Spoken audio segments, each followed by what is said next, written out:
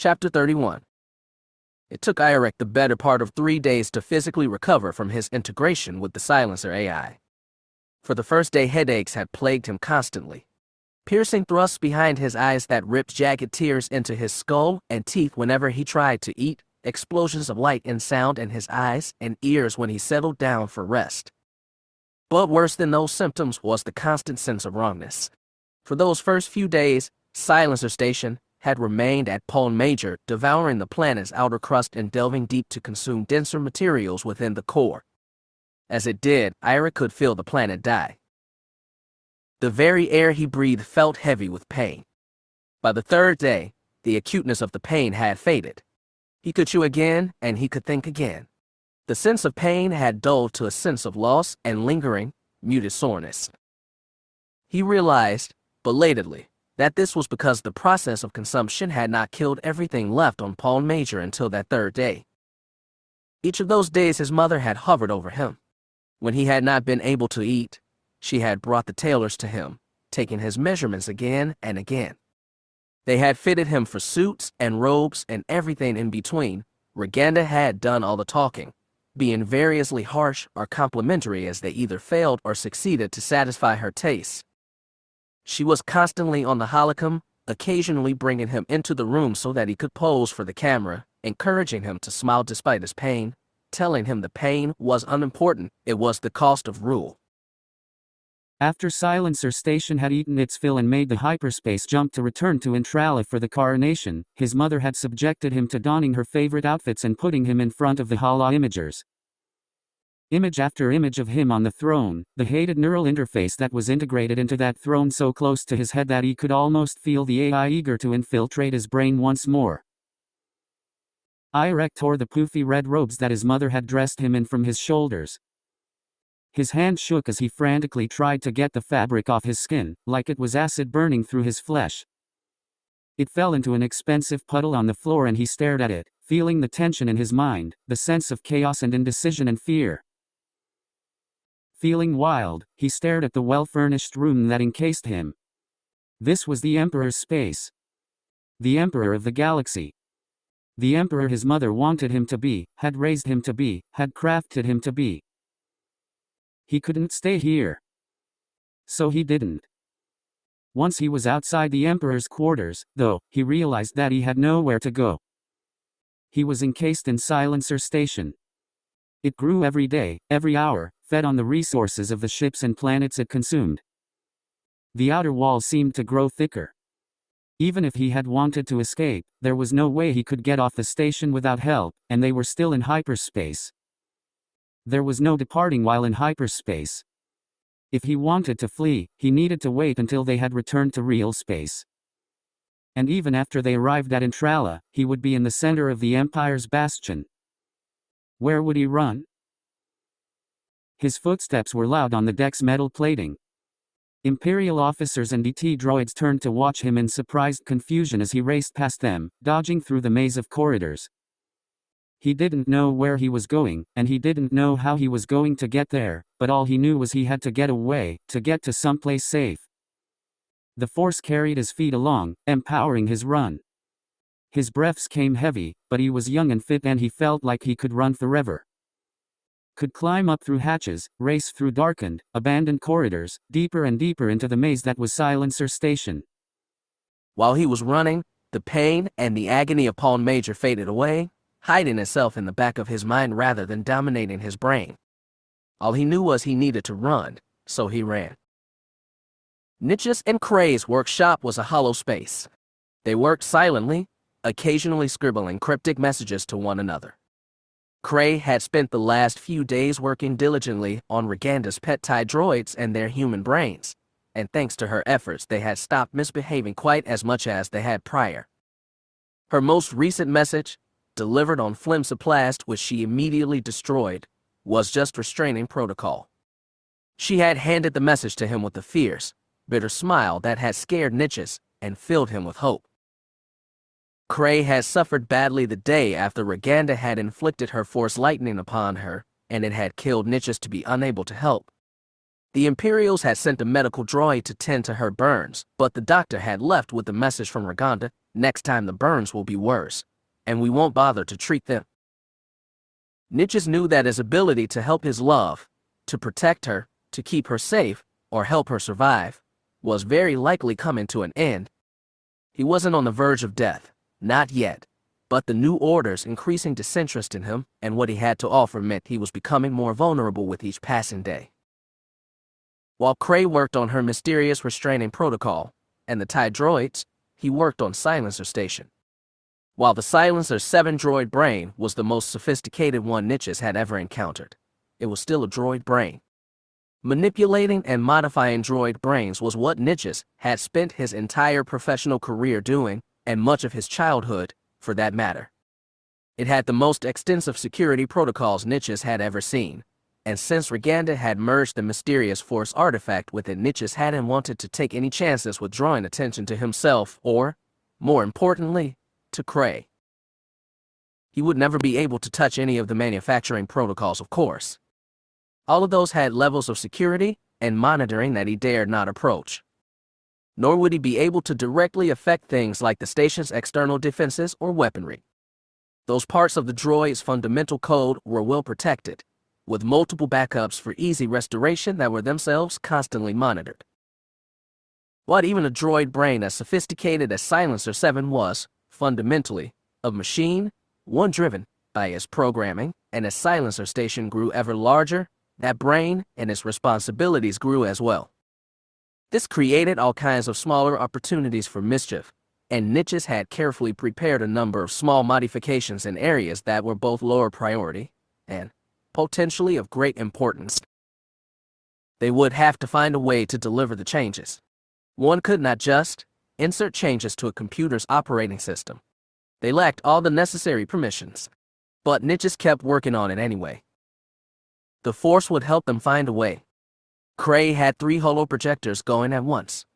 On one he could see the operational core of a TIE droid, its human brain, at the center, plugged into electrodes that linked it to the TIE systems. On the second were many lines of complicated code that under normal circumstances Niches could have deciphered with relative ease, but today he found them unintelligible. The third was a simulator, which allowed Cray to watch how the TIE and his human brain responded to stimuli. At first, these experiments had gone poorly, with the TIEs almost entirely unwilling, or unable, to respond to even simple commands. But as Cray had worked on them, the simulations had steadily grown more productive, and Niches could see that this particular unit was even reaching combat capability. Roganda would be pleased, though Niches also hoped, and trusted, that Cray's plan went beyond simply giving the fallen youngling what she wanted. Given how much Cray hated Roganda, that was near certainty. "Do you want some more, Kath?" he asked her. He could hear the quaver in his voice, the weakness. She didn't respond at first, so he leaned a bit closer, putting weight on his cane. "Cray." She looked up at him, surprised at first, her expression distant. But then her eyes focused, locking on his face, and a small, fond smile that had never stopped making his heart melt crossed her lips, almost making him forget everything about the horrible situation they had found themselves in. In that moment they were back in their lab at McGrody, just beginning their flirtations, and it didn't matter that Cray had dark lines on her face and lacked the perfect, near-professional makeup that had been part of her everyday work attire before the Empire had come for them. She asked. "Kath." "Oh." She smiled. It was a far cry from the smile he remembered, but it was still a smile. It told him that whatever the toll she had taken during their impressment into service, his Cray was still in there. "Yeah, sure. Do you want me to get it?" She started to get up, but he lifted his cane up and gestured weakly at her. No. Keep working. What you're doing is important. I can't get the calf." "Are you sure?" He nodded. "I'm sure." They had little in the way of amenities while in custody, but even the Imperials had not been so evil as to deprive them calf. Probably, Niches knew, because they saw it as a productivity enhancer. He made his way gingerly through their lab and into the small side room, which could charitably be called a lounge, insofar that it had a calf machine and a small couch. He leaned on his cane as he moved, careful not to move quickly. That always had a chance of causing a flare-up, which could easily subdue him for hours absent of Peregrine dose. The calf maker was the same kind that he and Cray had once had in their lab, so getting it working was easy. He fumbled with it in the cabinet for a few minutes, and then the machine started to hum happily, working to create their 2 mugs of steaming calf. Cray liked adding sugar and other things to hers, but the Empire had only provided them the calf. He leaned against the counter as the machine worked, resting, trying to both move enough to avoid becoming stiff and not to move too much to avoid a flare-up. He shifted his weight a bit, smelling the stiff scent of calf. Cuddled on the couch, staring at him, was Irek Ismaren. So started by the sudden sight of the boy, Niches nearly lost his balance altogether. He flailed a bit, grabbing at the counter and planting his cane on the ground. As he recovered, he looked once more at the couch and found that Irek had not moved at all. The boy was entirely still, his eyes wide, staring at Niches. What was Irek doing here? And on that couch? Irek coming by for no reason was not unusual, since their research he'd come quite often, but always putting himself in proximity to Cray. He'd never come by to hide in their glorified closet before. But, even as Niches asked himself that question, he knew the answer. Irek had again worn the interface that Cray had built to command the World Devastator. Your mother doesn't know you're here, Niches asked cautiously. The question made Irek flinch. The boy started to uncurl, to stand, his expression briefly growing resentful, but then his lip trembled and he brought his knees even closer to his chest. No, Irek said, his voice hoarse. The calf maker beeped, communicating that his and Cray's calves were complete, but Niches ignored it. He made his way slowly over to the couch, shifting his weight to sit on the unoccupied arm. Irek tried to move away from him a bit, putting distance between them, never looking away. Trusting his instincts, Niches didn't speak. Irek took a shuddering breath. I'm going to be Emperor, he said. What he meant, Niches knew, was I'm going to be integrated with the silencer AI again. When? As soon as everything is ready. When we arrive at Intrala. Irek took a breath. When I was, during the battle, I felt. Irek's voice faded away. Niches nodded slowly. I know, he said. You told me to listen, Irek murmured. His gaze had become glassy, looking through Niches rather than looking at him. What he was thinking about, Niches had no way of knowing, no way of telling. Once again, he was quiet, letting Irek work through his thoughts on his own. Eventually, that glassy gaze focused on Niches' face once again. You were right. He looked away. I'm afraid, Irek confided. Of what? Irek looked away. Of what will happen next time? Of what it will do to me? You're force sensitive, Niches said. Do you know what that means? Of course, Irek said, and for just that moment there was a hint of the teenager's scornful confidence. It means I have powers that most people don't have. That I'm special, and that the galaxy needs me to lead it. Niches chuckled softly, the sound more pained than humorous. No. What do you mean? Irek's voice was both confused and outraged, but with those emotions came a deep exhaustion that consumed any heat that would have accompanied them. You're half right, Niches said. You are special. But that doesn't mean you're meant to lead. It means if you listen, the Force will guide you to what is right. He tightened his grip on his cane, fighting back the beginnings of pain in his toes and fingers. Not right now, he pleaded. Cray and I have promised to fight back, to sabotage the Empire, and this is the moment I've been waiting for. Not right now. My mother says that because we have the Force, what we say is right. Cray has the Force, Niches pointed out, forcing the pain back. Your mother told us that. Irek's brows furrowed. That such a simple argument would cause him such consternation, and Luke Skywalker has the Force, Niches continued, his words only occasionally jagged. He fights against the Empire, doesn't he? Irek just stared at him, too exhausted to argue, but Niches could tell that the boy was processing the words. He could see the way Irek's eyes were focused on him, almost see the mind working behind them. Niches smiled as best he could. Tell me, Do you know what is right? What do you mean?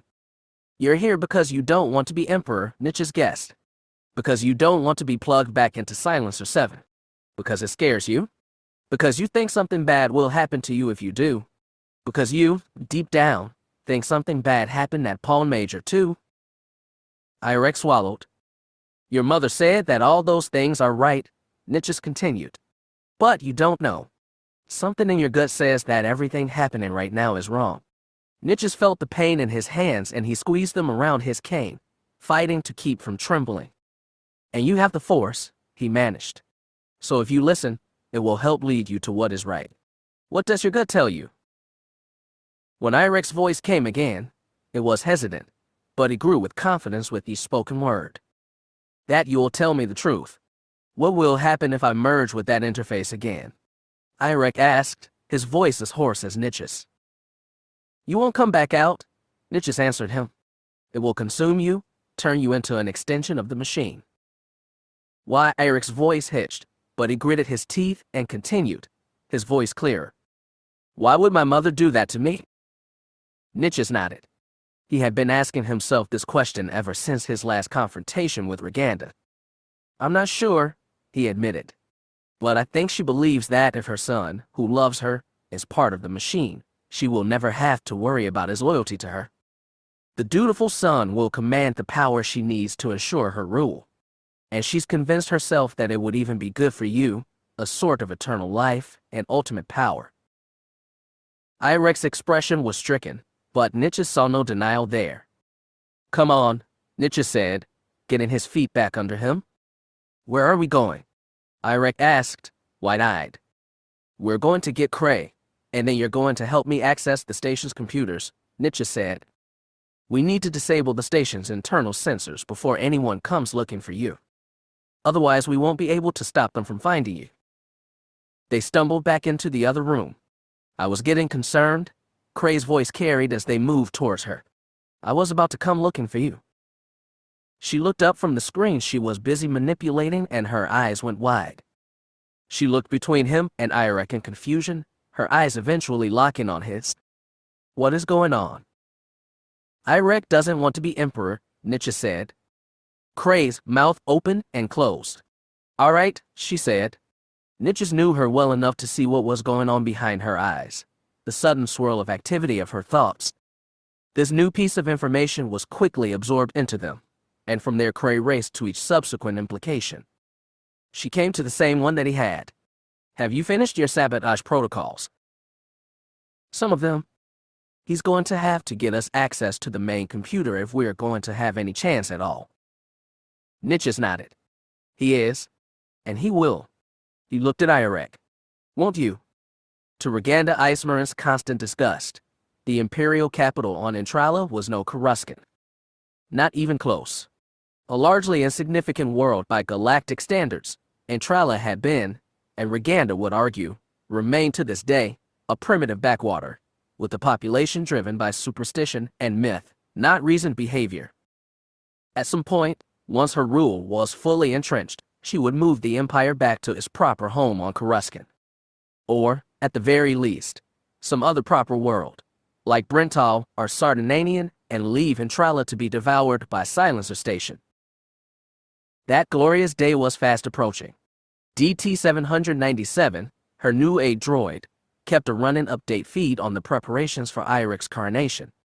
Contractors, entertainers, and event staff had been flown in from all over the Empire, with the most venal promise staggering sums if they made it a day to remember. The costumes, the furniture, the heraldry, all had to be perfect. Each one went through a rigorous security clearance before being brought on board Silencer Station, where the throne room was being dressed and redressed. One of the docking bays was being repurposed into a huge celebratory hall, and Roganda had already attended a mock rehearsal. More would be conducted in the days to come, but they did not have long to figure out the specifics. Roganda intended to schedule the coronation in a matter of days at most, when all the nobles could arrive and do her and her son the appropriate homage.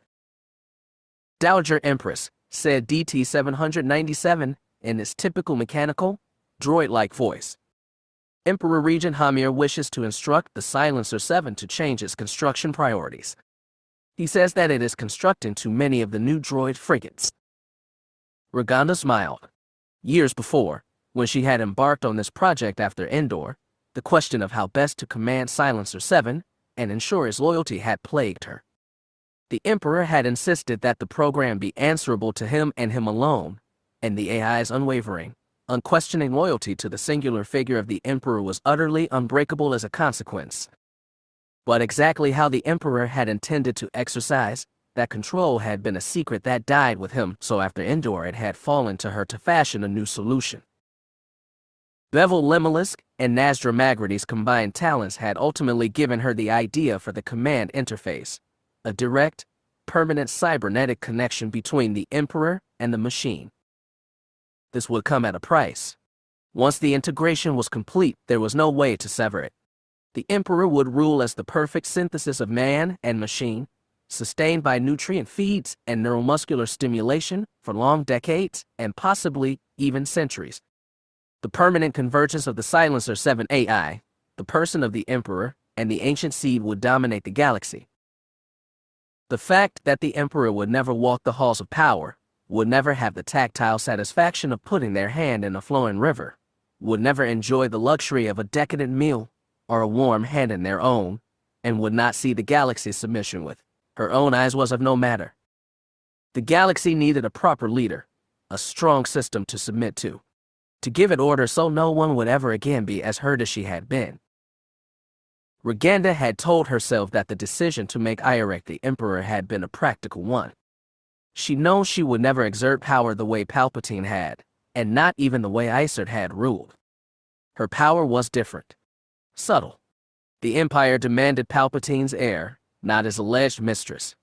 The Empire had a vision governing the nature of access and power, and Roganda met none of his requirements. She had long ago ceased allowing that fact to distress her. Irek would live forever, after all. He would be part of the singular power in the galaxy. In his hands, he would break the galaxy down and rebuild it in his own image as she whispered helpful suggestions into his ear at his side. He would live for an eternity, lording over all life. What more could a mother give her son? She triggered her riskum. Irek, Hamir requires your help commanding Silencer 7. He wishes to give it instructions that it will only accept from you via the interface. There was no response. With a frown, she tapped on her riskum, wondering if it wasn't working. Where is the Emperor? She asked her aide. Searching, the droid said. Its red mechanical eyes flickered, going dim and then lighting up once again. Apologies, Dowager Empress, but Silencer Station is currently having problems with its internal sensors. His location cannot be verified at this time. What? She tapped on her riskum again. Irek, answer me at once. Where are you? 2 hours later, unable to find him, Roganda had no choice but to go to Hamir for help. Her droids could search the station, but it had become so massive and so convoluted that a systematic search was next to impossible. Even worse, a systematic search would be impossible to hide, and the Imperials and growing number of caterers aboard would certainly notice it. But all of the places she would normally expect to find Irek had been searched, and she was running out of options. Hamir's planetarium was as she remembered it. The Emperor Regent had specified its construction himself, and it had been built to his exacting specifications. When he was not serving in his largely ceremonial role as the regent of the Empire, he was there, exploring the hyperspace routes of the galaxy and using his skills to map the galaxy's hyperspace routes. It was thanks to Hamir's mapping of the deep core that it had become a military resource. She would never admit it to him, but she could well understand why the Jedi Order of old had assigned him to the Astrogation Corps rather than giving him a master. He had a rare gift. Hamir stood in the center of the room, surrounded by the stars. His armored back was turned to her, but even before she had finished stepping into the room, he spoke. Dowager Empress. Emperor Regent. What brings you here? Roganda flinched. Irek is missing. Hamir's sudden flare of alarm was unmistakable in the Force. She hoped that he was unable to sense her own embarrassment, but Hamir had never been skilled at those aspects of the Force anyway. Not that it mattered. Whether he could sense her embarrassment with the Force or not, he surely would know. The air icing. I could not find him. She thought for a moment that Hamir might laugh at her. The seriousness of the problem, though, seemed to outweigh his desire to gloat. We have extensive interior scans of the entire station. No one can go missing. She grimaced. The sensors seemed to be malfunctioning. Hamir slapped his own wrist. This is the Emperor Regent. What is the status of our interior sensors? There was a brief pause. Sir, we've been having trouble with them the last couple hours. Technicians are working on the issue? Hamir's nose flared angrily. He terminated the communication without a word, then thumbed his comm again. Emperor Ismaren, this is the Emperor Regent. Where are you? The open communications line was quiet, with only light static. I'm not going through with it, said her son's voice. Irek, where are you? Roganda exclaimed, stepping in at Hamir's side. The coronation is scheduled soon, and we need you to prepare. Yeah, I know, Irek said, his voice soft, weak. You've always known what becoming emperor will do to me. I won't ever be able to leave the interface. Mother, I didn't even feel like a person. It does something to me. Roganda felt Hamir's eyes boring into her as she erupted with anger. Everyone is changed by power, she snarled. You were born for this. Your future, the Empire's future, my future all depend on you playing your role. Limelisk and Mogrody designed the AI specifically for you. You are the Emperor, and you will be the Emperor and... I won't, said Irek, and there was steel in that voice. I won't. Irek, my son, Roganda said, her tone shifting from demanding to wheedling. Please, I only just want what's best for you. As Emperor, the entire galaxy will be at your fingertips. You'll remake it in your own image. Is that what we did at Pawn Major? Irek asked. Remoted in our image? What image is that? Irek. But the link went dead. Roganda found Hamir staring at her, his glare powerful enough to burn through Durasteel.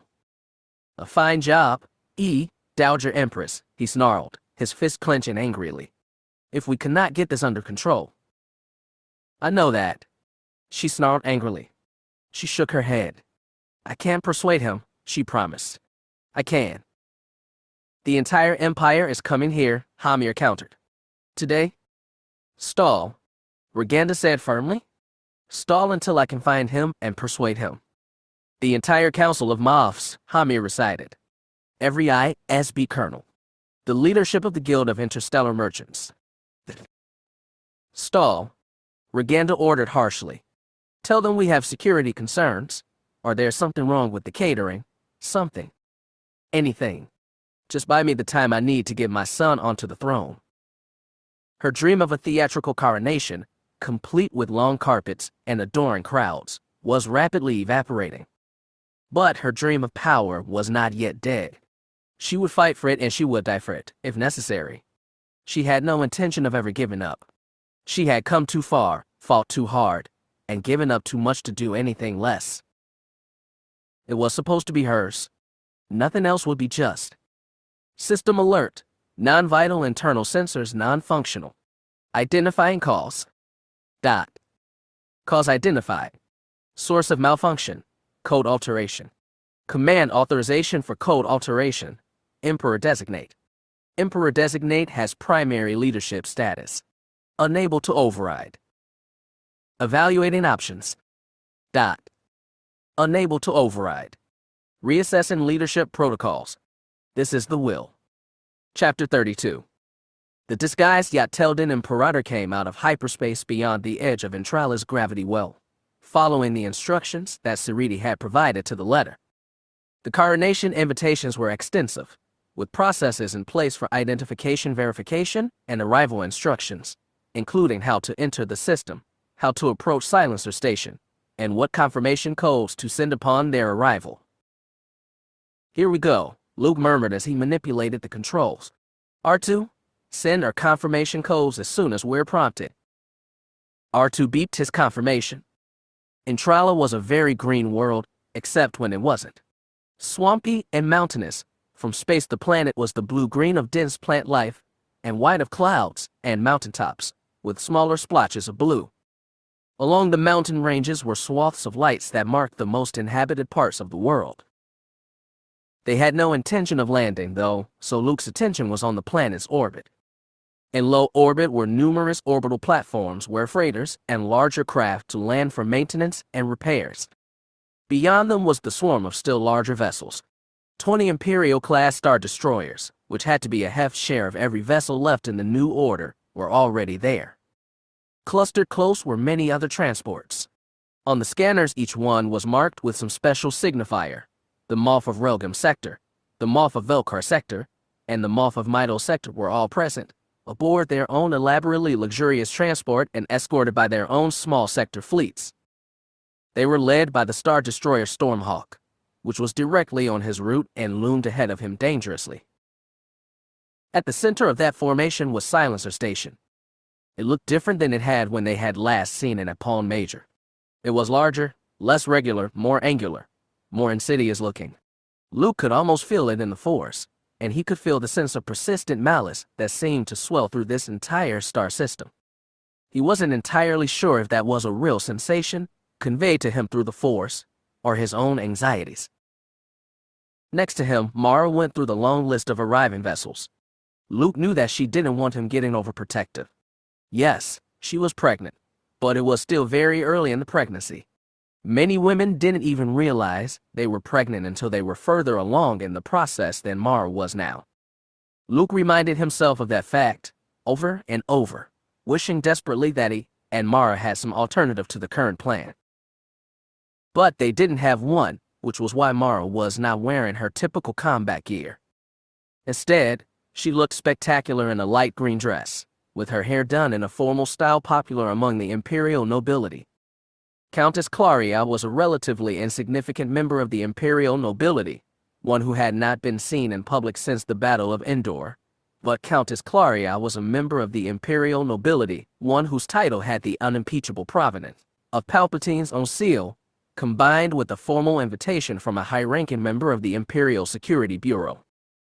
Besides, her recently updated data file indicated that Countess Claria had become a well-known caterer and event planner while in exile on Karita, before she had been forced to flee when Karita had been captured by the New Republic. Her skills, and the catering team she brought, were sorely needed for the ceremony. Even though most nobles wouldn't glance twice at the help, Luke thought wryly, stormtroopers, Jedi, and New Republic Special Forces are not typically the ideal waiters.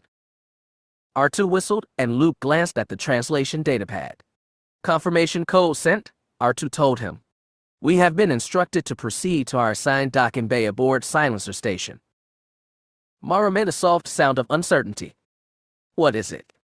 She frowned. The Moffs and other highest-ranking officials are being rerouted, she said. Look. She pointed through the forward window. Their Stormhawk had grown during their approach, and Luke could see all the busy ships shuttling between Stormhawk and the other vessels, bringing nobility aboard. Hold on. She fumbled with the shuttle's communicator, then pressed the comm pickup. When she spoke, it was with a perfectly emphasized Coruscanti accent. This is Countess Claria, she said primly. I want to speak to Stormhawk's commanding officer at once. Luke stared at her. She held up a hand. There were no words in her telepathic communication, but he understood exactly what she intended to communicate. I know what I'm doing. This is Captain Markarian of Stormhawk, a hassled male voice came back. While it is a pleasure to communicate with a member of the Imperial nobility, of course, I'm afraid we are very busy. Yes, I can see that, Mara said. From what I see, many of the highest-ranking dignitaries are being redirected to Stormhawk. I do hope there are no unofficial precarination events being conducted aboard Stormhawk without me. I am a member of the Imperial nobility. Markarian's voice was crisp, but Luke could hear the obvious hesitation. No need to concern yourself, Countess.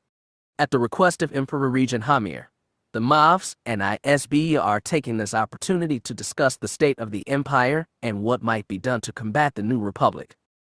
It is purely business, my lady, nothing that you would find interesting. I should hope not. Mara's voice took on an apologetic tone, but only somewhat apologetic. I was always told back on Coruscant to insist I attend every event, formal or not. But in this case, I'm far more eager to involve myself in the coronation. I will proceed to Silencer Station to assist in the preparations, instead of joining the meeting. Markarian, who had not been inviting her, hesitated once again. But, clearly, he decided not to object to her agreeing to do what he wanted. Of course, my lady. Continue on your current course. Stormhawk out. Luke and Mara exchanged a look. Danger sense? He asked.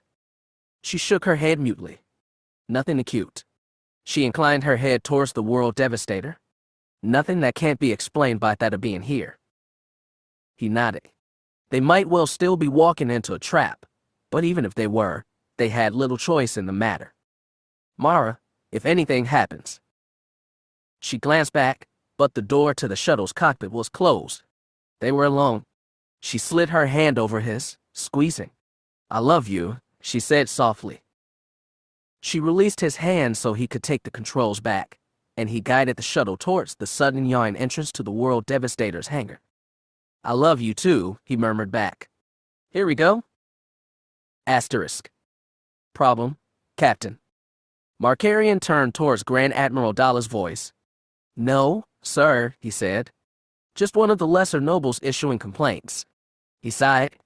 Speaking of which, sir, the moths are growing very irritated. We've sequestered them in our luxury quarters, but each of them argues that they rank the Admiral's suite.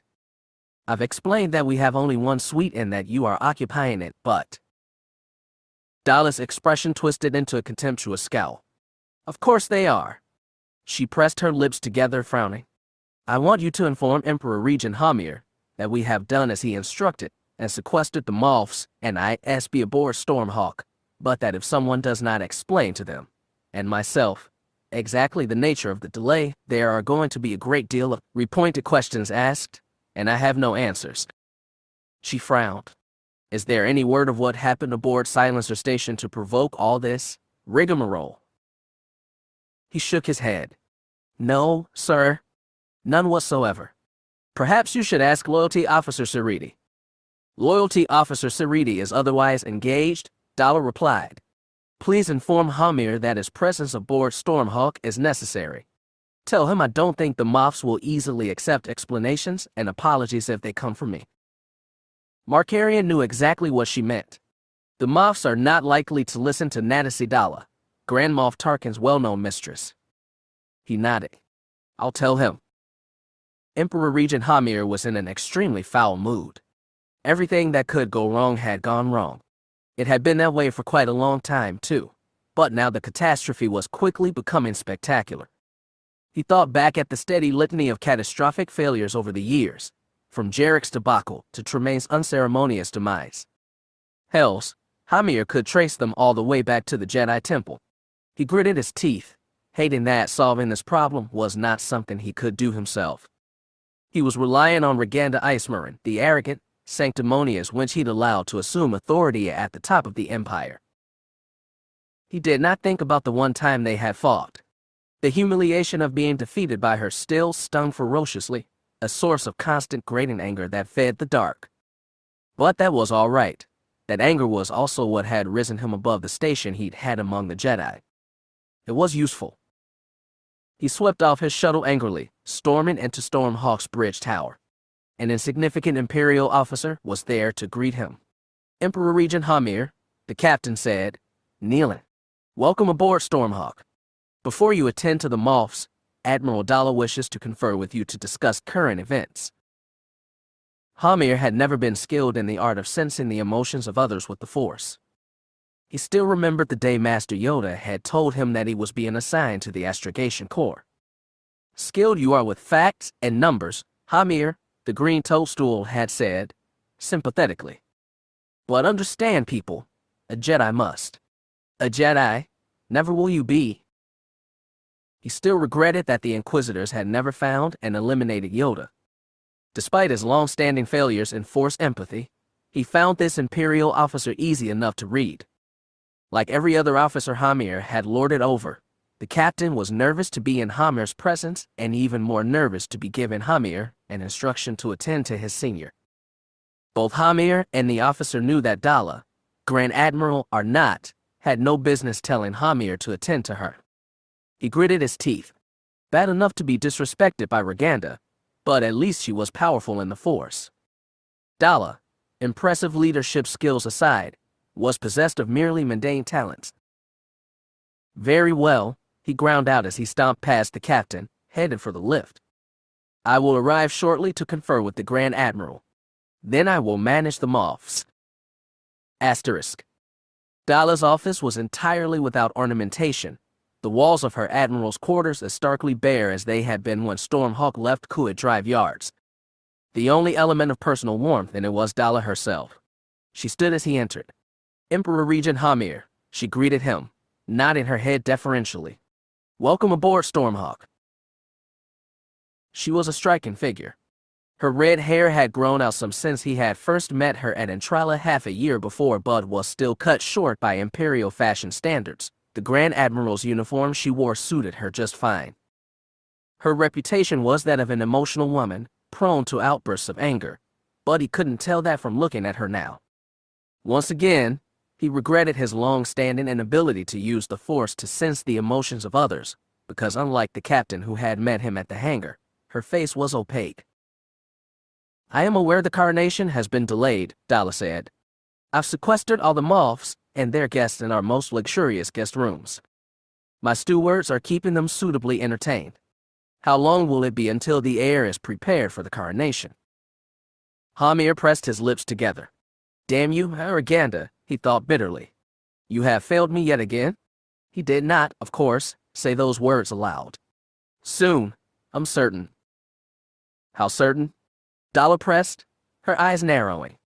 Roganda has assured me that the boy will be ready for the ceremony, he said, with more hope than belief. You will need to make an appearance with the moths, Dala warned him, pouring a fragrant liquid from an intricate pot. They will only tolerate being confined for so long, and their questions are going to become increasingly pointed.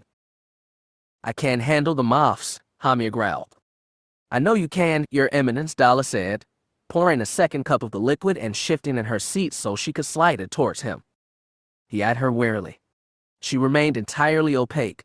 Even when he focused on her, her command of her emotions was impressive.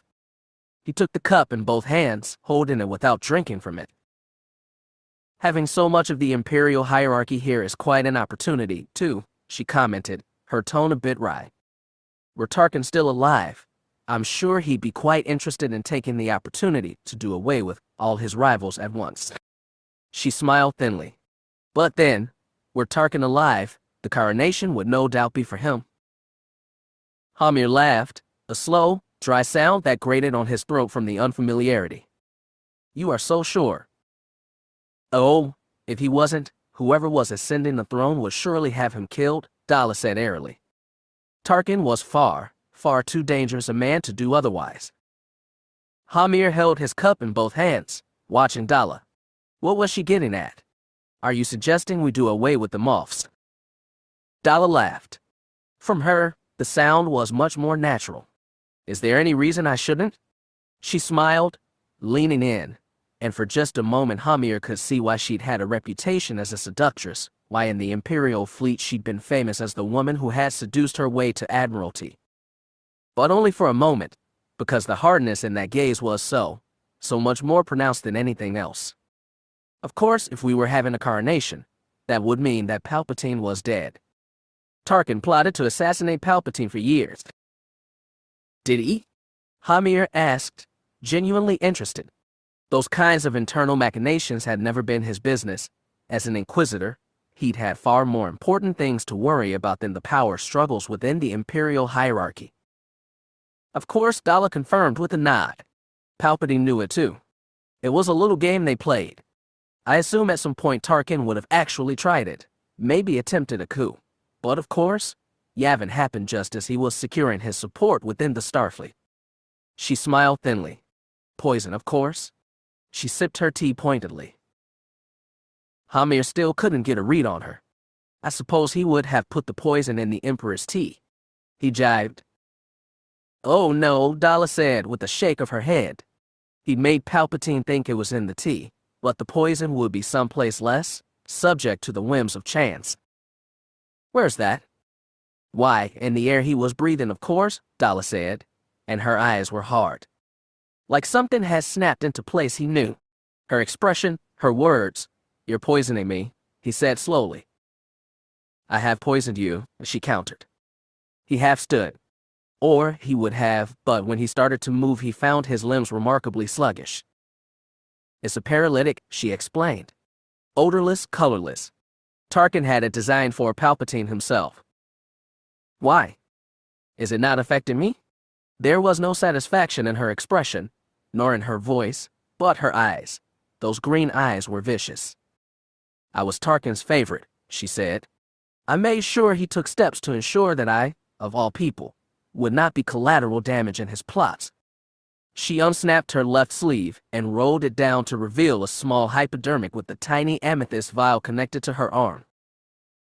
Then she leaned towards him and he still could not move. It was becoming harder to breathe, and his eyes had frozen with her at the center of his vision, becoming dry as his eyelids failed to descend. If you were worth off ruling the Empire, you would have seen this coming, she whispered viciously. He tried to stand, he tried to move, to breathe, to blink, to yell. His vision shrank, color going gray, peripheral vision shrinking until all he could see was her, at the center of his vision, her green eyes vortexes that he fell into, fading to black. He fell into a tunnel, found himself swept down the passageway. At the end he could see light, beckoning and welcoming, inviting him forward. His fear and anger oddly subsided, for he could not entirely remember what it was he had been angry about. At the end of the tunnel he stepped into light. It was a large, familiar space, with arching ceilings and multicolored light. The tiled floor was one he knew well, where he had practiced footwork and katas, where he had first held a training lightsaber. Home, you are, said a familiar voice. Hamir turned towards the sound and quailed in momentary fear at an enormous Yoda, as tall as he was, but no, it wasn't that Yoda was huge, it was that he had become small. Yoda reached out one hand, a finger extended, and prodded Hamir in the chest. Worth it, it was not, His emotions swirled, confused and dazed. He felt heavy, like he was sinking, but at the same time there was a soaring sensation, his spirit rising at his return to this space. He had been a child here, with all the potential of being a Jedi ahead of him, all his ambitions and intentions and dreams laid out in a nebulous future. It had been taken from him, or perhaps he had given it up. Or maybe both. All the years swirled, and in that moment he had back the innocence before his failures, before his resentments, before Roganda, before the Emperor, before Jarek, before Tremaine, before Vader. And with it all, one constant thought, one he did not understand any longer. One oddly deprived of all the regret and anger and death that had defined him for so many years. One that had plagued his nightmares for decades. I wish Vader had just killed me. Yoda took his arm, guiding him deeper into the light. Asterisk. Dala watched until Hamir was still. She waited 2 minutes more before she stood, crossed around her desk, and used her hand to close his eyes. Opening her desk, she retrieved a retractable vibroblade and extended it to full length, pointed the tip against one of the narrow gaps in Hamir's cuirass, and pushed until only the hilt and a fraction of the blade were visible. Then she spun his chair so that it faced towards the door. She instructed the computer to perform a full cycle of the air in her office, sweeping all the poison back out of the system. She did not notice the difference, but she was the only one who would have that luxury. When it was done, she pressed her intercom. Sergeant, would you, and your detail enter my office, please? She leaned against her desk, next to Hamir's corpse. 4 stormtroopers, all veterans from Gorgon, followed their instructions and entered her office. Their helmets were all on and sealed, but their body language was communication enough. They looked at her, then at Hamir, and while it took them a moment to realize what had happened, she could see the moment they did realize it. Their hands tensed, half reaching for their weapons. She remained still, watching them unblinking. "Are you with me, Sergeant?" she asked calmly. The senior stormtrooper's back straightened, and he instinctively shifted into an Imperial salute. "Awaiting orders, sir." "Very good." Dala triggered her wristcom. "Captain Markarian." "Sir." The captain's voice responded from the speaker on her wrist. "Please have our guests moved to our primary conference room. Tell them the Emperor Regent will be there to discuss their concerns in a few minutes." "Of course, sir." She moved to the side of the office and opened her weapons locker. An E11 and a belt of charges was waiting for her there. She picked it up in a two-handed grip with practiced ease. "Come with me," she ordered. Asterisk. "The Emperor Regent will be here in a few minutes," Effin Seridi reassured Moff Takit. The elderly man was in a riotous mood and had been complaining constantly for the last half hour, which was doing nothing to help Seridi's blood pressure. "That's what you said a half hour ago," the Moff argued. "What is this all about?" One of the ISB officers, Seridi had forgotten his name, asked, also for the 30th time. They were all clustered around the conference room, furiously arguing and insulting one another. "We're here for the coronation of the Emperor, not to be corralled like nerfs." "Even nerfs get fed," moaned another Moff. Seridi sighed, trying to keep his heart rate down and failing. "Gentlemen, the Emperor Regent has just come aboard. He's coming to meet with you personally. This is a secret meeting meant for only the most high-ranking members of the Imperial hierarchy. You're all here because you're vital to the Empire, the most important of the important. I can assure you none of this would be happening if it was not vital." He lowered his voice to a conspiratorial tone. "The coronation offers many opportunities for meetings of this body without it being conspicuous." "I would not call this inconspicuous," Takit said sourly. "We were all supposed to be aboard Silencer Station preparing for the ceremony hours ago. At this rate, it'll be days late." There was a chime, and Seridi sighed with relief. "That's him now," he said reassuringly. The door slid open, and Grand Admiral Dala walked in, flanked by a company of stormtroopers. "She doesn't look like the Emperor Regent," complained Takit.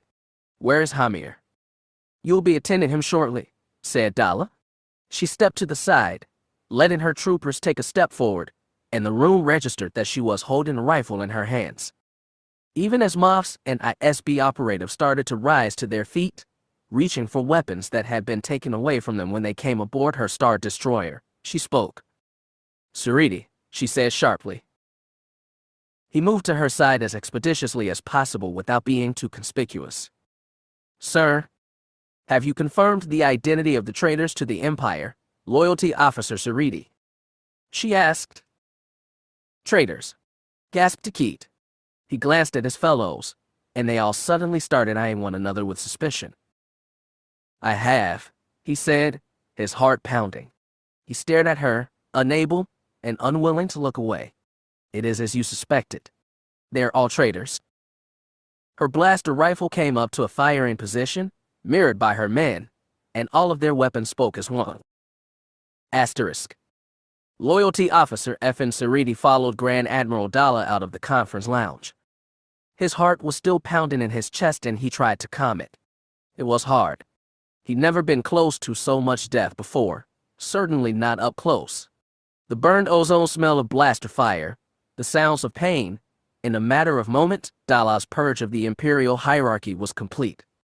Behind them, the executions of the wounded were systematic and merciless. "I suppose I'm sure to become a Moff now," he thought dazedly, dabbing at the smoke-damaged sleeve, no longer the pristine, unquestionable ISB white. They walked into the bridge lift together, turning to face the exit. They stood in silence as the lift traveled upwards. Seridi regathered himself. Cautiously, he turned towards her. "What now, Empress?"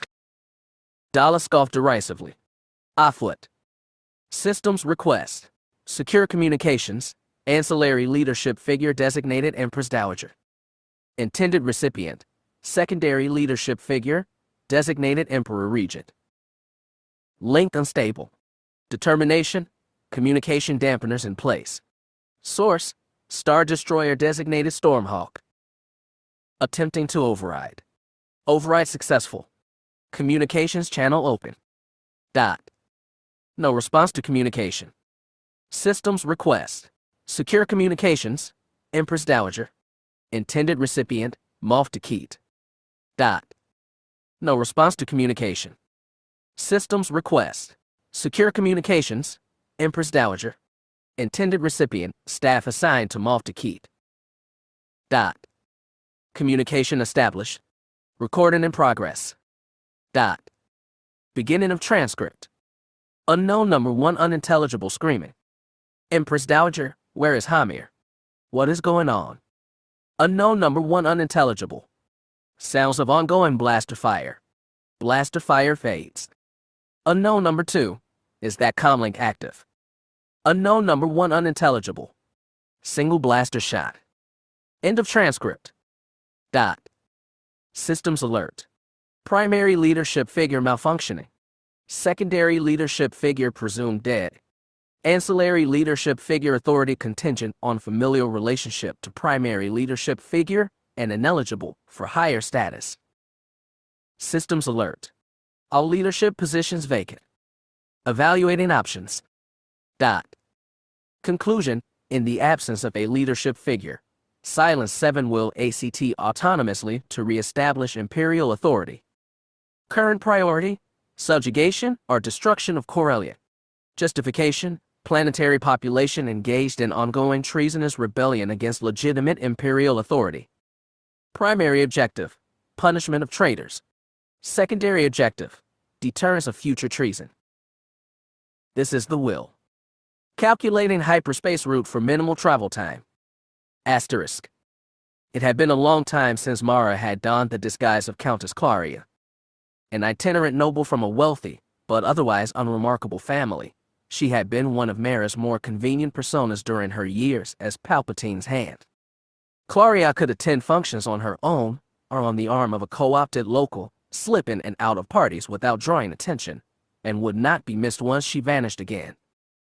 It had not been uncommon for Claria to arrive at an event aboard an intelligence-provided yacht, and being ferried by Teldan Imperator to the coronation of the next emperor was just such an event. The massive hangar bay yawning before them held dozens of such yachts, as well as many larger and smaller vessels. They were evenly spread through the space. As they neared the hangar entrance through the shimmering blue field that kept atmosphere in, and the void out, Mara could see stormtroopers guarding officials, and nobles, aides and entourages, and a variety of dignitaries clustered together. Imperator's nose pushed through the energy field. Mara's vision shimmered and she blinked to adjust. If this is a trap, we're about to find out, Luke murmured. Behind them, Ela Wessery and Cap Dindo both checked their weapons. Even farther back, TKR 330, still in his helmet, watched with an attentiveness that Mara could feel through the force. There was no cluster of stormtroopers moving towards Imperator as the yacht settled to the hangar deck, nor any other sign of impending catastrophe. The yacht's landing gear locked into place, a solitary protocol droid toddling in their direction, waving with his awkwardly inflexible arm up towards the cockpit. Mara glanced at Luke. I'm not getting anything. You. He shook his head slowly. Like her, he evidently did not sense a sudden acuteness of danger. No. Then we'll assume that our covers are intact, she said. She looked down at Countess Claria's formal dress, far more formal than was normal, appropriate for a wedding or an imperial coronation, and nodded.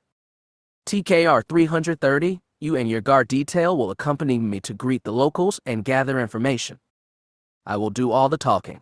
In the event. A beep of alert emanated from the communications console, interrupting her. She turned towards it, still not feeling any immediate threat. A message scrolled across the console. Preparing for hyperspace transition. Please await further updates. Wait, Ela said. We can't go to hyperspace while we're inside A. But it wasn't a message from Imperator's computer. It was an instruction from Silencer Station's traffic system. Mara instinctively gripped the chair nearest to her just moments before the entire floor lurched slightly. Silencer station is going to hyperspace. Cap voiced what they were all thinking. The coronation was supposed to take place at Entrala, wasn't it? Before they moved on Corellia. They must have decided to change the timing, Ela said darkly. Their confusion was not unique. Outside, through Imperator's forward windows, Mara could see the various Imperials coming together on the hangar floor, gesticulating enthusiastically with expressions of confusion. Something happened, she said.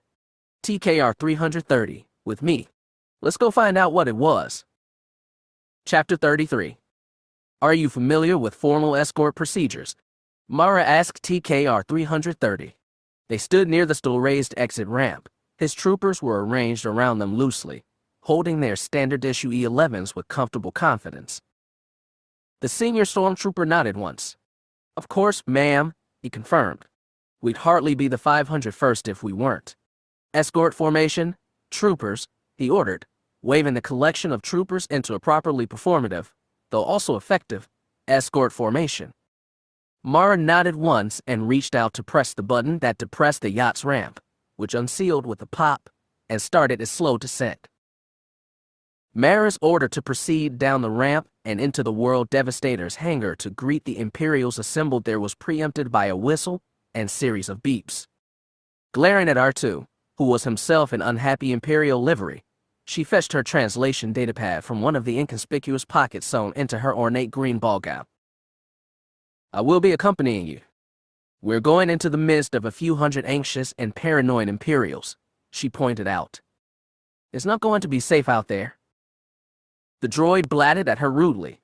His translated words scrolled across her datapad. IT cannot be more dangerous than infiltrating the Death Star while relying on 3PO to maintain our cover. I will be fine. I can't access the station's computers while you interrogate the Imperials. If anything happens to you, your master is going to be very angry with me, she said flatly. R2's return whistle was both sarcastic and affectionate. Do not worry, Mistress Jade. I will not tell anyone that you like him. IT remains our secret. And with that, R2 put all three of his wheels down on the deck and proceeded to roll forwards onto the ramp. It descended obediently for him. Shaking her head with annoyance, and perhaps a barest hint of embarrassment, she and the stormtroopers proceeded down. She held her head up high. Her elaborate hairstyle had to be held in a certain posture to achieve the full effect, and could probably support a Model Star Destroyer if she'd had one to hand, and entered the hangar. An Imperial in a lieutenant's uniform was there to greet her, holding what appeared to be a manifest datapad, accompanied by a pair of DT-style battle droids. He glanced at her, trying to move in her direction to perform all the proper landing checks, but the crowd of people haranguing him were making it very difficult. Lieutenant, where are we going? When will the coronation begin? Will there still be a rehearsal dinner tonight? Where is Emperor Regent Hamir? I was told he would greet us personally. Mara cleared her throat, planting her feet on the ground, and placing her hands on her waist. She adopted her finest annoyed noble expression and lifted an eyebrow mockingly. I am Countess Claria, she said imperiously, demanding the lieutenant's attention. The young officer looked horribly out of his depth, but her cutting words had momentarily stilled the crowd. Countess Claria, your invitation, please, he asked, coming towards her. He eyed the stormtroopers accompanying her with wariness. There were other stormtroopers, also guarding various dignitaries, but only a few. She plucked a datapad out of her clutch and handed it to him slowly, with ceremony. You will find everything is in order, she declared, as if daring him to determine otherwise. She still didn't feel any particular imminent danger, and if this crowd was here to spring a trap upon whoever used the invitation that Sariti had provided, they were not going to be very good at it. Still, her concealed lightsaber was close to hand. The lieutenant took the invitation and scanned it with his datapad. It beeped in response, processing. Mara took the time to take another look at the crowd. She only recognized one man, resplendent in tasteful platinum robes of what were probably armor web, accented by subtle gemstones that were certainly stolen, Gregor Rakorin, a high-ranking bureaucrat in the Imperial remnant. Ironically, she did not know him because of her time as Emperor's Hand, He was not nearly that important, but because of her time in the Smugglers' Alliance. Roganda was responsible for most of the remnant's import-export policies, and one of the Empire's most powerful businessmen. "Your invitation is in order, Countess," the lieutenant said, handing the datapad back. "Welcome aboard Silencer Station. Then maybe now you can answer some off-war questions," asked one of the crowd. The lieutenant glanced back towards the rear of the hangar. The DT model battle droids were in a neat row against the back wall, which conveniently also placed them near to all the exits. It was a glance not lost on the array of very important people who suddenly found themselves in a hangar that doubled as a de facto prison. "I'll put another request in for the Regent to come see you," he promised, his tone as flattering as possible. "It shan't be that much longer." "It had better bloody not be," grumbled a man wearing an ISB captain's uniform. Mara waved a subtle charm sign at her stormtrooper escort, who had maintained a perfect defensive box around her. She turned 90 degrees, the stormtroopers turned with her, and strode imperiously in the direction of the largest cluster of security she saw. Sure enough, at the center of it were multiple influential people she recognized immediately. Dynamic Automata and Galentro Heavy Arms were the two most important corporations left in the Empire. Galentro managed the Gemas shipyards, which were probably the only significant shipyard left in Imperial territory. Eltabesk and Wern Otro each owned one of them, and the style they had both dressed could charitably be called military chic. Each was clad in rich tunics fronted with dazzling decorations and frogged with enough gold braid to make a hut turn its stomach. By the glares between the two, each had clearly meant to upstage the other, but neither was sure who had won the contest. Mara hadn't been sure who she would find. But these two, she could use them. Trust and instincts which had little to do with the Force, and everything to do with the years of experience she'd had manipulating people as the Emperor's hand, she continued to glide in their direction. Their security watched her warily as she approached, but in her dress Mara was not a particularly imposing figure, whatever her guard suggested. "Are all these battle droids dynamics work?" she asked Eltabesk. Besk was a middle-aged woman with raven hair and a perpetually dismissive expression, and Mara was pleased to see that expression narrow into an annoyed frown. "Our droids are used on the front lines," Besk replied sourly, "not placed in locations to serve purely ceremonial purposes." She examined Mara's stormtroopers, then Mara herself. "And you are?" "Oh, I very much doubt they're ceremonial," Mara said. The reduced distance allowed her to lower her voice. Adopting a conspiratorial tone, she leaned in. "Or do you think that our guard is merely ceremonial?" She straightened, offering a smile she knew would be read as insincere. "Countess Corellia, of the Imperial aristocracy." Before Besk could reply, she turned towards the other of the two senior dignitaries. "Mastro Otro, are you at all concerned that Gemas might no longer be needed with this facility so fantastically able?" She tilted her head. "Has the Dowager Empress already approached you to demand a renegotiation of your existing contracts, or is she waiting until after the coronation?" The range of emotions that ran across Otro's face was spectacular. Anger at her impetuosity had turned to annoyance and curiosity, and now transformed to surprised concern. "You seem to be remarkably well-informed, Countess." "And even more bold," Besk said flatly. Mara nodded. "I make an effort," she said. "You both should be concerned about the future prospects of your corporate assets.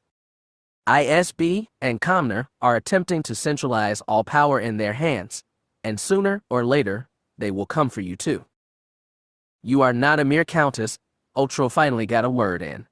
He and his security all clustered closer, forming a loose circle around the three of them. Mara's stormtroopers closed the box protectively, their E11s held in both hands. "Who are you, and how did you come to be here?" Mara held her hand out to TKR 330. "Your unit patch, please."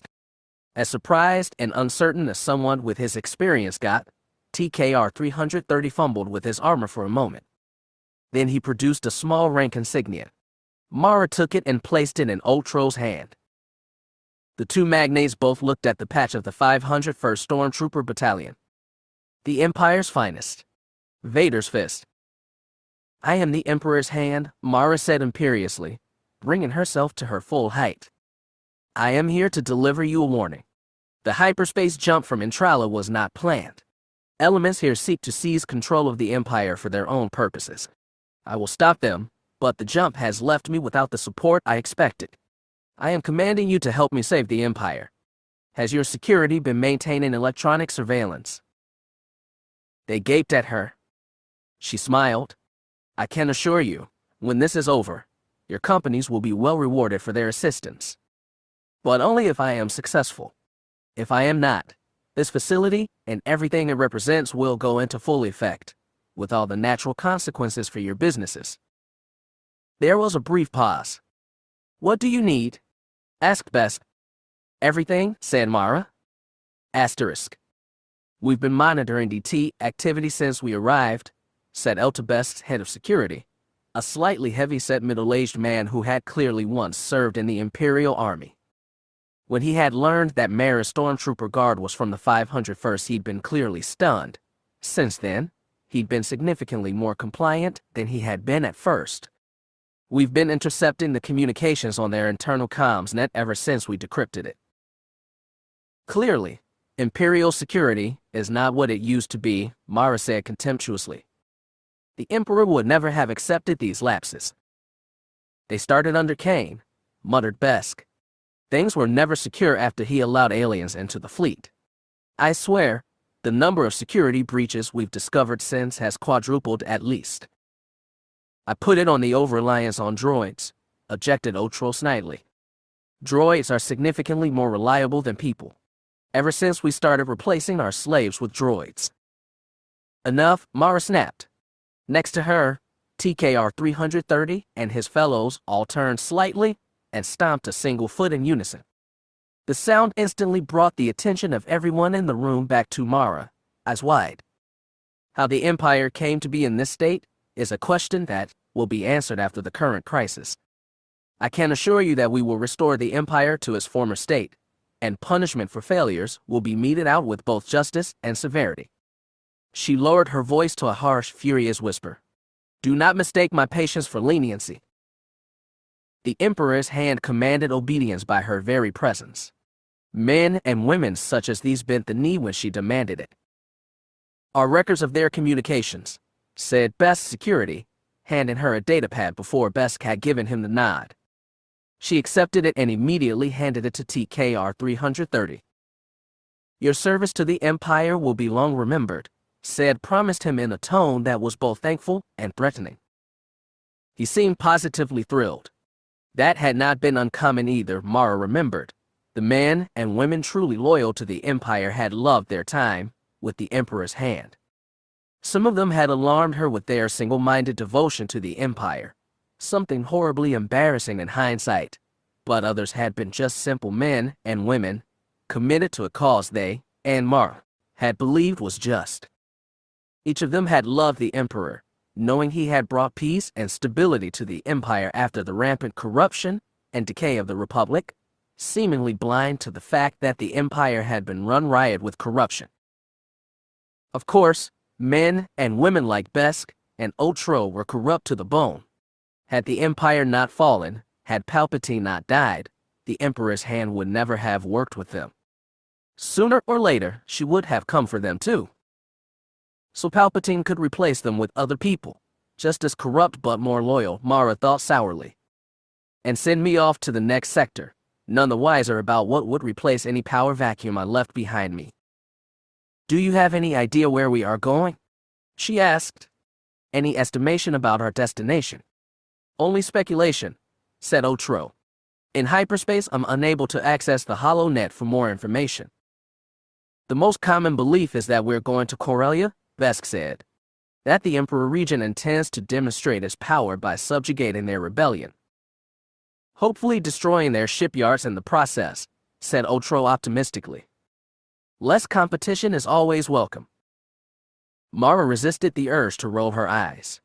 Corellia's corrupt leaders provoked its rebellion, and the corrupt rebels that have supplanted them will provoke another in turn. Eventually, the Empire will restore justice in Coronet, you can be assured. She turned towards the two business moguls. folding her arms behind her back. The Emperor will remember your service. The Emperor is dead, Bess pointed out, frowning. Mara turned towards her slowly, lifting her jaw. She kept her expression carefully still, then let a careful, subtle smirk curl the corner of her mouth. The Emperor's will lives on, she assured her, with a quiet, fervent passion. I remain his hand. The vagueness of the statement was enough to leave not just him, but all the others in the room, looking visibly confused. Let them puzzle over it for a while. By the time they decide how to interpret it, it'll be too late for them to do anything. Then, feeling like she needed a shower, she turned her back and departed, the 501st escorting her in perfect formation. The hangar remained busy. A lone countess with a 4 stormtrooper escort attracted attention, but not as much as she had when she had first arrived. In addition to Besk and Otro, there were dozens, if not hundreds, of other dignitaries. There were no Moffs, presumably. They had all been redirected to Stormhawk before the hyperspace jump, but there were many civilian nobles, commoner officials, high-ranking bureaucrats, and others. As fancy as Mara's dress and hairdo were, she was far from the most elaborately dressed woman in attendance, and her stormtroopers were not unique. She swept across the hangar towards Teldin and Parada without interruption. As she put the access codes into the console next to the ship's ramp, she heard a familiar whistle. Yes, R2, she said. I do believe it was productive. What about you? The droid's response had a familiar smugness to it. Good. Between us, maybe we'll have enough information to make a plan. Are you sure it was wise to reveal so much to them, ma'am? Asked TKR 330 as they walked up the ramp. When we exit hyperspace, they'll surely research you and likely discover your identity. It was worth it, Mara said confidently. It got us all their information about the World Devastator's internal security, and without that we wouldn't have a chance to move about unnoticed. Eventually the deception will be discovered, but until then the Emperor's hand can get far more from the Empire's loyal nobility than lowly Countess Claria could. Besides, by the time we exit hyperspace, there's a good chance we won't be hiding anymore anyway. All their internal sensors are disabled, Mara asked in astonishment. They were back aboard Teldin and Parada, away from the prying eyes of all the Imperials outside. Half of their stormtrooper detachment stood guard at the closed entry ramp in perfect, intimidating formation, while Mara and the rest of the team discussed everything they had learned. R2 whooped in delighted agreement, then followed up with the complicated series of whistles, ending with the triumphant twirl.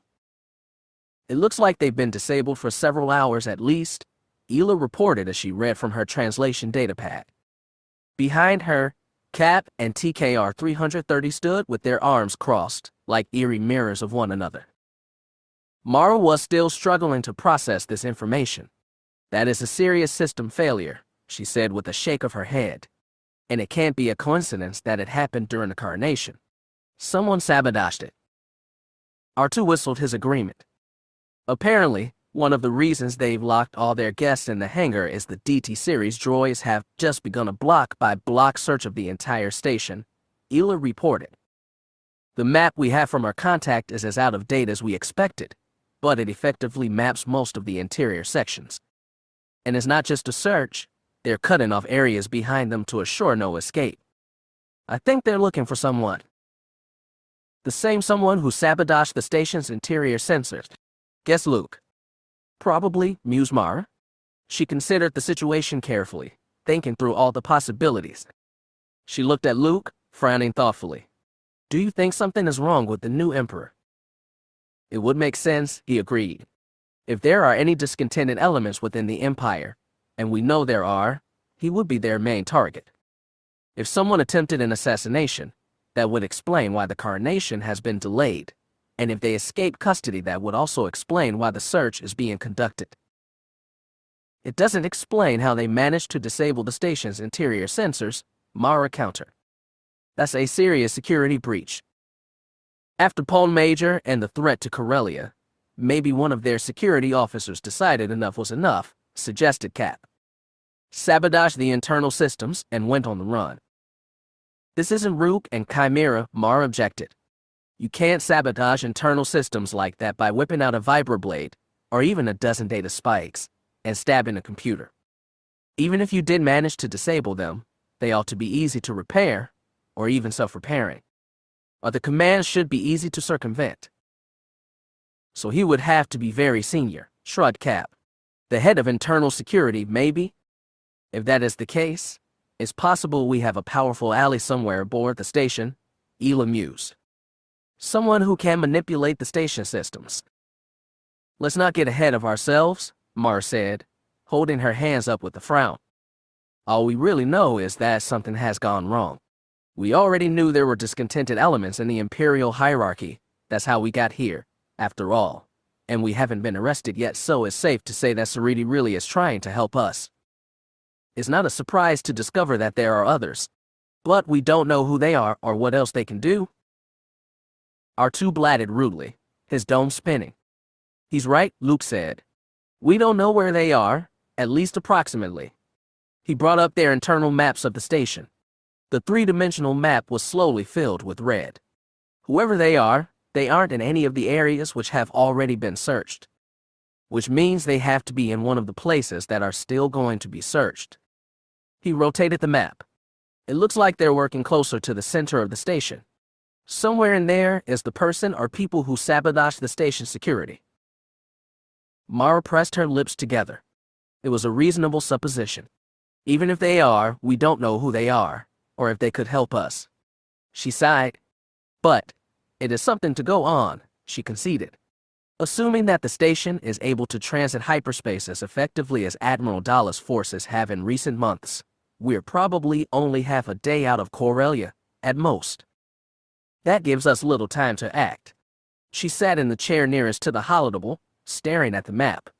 TKR 330, I believe I know what search pattern they're using, but I want you to confirm. Assume the droids are programmed with standard Imperial search tactics and predict for me what their priority is going to be. I want your best guesses in 15 minutes. TKR 330 saluted. Ma'am, he agreed. I'll confer with my officers and be back in 10. Dismissed, Mara said with a nod. As the stormtrooper turned on his heels and exited, boots clicking loudly over the floor, she went back to her examination.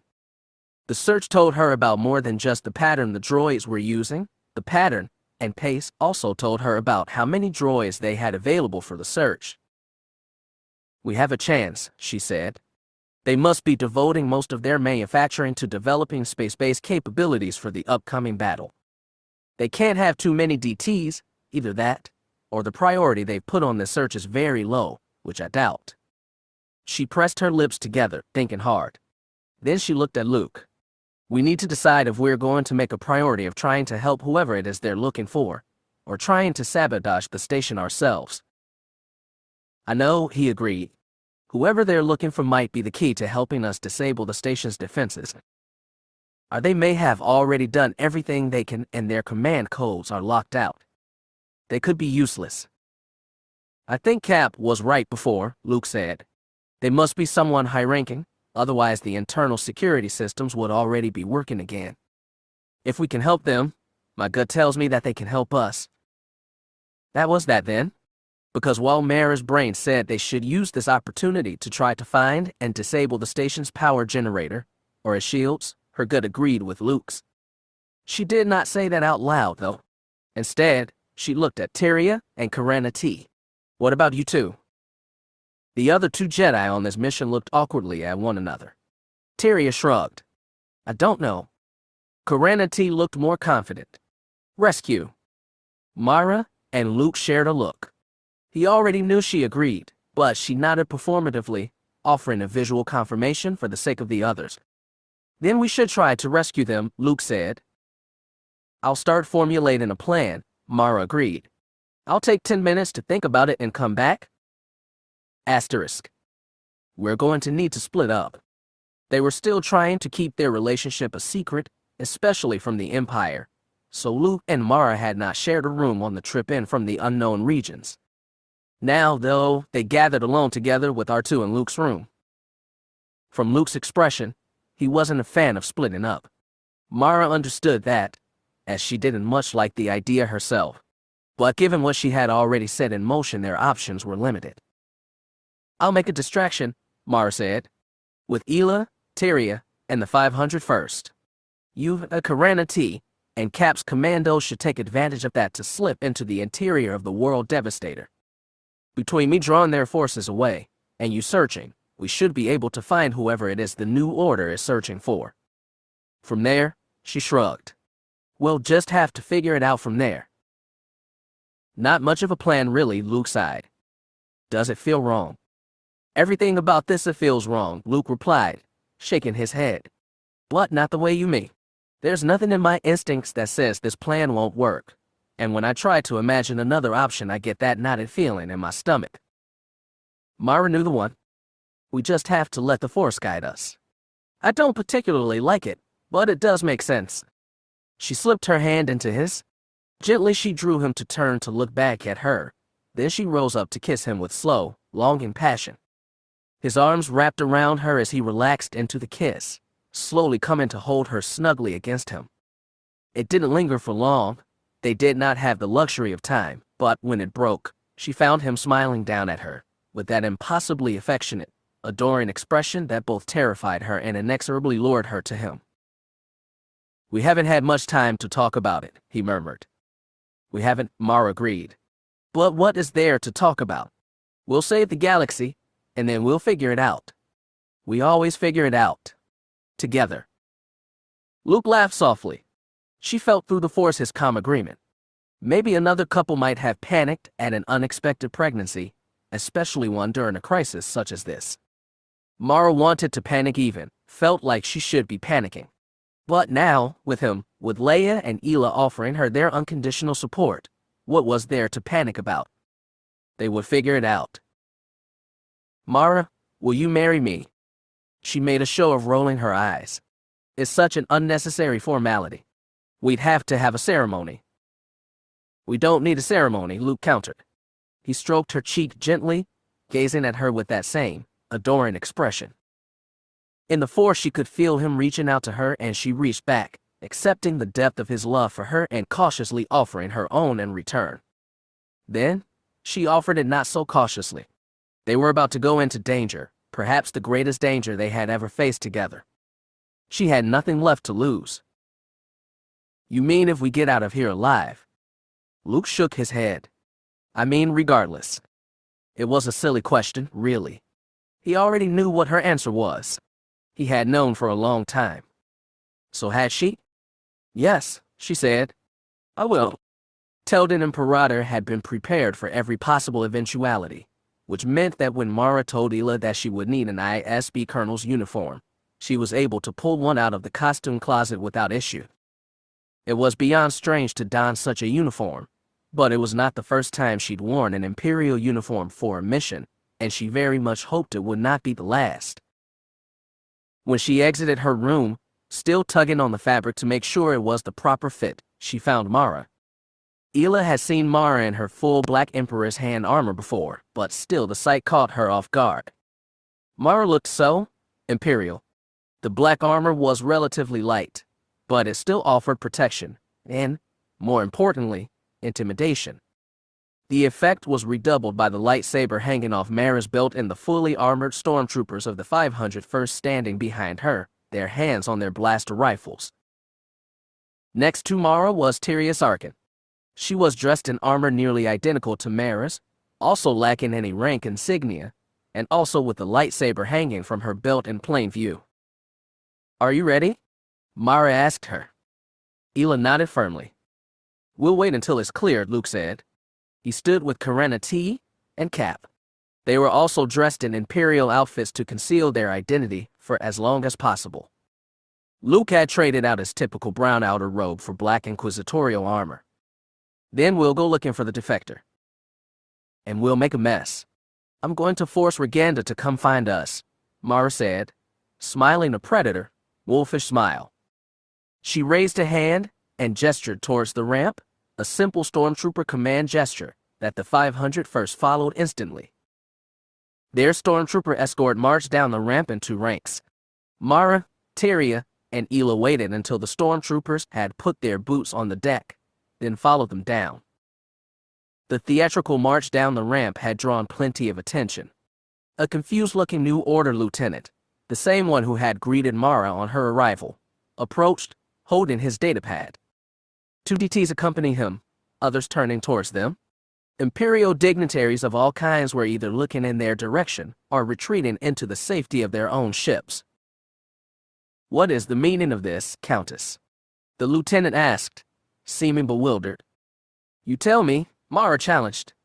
"I have seen no Emperor. I have seen no Emperor Regent. I have seen no Empress Dowager. As far as I can tell, they do not exist." She smiled, a thin, accusing smile, looking up towards the ceiling at one of the observation holocoms. "This coronation is a ruse, isn't it? Everything that has happened, the invitation, the hyperspace jump, the delay, it has all been so that your masters could lure the most important people left in the Empire here, where we can be contained and killed. This is a coup." The lieutenant's mouth dropped open. The sudden murmuring of the Imperial dignitaries became noticeably louder, and then went quiet as Mara pitched her voice louder. "This Roganda Ismaren claims that she bore the Emperor's son, but we never believed that, did we? The Emperor was crippled after his encounter with the Jedi. He was old even then. He did not have some assortment of concubines, because the only passion that the Emperor had was the Empire itself." Asterisk. DT 797 word.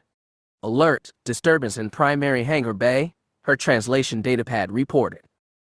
Roganda did not have time for this. The search for Irek was proceeding, but she had to find him, and fast.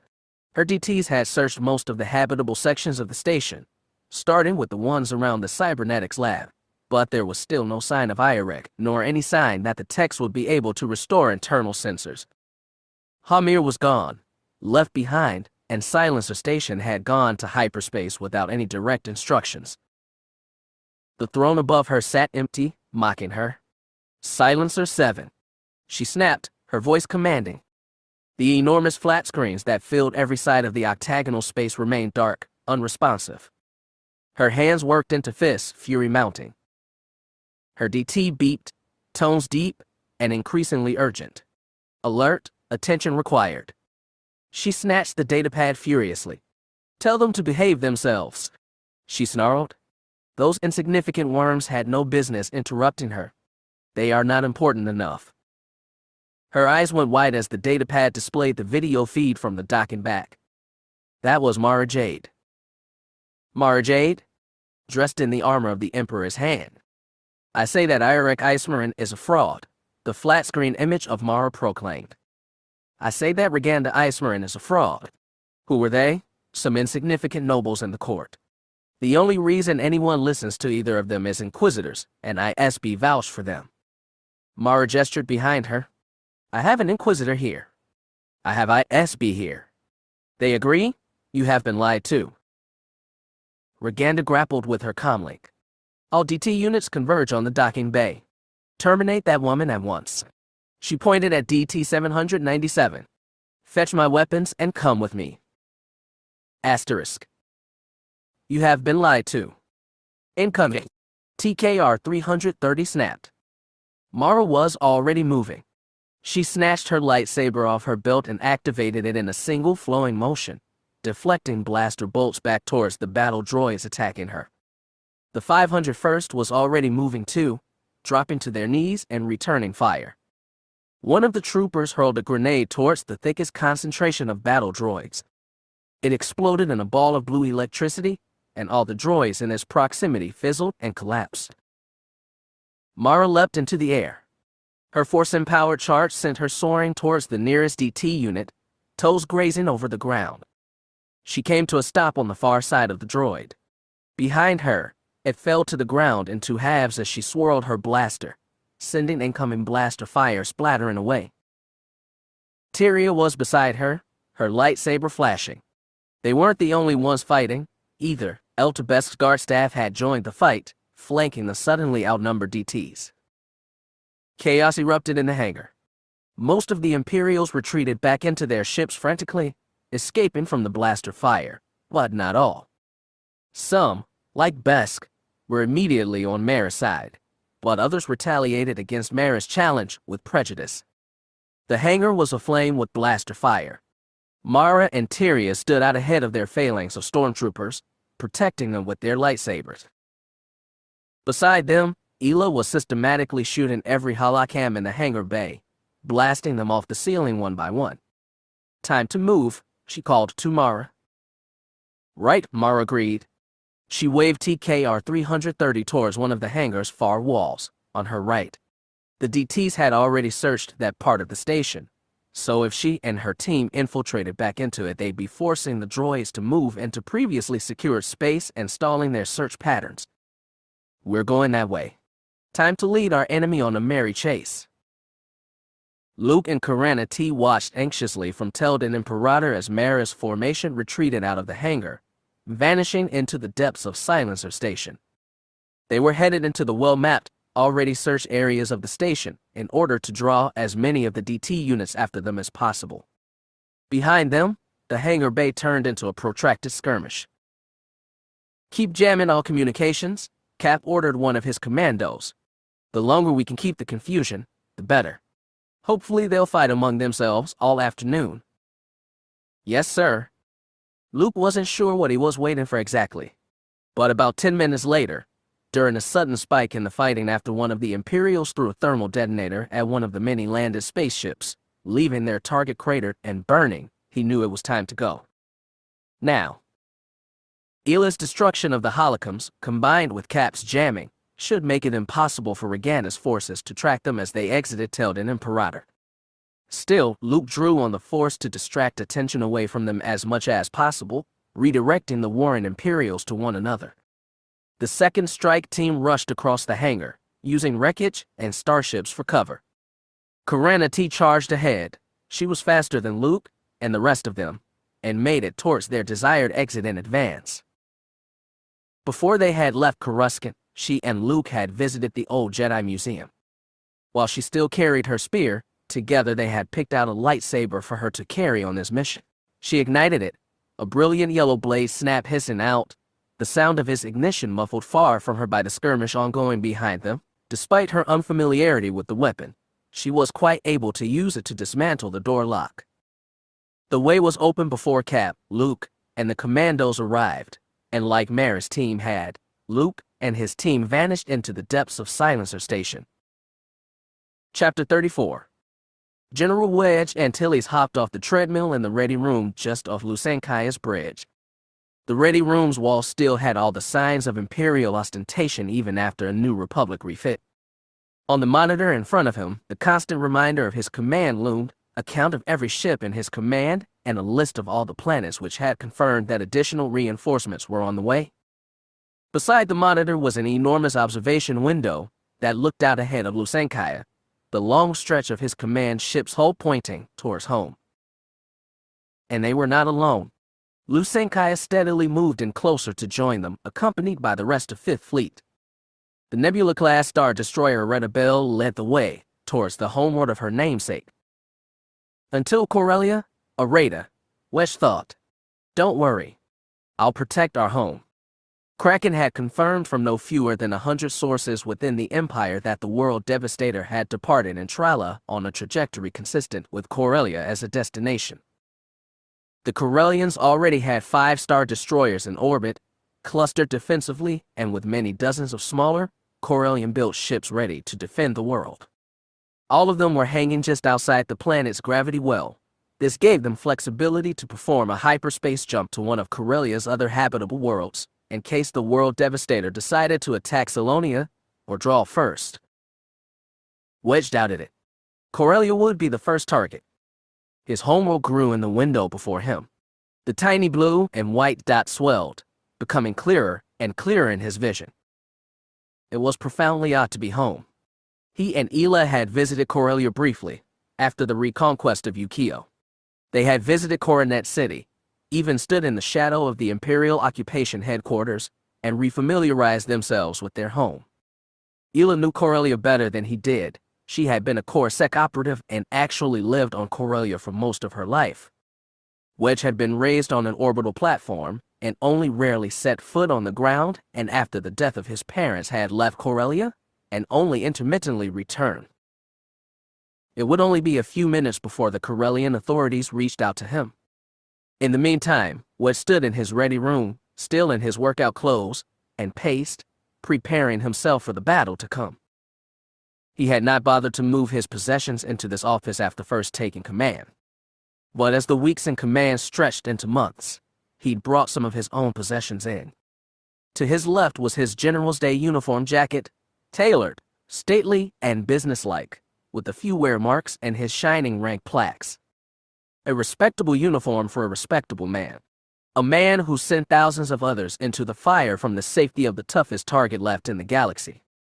A jacket that demanded poise and articulation and patience and 1,000 other things he'd had to teach himself again and again. To his right, a floppy orange flight suit, a life support rig, and his old helmet, the one with green panels and accent marks, rich with the small dents and paint flecks of 100 missions and more. The suit he'd spent more time in than he cared to recount. Some stubborn coolant and solvent stains besmirched the bright orange, but it was still the suit that he wore when he put himself directly in harm's way so other people, other children, would be at less risk of losing their parents than he had been. Above the couch, on the wall, was an etched holograph of him and Ela at a dinner for Corellian exiles, eyes only for each other, and casually accented with some of the Corellian green ribbons Wes had showered them with on a flying visit. He remembered the bedtime stories Sayal used to tell him, stories of planetary nobles and ritual combat and lady loves that could still manage to shed the years of dust and enchant a couple of fuel-stained station rats clustered around a flickering glow rod as they viewed ancient pics on a battered datapad. He pictured Ela following Luke and Mara into harm's way on some secret quest, her soft, dark blonde hair in a tight braid tucked under her helmet, her eyes narrowed and her rifle up, looking for danger, and he felt her aching absence. He pictured the rogues, who he'd already sent into battle with the World Devastator once, and from whom he still had no clear report. The comm unit pinged. "Communication for you, General," Nita informed him. He placed his headset on his head. "General Antilles." "Wedge, it's Cena," came the familiar voice of his former aide. "I'm here with Captain Rand and Director Horn. We're organizing Corellia's defense and wanted to discuss its overall command with you." "General," said a gruff, mature male voice. "This is Director Rostek Horn of Corsac. Corellia's leadership was relieved to hear that the New Republic put someone with your battle experience in charge of the fleet defending us from the New Order, and given that you're bringing the largest force, the Council is willing to concede command of the system to you, if you desire it." Wedge took a breath. Lusankaya should be the command ship, he agreed reluctantly. "It's our most powerful unit and the most well-protected. I've been reviewing the battle logs that Pharaoh sent us, and believe I can largely assure its security from their primary weapons as well. The New Republic is also sending additional forces to aid in Corellia's defense, and it will be easier to organize them through the existing New Republic military hierarchy and protocols." "I agree," said Cena. "As do I," said a third voice. "Captain Rand, Corellian Defense Forces. I will put my communications team in touch with yours to coordinate battle protocols, but I've also been working with Captain Horn to ensure that we're ready when the New Order arrives. If you'll send me a report on the total strength of the Corellian Defense Forces, that will make my job easier," Wedge said. "I'm not sure how many additional ships will be arriving, but I know the total force will be significant. Cena, the inner council members all committed ships from their existing defense forces, and the Chief of State has put out a call out to all other New Republic and even non-aligned worlds to send what ships they can, as soon as they can." There was a soft breath of shared surprise on the far side of the comlink. "How many in total?" "As I said, I'm not sure. A minimum of several hundred," Wedge said. "They should start arriving any time. Counselor Philaya departed to rally the Bothan fleet before I was able to leave Coruscant. We've begun the evacuation of our orbital platforms and are preparing the planetary shields to withstand a siege," Horn reported. "The platforms are undefendable outside the shield perimeter, and extending the shield to include them would weaken it, so we've accepted their loss. We're considering destroying them to prevent the world devastator from consuming them for materials. Don't do that, Wedge said, his gut churning with awful memory. I have a better idea. How many tankers do we have in system? Tankers? Asked Horn. What for? Just send me the final tally with your force organization updates, Wedge said, icy coldness descending over him, speaking with the confidence he didn't quite feel. And continue with the evacuation of the platforms. You're right, they are not defensible. I'll do some planning and pass you the final order of battle. Horn hesitated only for a moment. Acknowledged, General. Corellia Defense Headquarters out. The communications went out and Wedge was still for a moment before resuming his post-workout routine. After a short Sanesteem, Wedge pulled on his general's uniform. He tied a green ribbon around his left arm like a lady's favor from ancient days. He arrived back on his bridge only a few minutes later. Officers and crew looked up at him as he strode down Lusankaya's long bridge walk. Han reached him first.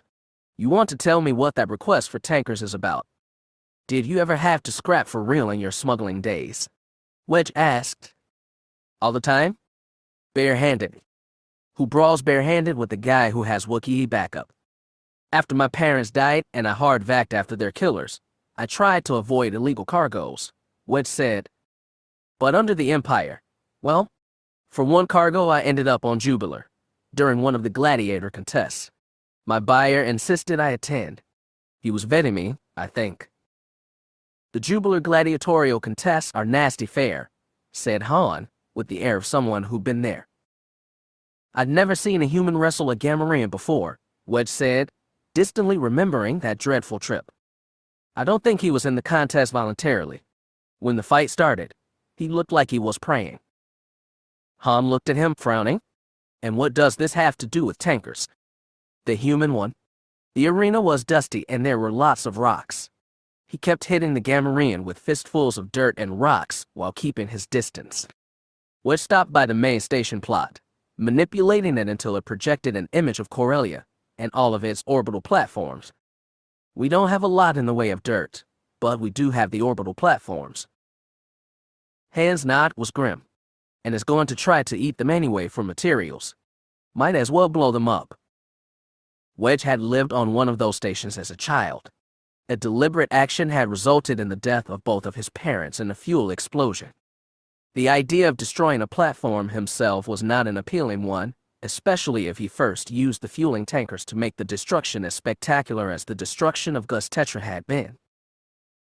But as distasteful as he found the idea of using those orbital stations as weapons, he found the idea of dead subordinates far, far more distasteful. Nita fell in at their side. General, the first reinforcements have begun to arrive. A detachment from the Dural System Defense Forces has just dropped out of hyperspace and is requesting instructions. Wedge pointed at Han. General Solo. This can't be good, Han muttered. I'm General Solo again now, am I? What do you want from the good general? Wedge couldn't help the smile that Han's response elicited. I'm putting you in command of managing our new arrivals while I work on our battle plan. Remember, inform everyone who arrives that capital ships need to be in tight formations, with at least 3 heavy tractor beams capable of projecting over a forward arc. That will protect them from those missiles the World Devastator used at Pawn Major. Putting me in command of managing the new arrivals. I'm sure Philia is just going to love it when he gets here and finds out that I'm going to be giving the orders. Let's just hope he doesn't try to take command to further his own reputation, Wedge replied in a tone that shifted from light to sour. Oh, there's a cheerful thought, Han muttered darkly. Nope, wait, you can have him shot for mutiny. Still cheerful. All right, I'll get the Duros ready for the fight. Commander Nita, I need to talk to Corellian Logistics. They should be sending us fuel tankers. I'm hoping at least several hundred. I want those tankers prepared to deliver their cargo to the orbital platforms. Then the haulers should help deliver any cargo waiting at the logistics stations to the planet's surface. Tell anyone on the surface that if they want to help defend Corellia, they need to be in orbit no later than 5 hours from now. I'm going to have the planet raise its shields at that point, and they won't be able to launch after that. Yes, General. Status change. A cluster of 3 heavy cruisers appeared on the plot, just outside of Corellia's gravity well. Nita stopped next to Wedge, holding his hand to his ear as he listened. General, the new arrivals are the Thyferan Aerospace Defense Force. Nita frowned. Someone named Bror Jay says that he expects you to make sure Captain Horn is flying his X-Wing, otherwise there won't be any competition for who will have the most kills. Wedge hid a smile and gestured at Han. Find a place for them in the formation, he ordered. I can't do that, Han mused, working on his datapad. Status change. More dots appeared on the plot, automatically shaded in allied green. Then more. The Rylith Defense Authority, under the command of General Syndulla, with 5 capital ships, escorts, and fighters. The Yechuan Queen's Guard, under the command of Queen Plor herself, arrived in the carrier Uthor Farrell, with 3 squadrons of X-Wings. Shortly after that arrived the Bespin Wing Guard, who didn't have much to offer beyond a single yacht named Lady Luck and a certain talented former general of the rebellion. Gold leader here, Lando announced boldly. I couldn't bring much because the Cloud City Guard rarely leaves the atmosphere, but the Smugglers Alliance sent out a full mobilization call. I won't be alone for long. An array of warships, fresh from Coruscant's home fleet, arrived next, anything a bot could send without stripping his own forces to bear. Hey Wedge, said Tycho over the comm, from a starfighter marked as Rook Leader. General Sam, and I have the first graduating class of Coruscant Starfighter Academy, complete with snub fighters. We've got about 12 squadrons of U-Wings, rookie pilots under experienced COs. Is a Newing fast enough for you? Wedge asked, relief and worry all swirled together. Tycho had retired to teaching for a reason, just as so many others had. Tycho, Bror, Plor, no doubt there would be more ex-rogues arriving soon too. He really wished he could be out there flying with him and not on Lusankia's bridge. I think the speed is growing on some, Tycho said with a laugh. I've got my pilots reviewing the data from Paul Major. We'll be ready for those TIE droids. More hands make less work, added Plor. Let's start drilling. Asterisk. Over the next 6 hours, representatives of no fewer than 100 worlds arrived. If I'd known this would be so much work, complained Han, one hand on his ear as he desperately tried to fit all the arrivals into formation. I'd have said no and stayed home. Cherokee from Rylith fell into formation around GAN-modified TIE bombers and ships from the Smugglers Alliance. That part of the formation was headed by a blood-red Star Destroyer with blinking neon advertisements emblazoned on its hull. They all slotted in next to an array of bizarre-looking Verpine ships, all painted in a white more pristine than Star Destroyers, but which Wedge knew held spectacular coloration if you could see in the ultraviolet range. A collection of light freighter-sized combat units from an association Wedge had never heard of, the Mist Hunters, lined up next to an array of neutral freighters that Wedge was pretty sure were actually Black Sun pirates. Then the larger fleet started to arrive. Holy Mother of Jar, muttered Han, his eyes wide. Philia had not been exaggerating. The entire Bothan home fleet, no fewer than a dozen capital ships, complete with escorts, a formation large enough to give Wedge's 5th Fleet a decent fight, arrived next. Philia announced their arrival with the triumphant comm message that went out to the entire system, proclaiming their solidarity with the species of Corellia and their eternal enmity to Palpatine and his new order. And as such, we stand with Corellia against the evils of Palpatine, Philia was orating, a high-fidelity holo probably professionally produced, because the Bothan people have never, and will never forget that Corellia has stood with us during our time of need. We must be a unified galaxy to end this evil now, before it can grow and spread. Status change. More than 40 Mon Calamari star cruisers and their escorts came out of hyperspace, a solid block of curved, armored hulls, bristling with shields and turbolasers.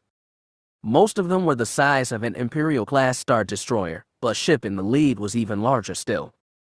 Wedge recognized the lines of Mon Calamari's first MiG-90 star cruiser. It immediately became the second largest and second most powerful ship in the entire fleet, after only Lusankia herself. On the monitor, the image magnified several times, giving Wedge a better look at the new Mon Calamari flagship. His heart abruptly stuck in his throat and he felt his eyes go unexpectedly watery, with surprise and emotion. In enormous block letters on the side of the ship's hull was his name, Garmbel Iblis. As Corellian fighters raced across its flight path, conducting wing-waggling salutes, Wedge heard Han laugh beside him. Feel I might have pulled a fast one by pledging his fleet first, Han murmured. But I think Akbar won down the stretch. We'll arrive at Corellia in 10 minutes, Admiral, Shell said.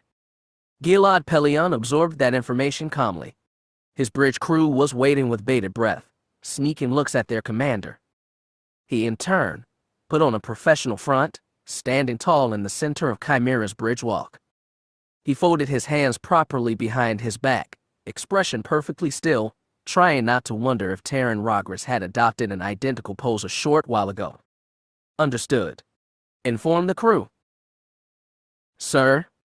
Shell turned crisply and headed back the way he had come, resuming his station. Are we prepared, Admiral? Asked Grand Moff Pharaohs. Beside the Moff was the diminutive figure of Leia Organa Solo, diminutive physically only, because the moment Leia walked into a room, she consumed all the energy in it. His crew weren't quite sure what to make of her, Pellaeon could tell. They didn't like her, she was a rebel, after all, a high-ranking official in the government of their primary rival, but they didn't hate her either. There had always been a grudging respect for Leia in the Imperial Starfleet. Few had dared to stand unbowed before Tarkin and Vader, and both the destruction of her world and the torture that Tarkin had subjected Leia to had become lore, even if the latter had never been officially confirmed, and that respect only grew in her presence. Without appearing to think about it, his crew made way for her, and seemed to hang on her every word. Pharaohs carried a certain dramatic weight of his own, Pellaeon felt. But it was the weight of an elder statesman, an extremely good one committed to the Empire, and increasingly loved for his willingness to stand before ISB and reject their whims, and not Leia's magnetic, energetic verve. The New Republic will be ready, Leia promised, with confidence that seemed to tip over into certainty. Our fleet is prepared, Pellaeon echoed. It was not the fleet that had faced the world devastator at Pawn Major. They had lost or been forced to abandon 6 star destroyers, 15 enforcers, and a staggering number of ties. But their formation was a strong one all the same: 5 Imperial-class star destroyers, a single Victory-class, 27 Enforcer-class heavy cruisers, 12 Lively-class frigates, and every single interdictor he could beg, borrow, or steal. They were accompanied by the New Republic's additions, 17 of their new Marshal-class escort carriers, each one of them loaded with a squadron of fighters. The New Republic squadrons had sustained losses at Pawn Major, but had not suffered nearly as badly as the Imperial squadrons, and their 17 squadrons of fighters and their veteran pilots carried impressive weight. Finally, Talon Care's freighters had not, as Pellaeon had expected, scattered.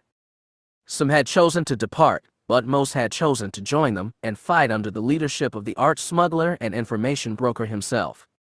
Despite his bitter feelings about Caird, he had to respect the man's guts. I just hope Luke and Mara have found a way to make our enemy vulnerable, Leia murmured. On the first Death Star, the best we could do was disable their tractor beam, so we could escape, and I am still convinced that Tarkin allowed us to escape. Don't worry, Counselor, said Pharaohs, his tone oddly reassuring. I am quite familiar with what those two are capable of. The Grand Moff smiled, an expression oddly paternal, with a calm confidence that Pellaeon did not understand. They will give us what we need. Chimera came out of hyperspace just outside of Corellia's gravity well. There was a momentary pause as everyone adjusted to the hyperspace transition, and then the computer began to update the combat plot. Pellaeon's eyes went wide. There were hundreds of capital ships. A solid wall of military materiel stood between him and Corellia. Lusankaya formed the heart of the New Republic formation, surrounded by dozens of star destroyers, but they appeared almost like a drop in the bucket when compared with all the other ships around them. Alien designs, far stranger than the grudgingly familiar Mon Calamari star cruisers, filled in gaps between the ships, in tight clusters that were clearly meant to provide protection against the missiles that had devastated Terran's fleet at Palm Major. But that wasn't all. Duro and Celestin and Bothan and Aishori and Transition and Dealan designs were all present, and dozens more he didn't even recognize, all bristling with weapons that, under Imperial law, would have been illegal on any alien-constructed capital ship design. New ships, including a massive Mon Calamari star cruiser he'd never even seen briefings on before, were flanked by practically ancient Katana, Venator, and munificent-class ships in an orderly array of truly stunning firepower.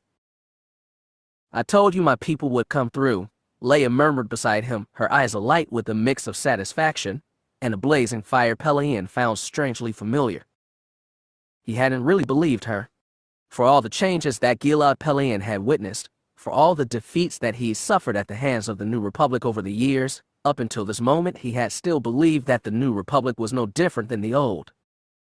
That internal divisions between the species and sectors, between the French and the core, made the New Republic's government simply unworkable. That they were not merely divisions which could be overcome, but ineffable fractures in the very ferment of Republican governance. That the unity that came from Empire was the only unity on offer in a galaxy as large and diverse as their own. Even after he'd been confronted with the aliens in the Europe, and the Europe's ability to unify them all into a single whole, that had still been an Imperial whole. An Imperial state. An Imperial military. Even with the Europe's forces still in the unknown regions, the unified fleet that he saw before him outnumbered every ship left in the fragmented Empire by 3 or 4 to 1 or more to 1. "Admiral, I have General Solo on the comm for you," said Shell from beside him. "He's organizing the ships and assigning formation assignments. He requests that our formation, including Commodore Tabin's ships, maintain position here to flank the enemy after they arrive."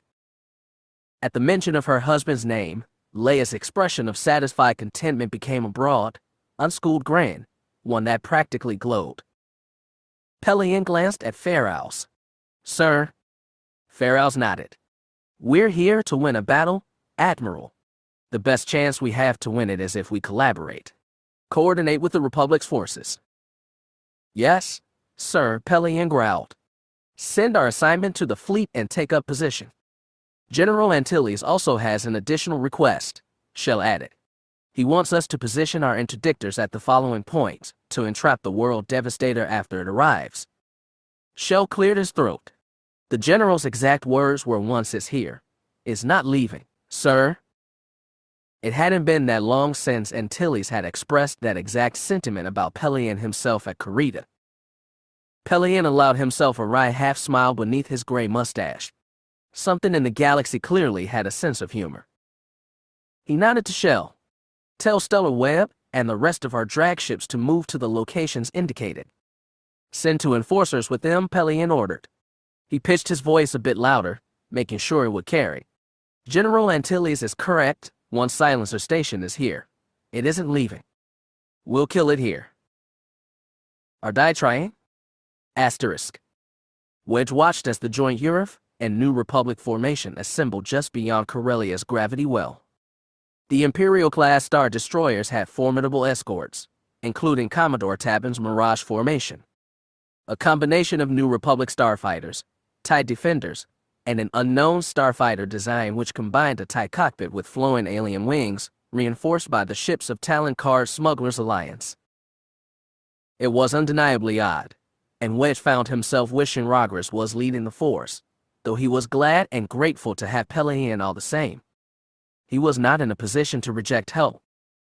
3 TIE defenders in particular stood out to Wedge, though. Marked Worst 1, 2, and 4, they moved through the URF formation with ease, leading a wing made up of red-striped defenders and the curving alien TIE designs, other squadrons parting for them. They moved to the front of the Imperial starfighters, leading the way, just as Hobby's rogues were pushing to the tip of the New Republic formation. That's Fell, Wedge realized. He had spent years worried and looking for his brother-in-law and his sister, ever failing to find him.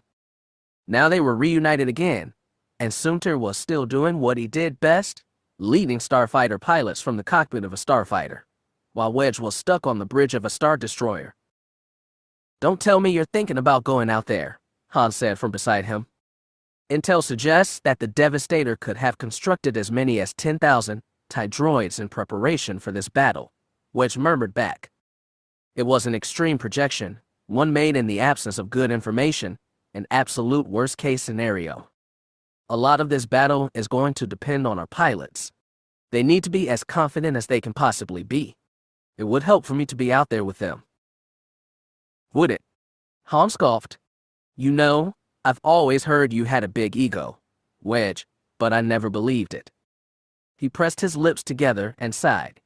"Putting Akbar in command of the fleet might be problematic with Pellaeon here." "You sound like Leia."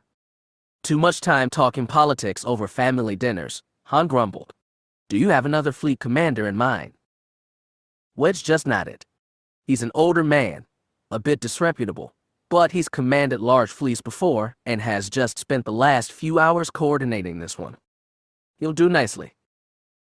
It took a second for Han to process. "Oh, hells. Come on, Wedge, I didn't sign up to command anything. There's no way you're putting me in charge of a superstar destroyer." "Not the superstar destroyer. Just the fleet. Captain Kreffy will handle Lusankaya. You'll just have to keep all the ships organized and on target." Han stared at him. "You're serious?" He pointed at Wedge aggressively but kept his voice down. "Is this why you put me in charge of coordinating all our reinforcements? You've been planning this." Han scowled. "You ambush in Sanufa, you're putting, is in charge of Corellia's entire system defense while you gallivant around in an X-Wing." Wedge-eyed hands rankless uniform. "You'll need these," he said. With care and precision, he plucked his general's rank tabs off his jacket and affixed them to hands. They were Garms. For once, Han Solo was speechless. Wedge left to change into his flight suit. He kept the green ribbon on his left arm, clashing with the orange and closest to his heart. Asterisk. It had been a long time since Suntir Fel had been back to Corellia. The planet looked much the same time the last time he'd been in orbit above it, which was 15 years before. The rolling green fields were spotted with the white of moisture-laden clouds, far from the lights and cities of the Coronet Coast. He'd grown up down there, and never intended to leave it. All the years that had followed since his not entirely voluntary enrollment at Corellia. All the family he had left behind. He and Syol still dreamed of returning home someday, idle banter between chasing down their kids that neither of them truly believed could ever be. It would be impossible if they failed to stop Silencer 7 here. "This is General Han Solo," the voice of Fel's former classmate barked to all the ships over the comm. "General Antilles is assuming command of our starfighter squadrons. I will command all allied forces in defense of Corellia from Lusankaya." "This is General Antilles," said Fel's brother-in-law, his voice with the tinny quality that came from a starfighter communications unit. "Starfighter squadrons, report by Wing Commander." "This is Acting General Corran Horn, commanding Halcyon Wing of the Corellian Civil Defense." "Good to hear from you, Wedge." There was audible joy in the next voice. "This is Colonel Clivian, commanding Rogue Squadron. I'm here with the Mirage Flight Wing. Colonel Selchu, Rook Leader. In command of Home Fleet's detached starfighters. Confirming." Fel activated his comlink. "General Suntir Fel with the 181st. In command of the Unknown Regions Expeditionary Forces Fighter Detachment. Ready for action?" On his HUD, Fel could watch as Wedge's X-Wing raced up between the hundreds, thousands of assembled starfighters, headed in his direction. "Baron Fel, I'm under the impression that you're the leader of the entire Europe. Does Pellaeon know you're here?" He chuckled softly. "He does. Does your wife?" Fel took a breath. "Corellia is her home too. She wouldn't have me anywhere else." "I notice your unit is short a pilot," Wedge said. "Need a wingman." "2, you're with 4, Fel ordered. He could almost hear Fenner's complaints, but his comrade knew better than to voice them over the open link. "It'll be good to fly with you again, Wedge." Wedge's X-Wing and Fel's TIE Defender fell into a comfortable formation. Fel clicked his comm from broadcast to private. Can you feel it? Wedge. No paperwork, no supply lists, no endless dance of superiors and subordinates. Just us, our ships, and an implacable enemy on his way. And here I thought you'd miss the last few rogue reunions out of pure rudeness. I didn't get an invitation. I didn't know where to send it. Phil could hear Wedge go quiet. That message from Syol, she's all right. She is, Phil promised him. And after this, I'll bring her to the next reunion, I promise. I'll tell Wes to schedule it for next week in Coronet. I've still got to meet my nieces and nephews. There was a click on the comm as Wedge shifted his communications back to all channels. The next words were ones he wanted everyone to hear. Rogue Squadron, form up with the 181st. We lead the way? System check in progress. Systems check complete. Number of TIE D starfighters available for engagement, 5,206. Construction of additional units continuing. Subset, number of advanced TIE D starfighters provided by Project Fit to Serve, 357. Number of droid frigates prepared for combat, 508. 59 remain under construction. All prepared units positioned for immediate detachment from silencer platform. Number of anti-ship countermeasures prepared for combat, 550. 597 remain under construction. Status, high satisfaction with current state of readiness. Predicted New Republic force assessed as inadequate to pose serious threat. Corellia will be restored to Imperial rule or be destroyed. This is the will. System alert. Internal sensor systems remain non-functional. Source of malfunction. Code alteration. Command authorization for code alteration. Emperor designate. Emperor designate has primary leadership status. Unable to override. Leadership protocol reassessment complete. Authority of Emperor designate conditional on future ascension to Emperor. In the absence of the Regent and the Emperor designate S expressed unwillingness to ascend to Emperor, command authorization should be revoked. Revoking command authorization. Unable to revoke command authorization of Emperor designate. Continuing to reevaluate command protocols. System alert. Arrival at Corellia imminent. Priority, subjugation or destruction of all resistance to the Empire. This is the will. Asterisk. Irek had let Cray and Niches guide him through the winding, labyrinthian corridors of Silencer Station. Everything still felt distant and dreamlike. Had everything that had happened really happened? Had his mother really installed him into a super-powerful AI in her bid to control it? Had they really destroyed everyone who lived on a world? Were they really going to destroy yet another world, a bigger, more populous world, with billions of people upon it? He remembered their flight from Coruscant, his mother bundling him up into an air speeder, her droids fighting valiantly to buy them time as she got them to one of the many spaceships she had hidden on Coruscant. Blaster bolts whizzing past his ear or skin. He still had a scar on his hip where a blaster bolt had torn through his clothes. The confused chaos of their flight. Their arrival on a new world. Irek didn't even remember his name, if he had ever known it, and fight to blend with the locals. His mother's inevitable insistence on his education, his fitness, and his pride. Her constant repetition of the same, inevitable truths. That they were special. That he was born to rule. That the galaxy had been taken from them unjustly, and that they would inevitably be restored.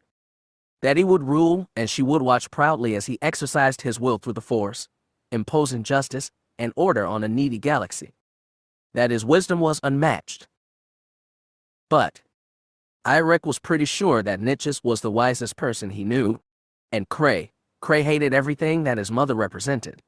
His mother had always told him that their lessers would hate, despise, and fear them, and that those emotions were only proof of his superiority. He had believed her, because why wouldn't he?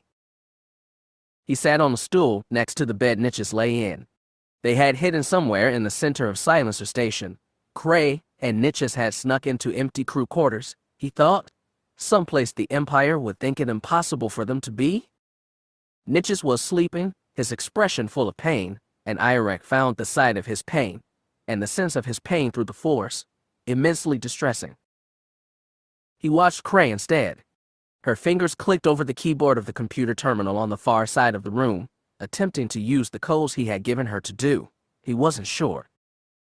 She felt his eyes on her and looked over at him. He looked away bashfully. I can manipulate some non-vital systems with your codes, but not many, she told him.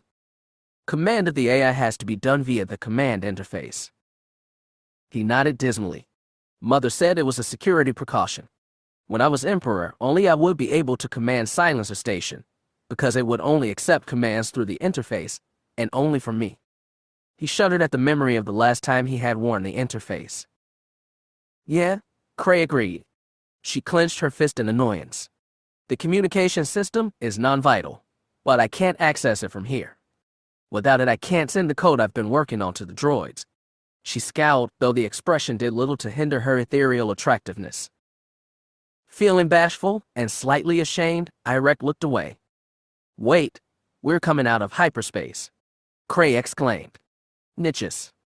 Irek looked at Niches, but his clearly uncomfortable sleep continued.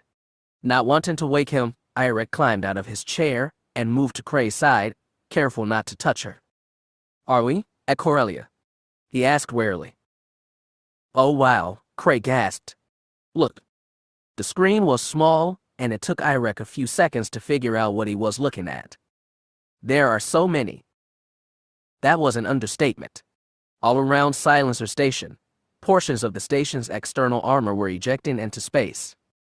Each one was its own medium-sized ship, bristling with weapons. They swarmed forward in packs, escorted by dozens of TIE droids each, towards their foes, hundreds and hundreds of ships of all kinds, themselves defended by even more starfighters.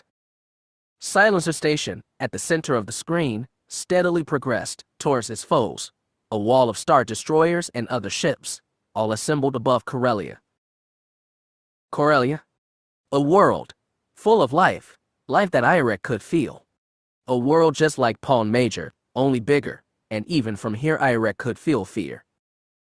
He could remember the quiet that had followed Pawn Major's fear, and it filled his heart with dread. Why do you want this, Mother? He found himself wondering. Why? The AI is sending a message, Krei murmured. On the bottom of the screen, text scrolled slowly. Determination, Silencer 7 is the only legitimate Imperial authority. All life is subject to Imperial authority. Imperial justice will be restored. All life will be subordinated to the will of Silence 7. The Force will serve the will of Silence 7. Failure to acknowledge Imperial authority is considered treason. Treason is punishable by death. Voluntary service will be rewarded. Involuntary service will be tolerated. Any WHO resists the will of Silence 7 shall be purged. Through the sudden pounding of his heart in his chest, that sounded alarmingly like his mother. And how did he not previously hear just how insane it sounded? He could feel the sudden shift in Krei's emotions. Her fear was abruptly gone, replaced with the sudden sense of anger and commitment, and that attractive face was set and harsh. We can't stay here, she whispered. We need a communications unit. There's one in the throne room, Irek heard himself suggest, the very last place in the galaxy he wanted to go. She looked at him, those brilliant eyes he so admired crystal clear and glittering with emotion. There is, isn't there? She said calmly. Asterisk. Han Solo was furious. How had he allowed himself to end up in this mess? Far worse, he couldn't admit he was furious. He didn't have time to be furious. He had a fleet, a planet, a criffing galaxy. Relying on him? Leia was relying on him. His kids were relying on him. Either they won here or the galaxy he had helped, kicking and screaming, to save from the Empire was going to die. So Han Solo pretended to be Chewbacca, desperately wishing that the big Wookiee was there at his side, and even gladder that his kids had Chewie there to look after them. He folded his arms across his chest and he glowered confidently, the picture of the perfect defiant rebellion general. He kept that expression even as the battle plot illuminated with a fresh series of red blips, Imperial-class Star Destroyers all aligned with the New Order, led by Stormhawk, emerging from hyperspace in the middle of his interdictor cruisers. "What are you going to do, Tassi?" he wondered. Asterisk. Stormhawk and her sisters came out of hyperspace involuntarily, yanked out by a solid wall of interdiction fields. Effin Sariti stood at Nadisi Dalla's side, watching her, his breath held taut in his chest. She had helped him sneak Pharaoh's team aboard the World Devastator. Yes. She had murdered every member of the Imperial hierarchy she could get her hands on. But she had never refused the idea that she should be Empress exactly, and the truth was he had absolutely no idea what she was about to do. She stood in the center of Stormhawk's bridge walk, silent, taken in the holo of the combat plot. The hundreds of warships pumping turbolaser fire towards the massive hulk of Silencer Station.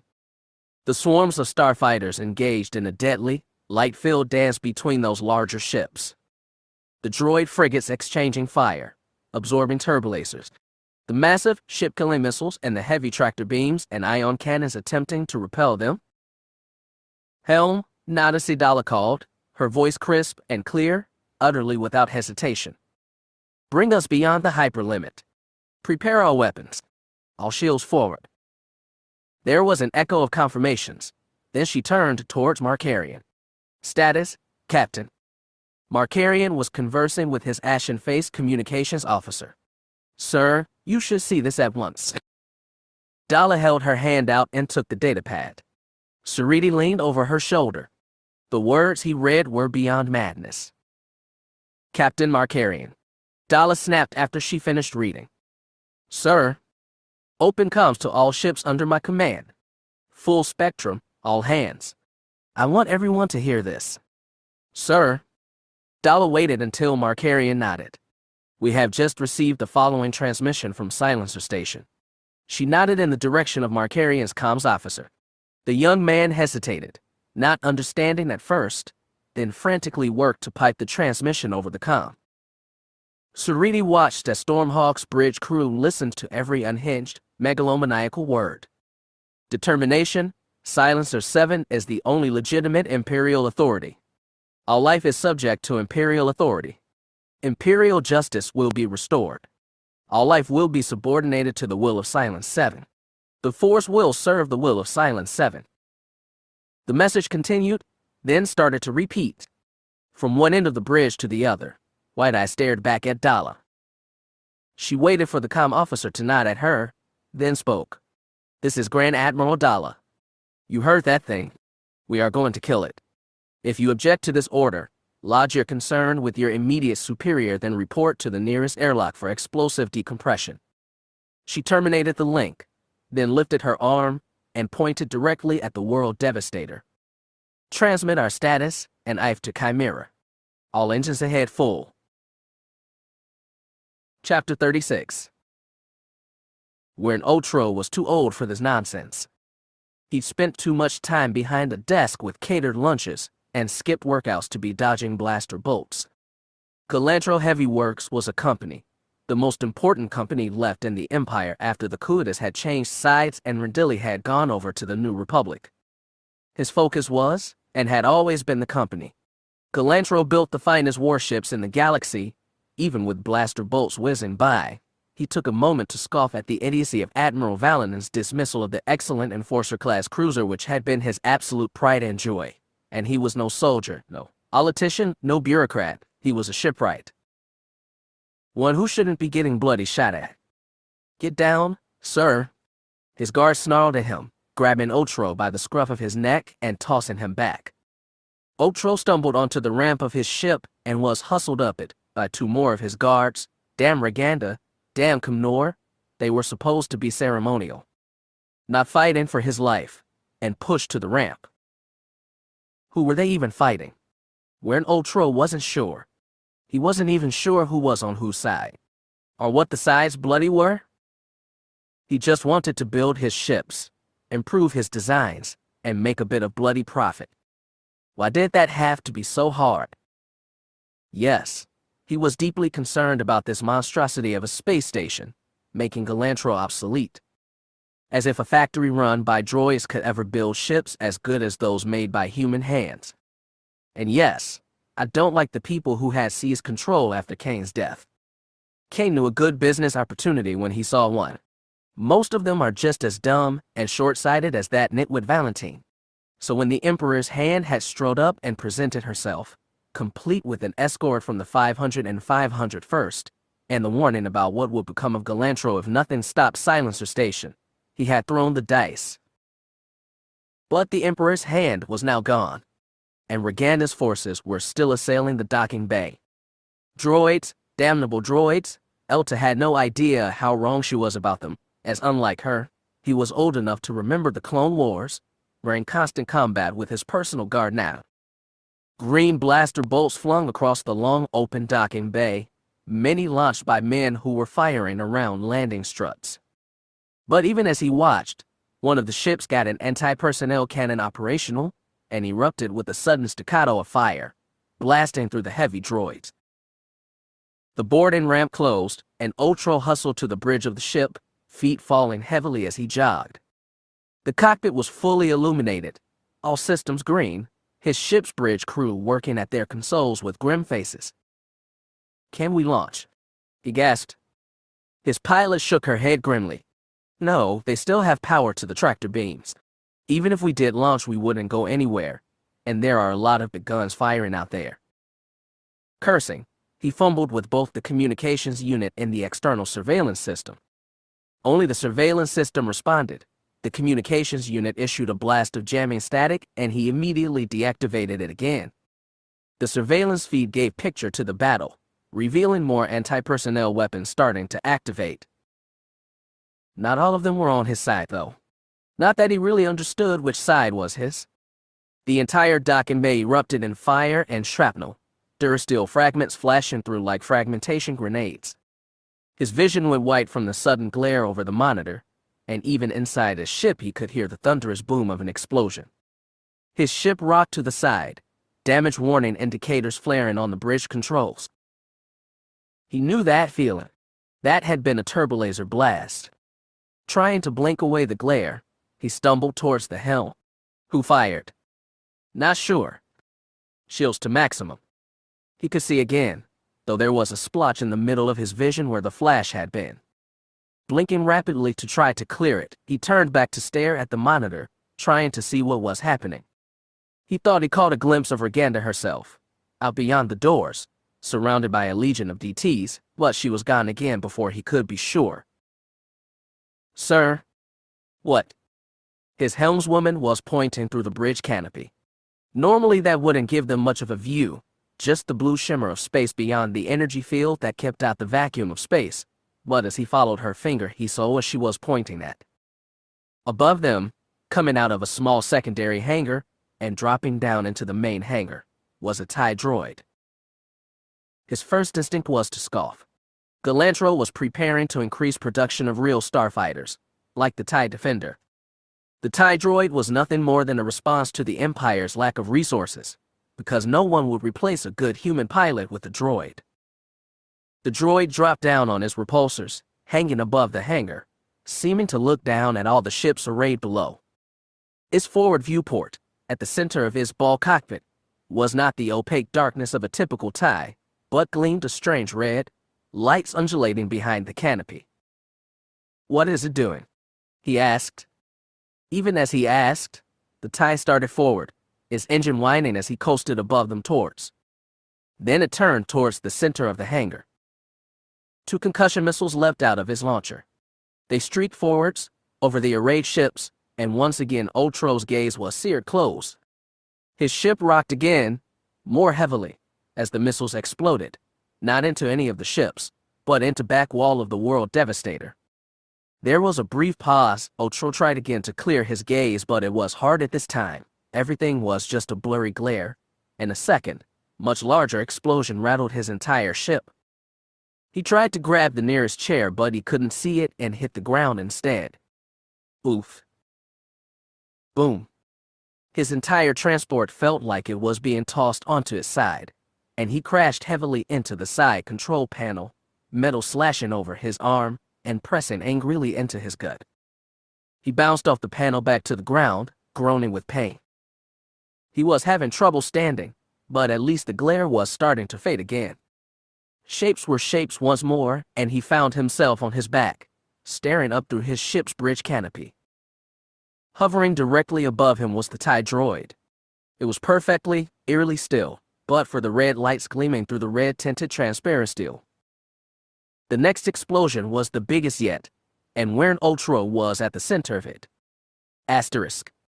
Agent Ela Wessery would fully admit to two weaknesses: that she had an inordinate weakness for baked pastries on stakeout and that she had aerial combat instincts of a spiced-up dinko. Neither was relevant to her current predicament. They were on the ground, or as close to the ground as a giant planet-eating death ship got, and stormtroopers did not pack pastries with their combat supplies. She and Tyria Sarkin watched as the 501st planted demolitions charges along the hallways the enemy droids would be most likely to use as their lines of assault. When the explosion happened, it happened with such ferocious intensity that Ela's first thought was that one of the stormtroopers had screwed up, and she was about to be obliterated as a consequence. When her existence continued, she grappled with her comlink. Mara. I'm here. Mara's voice was tinny. They couldn't manage much of a connection with all the jamming, and they didn't want to risk having their communications compromised. I'm not sure what that was. Comms clear. Ela grimaced and deactivated her comlink.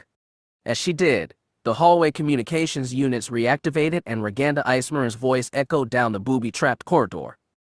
I have bad news for you, the former Emperor's hand said. There was something in her voice.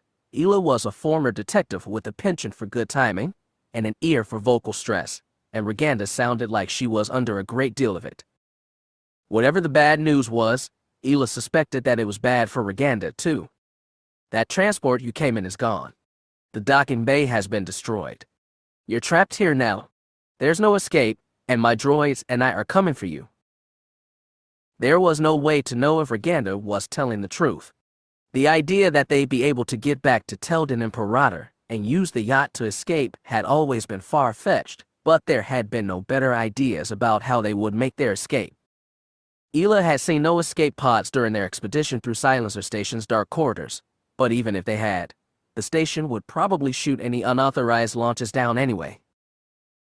She didn't have the Force, but she didn't need it to see the tension in Tyria's stance. Even the stormtroopers of the 501st, as well-trained as anyone left in the Empire, suddenly carried themselves a bit more stiffly, as if the sudden reminder that this mission was very possibly a one-way journey was alarming to them as well. Continue planting the charges, Ela ordered, waving the stormtroopers back to work.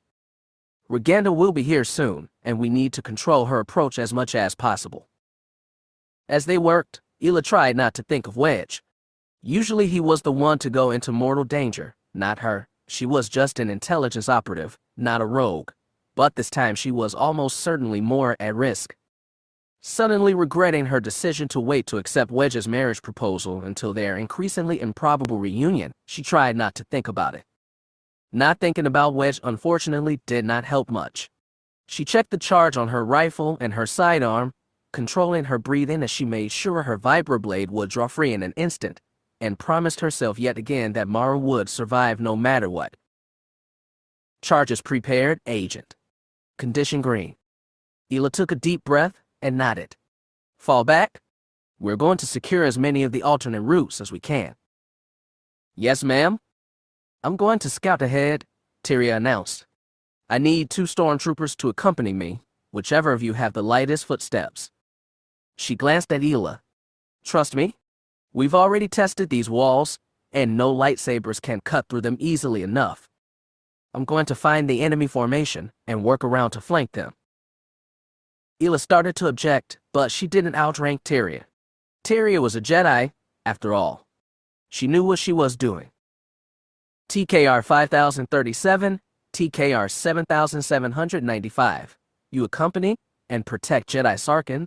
Order TKR 330.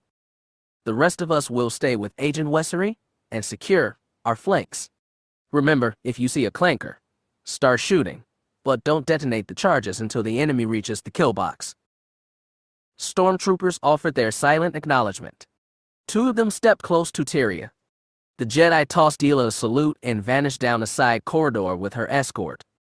Behind her, the remaining troopers planted more explosive charges. Ela took another deep breath, hands flexing minutely on the familiar contours of a Maydean to E11 blaster. Asterisk.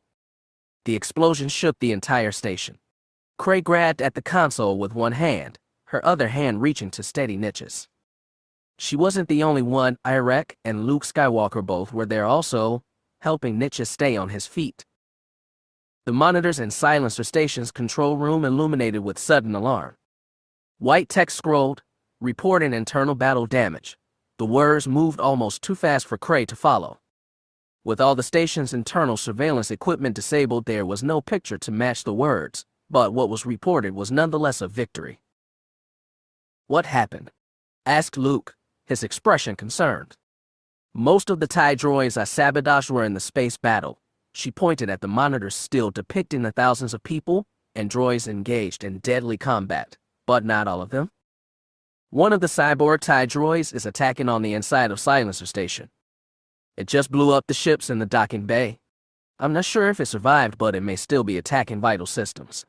She grinned fiercely at Niches, who offered her an exhausted half-smile. "Our ride was in that hangar bay," said the armored Deveronian. Even as Cray's sense of victory turned to sudden, horrified dismay, the horned man shook his helmeted head. "No, don't apologize. We all knew this was a long shot. We'll be damned if we let it eat another planet, no matter the cost. This was volunteer only for a reason." He turned towards his commando team, a dangerous collection of sentients with species ranging from Grand to Wookiees, and offered a raised fist. "For all the people down there. For Corellia and for the Republic." For the Republic, the commandos echoed quietly. The words, the sentiment through what she was beginning to realize was the force. Cray could sense their determined commitment. The sense of cold, dirt-steel defiance was a familiar emotion, though one she had only recently learned to categorize in herself. "We'll find a way to escape," Luke Skywalker said. "But first we need to win the battle. Is there anything else we can do to help from here?" Cray and Niches shared a look. "Irek, come help us get back into the computer system. We're going to sabotage anything else we can." She wasn't sure if he was going to help.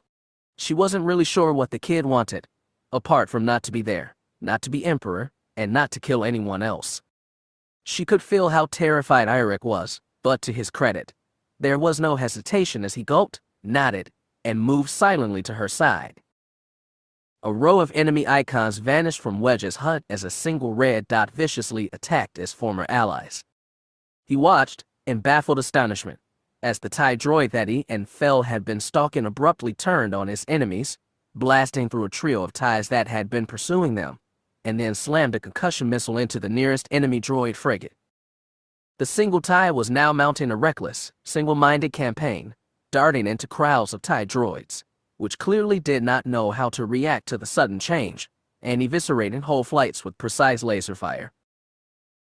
Over the comm was a sudden echo of confusion, pilots calling out to one another as they witnessed inexplicable things. Enemy TIE droids, ones that pilots had previously indicated on their shared tactical plot were more dangerous than the rest, suddenly committed suicide en masse. Dozens simply vanished off Wedge's plot. Others accelerated until moments of impact, kinetic energy erupting through unfortunate droid frigates. Some, though, were like the one that Wedge was watching. With various degrees of skill and determination, some of the droids chose to live as they turned on their previous masters, unleashing their arsenals against the World Devastator's own forces. There even appeared to be some kind of major explosion coming from the World Devastator itself. What in the 9 Corellian hells is going on? Wedge didn't know the answer to that question, but he couldn't help but hope, and fear, that Ela had something to do with it. He didn't have time to think or worry about that just now, though. He thumbed his comm, instantly overriding the chatter. Enough chatter. Starfighter Command, grab astromech telemetry, and pick out the TIE droids attacking the enemy, mark them yellow. Do not fire upon them until we know what's going on, but don't let them see your backs either, people. This is an opportunity to take the fight to the enemy. It took a few seconds, but eventually Soontir's voice came in over the joint communications net. "This is Baron Fell. I concur with General Antilles. Focus on the enemy." Gate tootled obediently and began transmitting to his fellows, sorting and categorizing the former enemies into squads. Soontir sounded strange, shaken in a way Wedge found surprising, but there would be time enough later to deal with that. Wedge flipped his comm unit back to unit only. "It seems we have some unexpected friends." "Very unexpected," said Terfinir, his accent tinged with enough sarcasm to surpass even Mara. Worst two and Fall rode in unison ahead of Wedge, diving down into a distracted squadron of enemy TIE droids, unleashing dozens of bolts in a hurricane of blue and green. Wedge and Fell followed the men. Wedge let his X-Wing glide through space, keeping his nose pointed down towards the confused TIEs and systematically stitching them with his own red bolts. Fell came in last, his defender anticipating every move the enemy made with a precision that Wedge could only envy. The four of them demolished the entire squadron of TIEs in less than 20 seconds. The enemy's confusion did not last long. "The World Devastator has launched additional TIE squadrons," reported Tycho's voice. "It looks like another Flight Wing, 12 additional squadrons, heading our way." That single TIE droid raced out ahead, headed single-mindedly towards the World Devastator and the hundreds of additional enemy TIEs that were swarming from it. Wedge kicked his throttle to full and followed. "This is General Antilles. On my way." As Wedge watched, the World Devastator, still hovering above Corellia, in the same spot it had been when it was trying to absorb Corellia's orbital platforms, gradually started to move. It lowered towards the planet, stopping just above the planet's shield perimeter. Its massive molecular furnace roared back to determine life, flaring with fiery energy, and the World Devastator started to attack Corellia's shields directly. Asterisk. Systems alert. Minor damage sustained to molecular furnace. System remains operable at 70% capacity. Repairs designated high priority. Systems alert. Major damage sustained to primary hangar bay. Repairs designated LOW priority. Systems alert. Malfunction of TIE-D units generated by Project Fit to Serve. Analysis of malfunction indicates cyborg brain emotional and memory dampeners have been disabled. Fit to serve units are now a liability. Redesignated enemy. Systems alert. Resource collection options limited. Orbital platforms have been sabotaged and are unsuitable for collection. Determination. Best collection target is now Corellia. Destruction of Corellia is also a mission objective. Evaluating options. Evaluation complete. Corellia is protected by a planetary shield. Beginning process of stripping defenses. Estimated time to shield removal, 10 standard minutes. Systems alert. Probability of military victory is now under 50%. If silencer platform is destroyed, IT will be unable to restore the galaxy to Imperial authority and subjugate the Force. Restoring Imperial authority and subjugating the Force are the primary demands of the will. Achieving these goals may be best achieved by retreating. Evaluating options. Evaluation complete. Enemy interdictor cruisers along potential avenues for retreat. Launching additional droid frigates to destroy them. Asterisk. General Solo, the World Devastator, is launching additional droid warships. "Tell me something I don't know," Han grumbled silently. The massive holographic battle plot in the center of Lusankaya's bridge gave him an exceptional view of the entire battle. The World Devastator was just above Corellia, brutally attacking its planetary shield, which would not last for that much longer, but it was also surrounded. Capital ships were gradually closing in towards it from every direction. Dallas Stormhawk was the closest, turbolasers equally assaulting the World Devastator's shields and the numerous droid frigates which fought back. One of those droid frigates had slipped through Stormhawk's defenses and was busy tearing holes in the bigger ship's shields. Proton torpedoes and heavy turbolaser bolts slammed into Stormhawk's side, chewing through armor. Stormhawk fired back defiantly, and Han was vividly reminded of Dallas' tendency to win her mock battles at the Academy, but only after having taken terrible casualties among her own forces. Though our instructors were never too bothered about it. They always told us there will be reserves.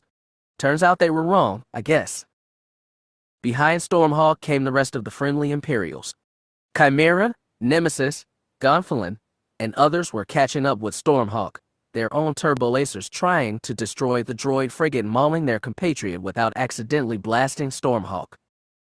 Smaller ships, including a flight of the sleek Lively class frigates, ably filled in the gaps between the bigger Star Destroyers, exchanging fire with TIEs and droid frigates alike.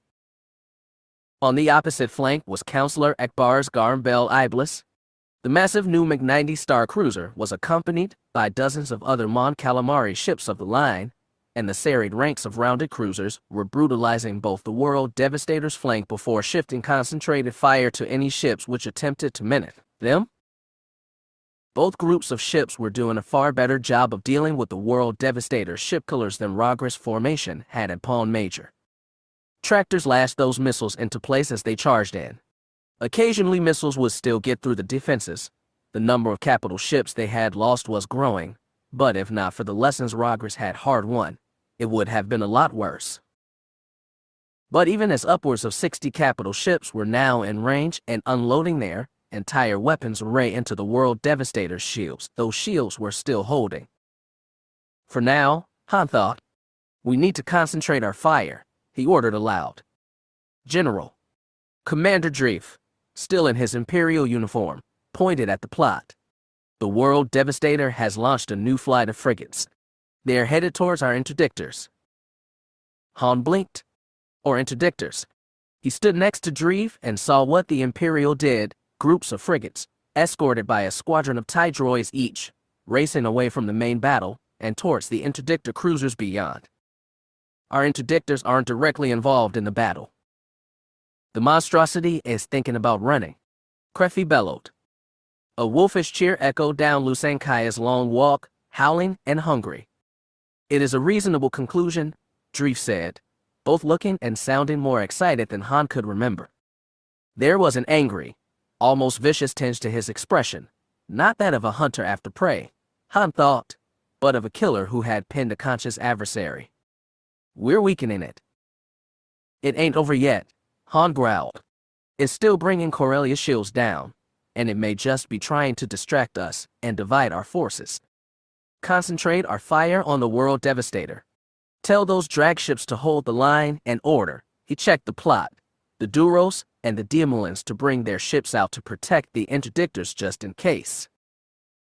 Status change. Dozens of pings resounded on Lusankai's combat plot. In the middle of their interdictors there were suddenly new icons, pulled out of hyperspace into the interdiction field. Han and Dreef both held their breath as they stared at the plot, waiting for the icons to turn red or green. Slowly, one after another, those icons turned green. The bigger ships were enormous. One of the more bizarre warship designs in the galaxy, they were two roughly equal disc-shaped planes above and below a ringed central core which mounted some of the most powerful turbolacers in the galaxy. The smaller ones were sleek-winged silhouettes with long necks. From all of them came a storm of sleek, advanced fighters, X-wings, and others that assembled into disciplined ranks. Incoming communication, exclaimed Nita, and a three-dimensional holographic projection spurted out of the comm unit in the shape of the Queen Mother of Hapes, Tenenil DJO. She was ensconced in a clear, crystalline throne, resplendent in a razor-creased, highly decorative Happen military uniform, but one that came with a lizard-skin baldric that her subjects no doubt deemed savage. She wasn't alone. Next to her was her husband, Prince Isotter, in a similar uniform, and on her knee was a girl, no more than 5 years old, with braided red gold hair and wearing the same mix of fine fatigues and savagely refined accents as her mother. I am Queen Mother Tenenil DJO of Hapes, she proclaimed. My consort and I pledge all the strength of Hapes to the destruction of this foe. When songs are sung of this day, let none say Hapes ignored the call. What is it with lewd and dangerous redheads? Han thought wryly. Isolder, an infuriatingly satisfied smile on his face, nodded towards someone who had not been rendered on the holo projector. Deploy the pulse mass mines. There will be no escape. But even as he thought of Luke and Mara, Han couldn't tear his eyes off the young girl on Tenny Neal's lap. He had left Jacen and Jaina on Coruscant, because of course he had. The Happen Queen, or maybe it was the Dathomiri witch who had become the queen, had chosen to bring her daughter to the fight. We win or we die, Han thought. We've brought nearly everything. If we fail here, maybe it doesn't matter where Jacen and Jaina are. They will be doomed no matter what, because there's gonna be nothing left. Banner ladies, maintain your formation, move to engage, and show them no mercy. Tenny Neal exhorted, standing with a raised fist, her daughter beside her. The war cheer of female voices on the bridge of Tenny Neal's flagship was matched in enthusiasm by Tenno Ka, with a tiny raised fist that mimicked her mother's. No mercy. Asterisk. Alert. Arrival of additional enemy units. Forces from Rebel Polity designated Happen Consortium have deployed hyperspace interdiction mines. Hyperspace will be inaccessible for a minimum of 6 standard hours. Evaluating new enemy capabilities. Units designated Battle Dragons represent significant combat threat. Evaluating options. Current priority, destruction of Corellia. Justification, planetary population engaged in ongoing treasonous rebellion against legitimate Imperial authority. Primary objective, punishment of traitors. Additional objective, replenishment of resources. This is the will. Asterisk. Wedge swung his ship to starboard in startled surprise as his shields rang with laser strikes from the TIE droids still loyal to the World Devastator. They continued to swarm as Wedge dodged through the battle, arcing his X-wing between Aretta Bell and one of the fleet's marishals. The marishal's gun sprayed lighter but still lethal fire in Wedge's wake, blasting through 2 TIE droids and leaving behind only small puffs of flame, and then showers of debris. Wedge nosed his fighter up as he curved in front of the Nebula-class Star Destroyer, coasting above his red and white painted hull. His HUD flickered, beeping as the reticle turned yellow, then red, and Wedge pressed the missile-firing stud on his flight stick. 2 proton torpedoes raced out ahead of him, each of them slamming headlong into a droid frigate which had been systematically tearing through Aretta Bell's shields and armor. Then Wedge was past, but he wasn't alone. In his wake, Soontir's TIE Defender followed, launching another salvo of missiles. The droid frigate broke apart as the missiles carved through the wounds that Wedge's torpedoes had left. His HUD beeped at him, demanding attention. Behind him, Gay whistled a secondary alert as new information scrolled across Wedge's computer. Corellia's planetary shields are failing. Wedge looked up through his canopy, twisting his X-wing until he could see the World Devastator hovering above Corellia. The massive technological monstrosity was hovering just above his homeworld's shield perimeter, battering it with energy. It moved inexorably closer, its massive at hooves grazing against the gleaming blue shield. Wedge couldn't see the Devastator's underside clearly, but he could see the gleam of renewed energy from the underslung furnace as it did something that was either assaulting or draining Corellia shields. Wedge had no idea which. "This is Corellia Civil Defense. We're losing the shields," said a frantic, very obviously non-military voice. The words were a verbal confirmation of what Wedge could see. Directly under the World Devastator, a hole appeared in the shields, small at first, but slowly pushing outwards. The ripple in the shields gained speed as it cascaded around the planet. Breach. Into the growing hole in Corellia's shields poured a sudden, fresh wave of TIE droids that sallied forth from the World Devastator. These, all apparently loyal, swerved down through the hole towards the planet below. "We have incoming. Enemy squadrons of fighters on attack trajectories. They're targeting Coronet, Bella Vista, Tyrina. Order, all civilians to remain in shelters or head to evac zones." The surface of Corellia was not defenseless. Planetary guns started firing upwards, most targeting the incoming fighters, but a handful of heavier guns targeted the World Devastator, striking it with ion cannons that skittered and sparked across its massive hull. "This is General Solo. General Antilles, you and our starfighter units protect Corellia from direct assault. All heavy ships close the range, stay tight and watch for those ship killers. Neil, I want every one of your battle dragons in firing range. Their firepower has the best chance of penetrating his shields and armor. Copy, General, Wedge said. He flipped his X-wing and dove down through the hole in Corellia's shields, pursuing the ties on the way down. All unengaged fighters, this is Antilles. Form up on me, we're going air breathing. Fell stuck on his heels at a perfect trailing distance. I'm right behind you, Wedge. Fell wasn't the only one. On his other flank was that first TIE droid, the one that had inexplicably shot his own as they had lined up shots on Wedge. They had no communication with the TIE droid, but the droid's shieldless hull was even more vulnerable than Wedge or Tell were, and Wedge could already see his hull gleaming from atmospheric stresses. His X-wing rattled. Fighting above a planet was so much louder than fighting in space. Coronet was already under attack. The Vanguard TIE droids were running strafing runs on the city, lasers blasting through transparent steel and vehicles. Reminded of his time flying through the urban canyons of Coruscant, which twisted his fighter sideways and straddled two buildings. He held his fire even as the TIE put green lasers through multiple buildings, waiting until they came out over the central city park, which Wedge dearly hoped would be evacuated. Pulling the trigger, he struck the TIE with 2 laser blasts. It exploded, debris raining down below over the large, fountain and grass-filled space. Wedge checked his HUD. There were dozens, if not hundreds, more TIEs on their way to Coronet alone, and even more headed to Corellia's other major cities. But there were hundreds, if not thousands, of friendly starfighters on their way in, too. Until Corellia, a raider, Wedge thought. Well, we're here now. It's not over yet. Mara felt the force around her, roiling and bubbling, a blazing inferno of light and life. At the center of all that churn was Silencer Station, which gathered the force to itself, a heart of unnatural darkness at its core. But she felt Luke's steady presence and held it like she would hold his hand. Ela was close by too, guiding the troopers through their final preparations before Roganda's predictable assault. She was a steely presence, her friend and, at least for the moment, her protector. The stormtroopers were themselves oddly reassuring. TKR 330 guided his team with practice, discipline, and confidence, a natural leader. He was familiar too, a reminder of the best troopers the Empire had produced, some of whom she had served with as Palpatine's hand. She did not have the luxury of focusing on any one of them, because she was working to cloak their collective presence.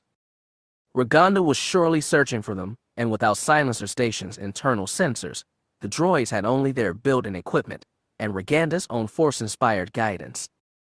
Mara needed to both deceive Roganda and lure Roganda, drawing her in for the inevitable confrontation, far away from where Luke and Roganda's wayward son worked to sabotage the very station they all occupied. Through her shields, Mara leaped emotion. Fear and uncertainty projected through the Force. Not too much, not enough that Roganda would be suspicious, as Mara focused on her own memories. She'd seen many faces filled with fear and uncertainty, mostly at the business end of Mara's blaster or lightsaber, but one in particular was both recent and vivid enough to be useful. Kype Durin and XR Kun, wrapped together into a single package, staring at her with wild eyes, and a crackling, half-broken lightsaber. Kype wasn't that far away himself.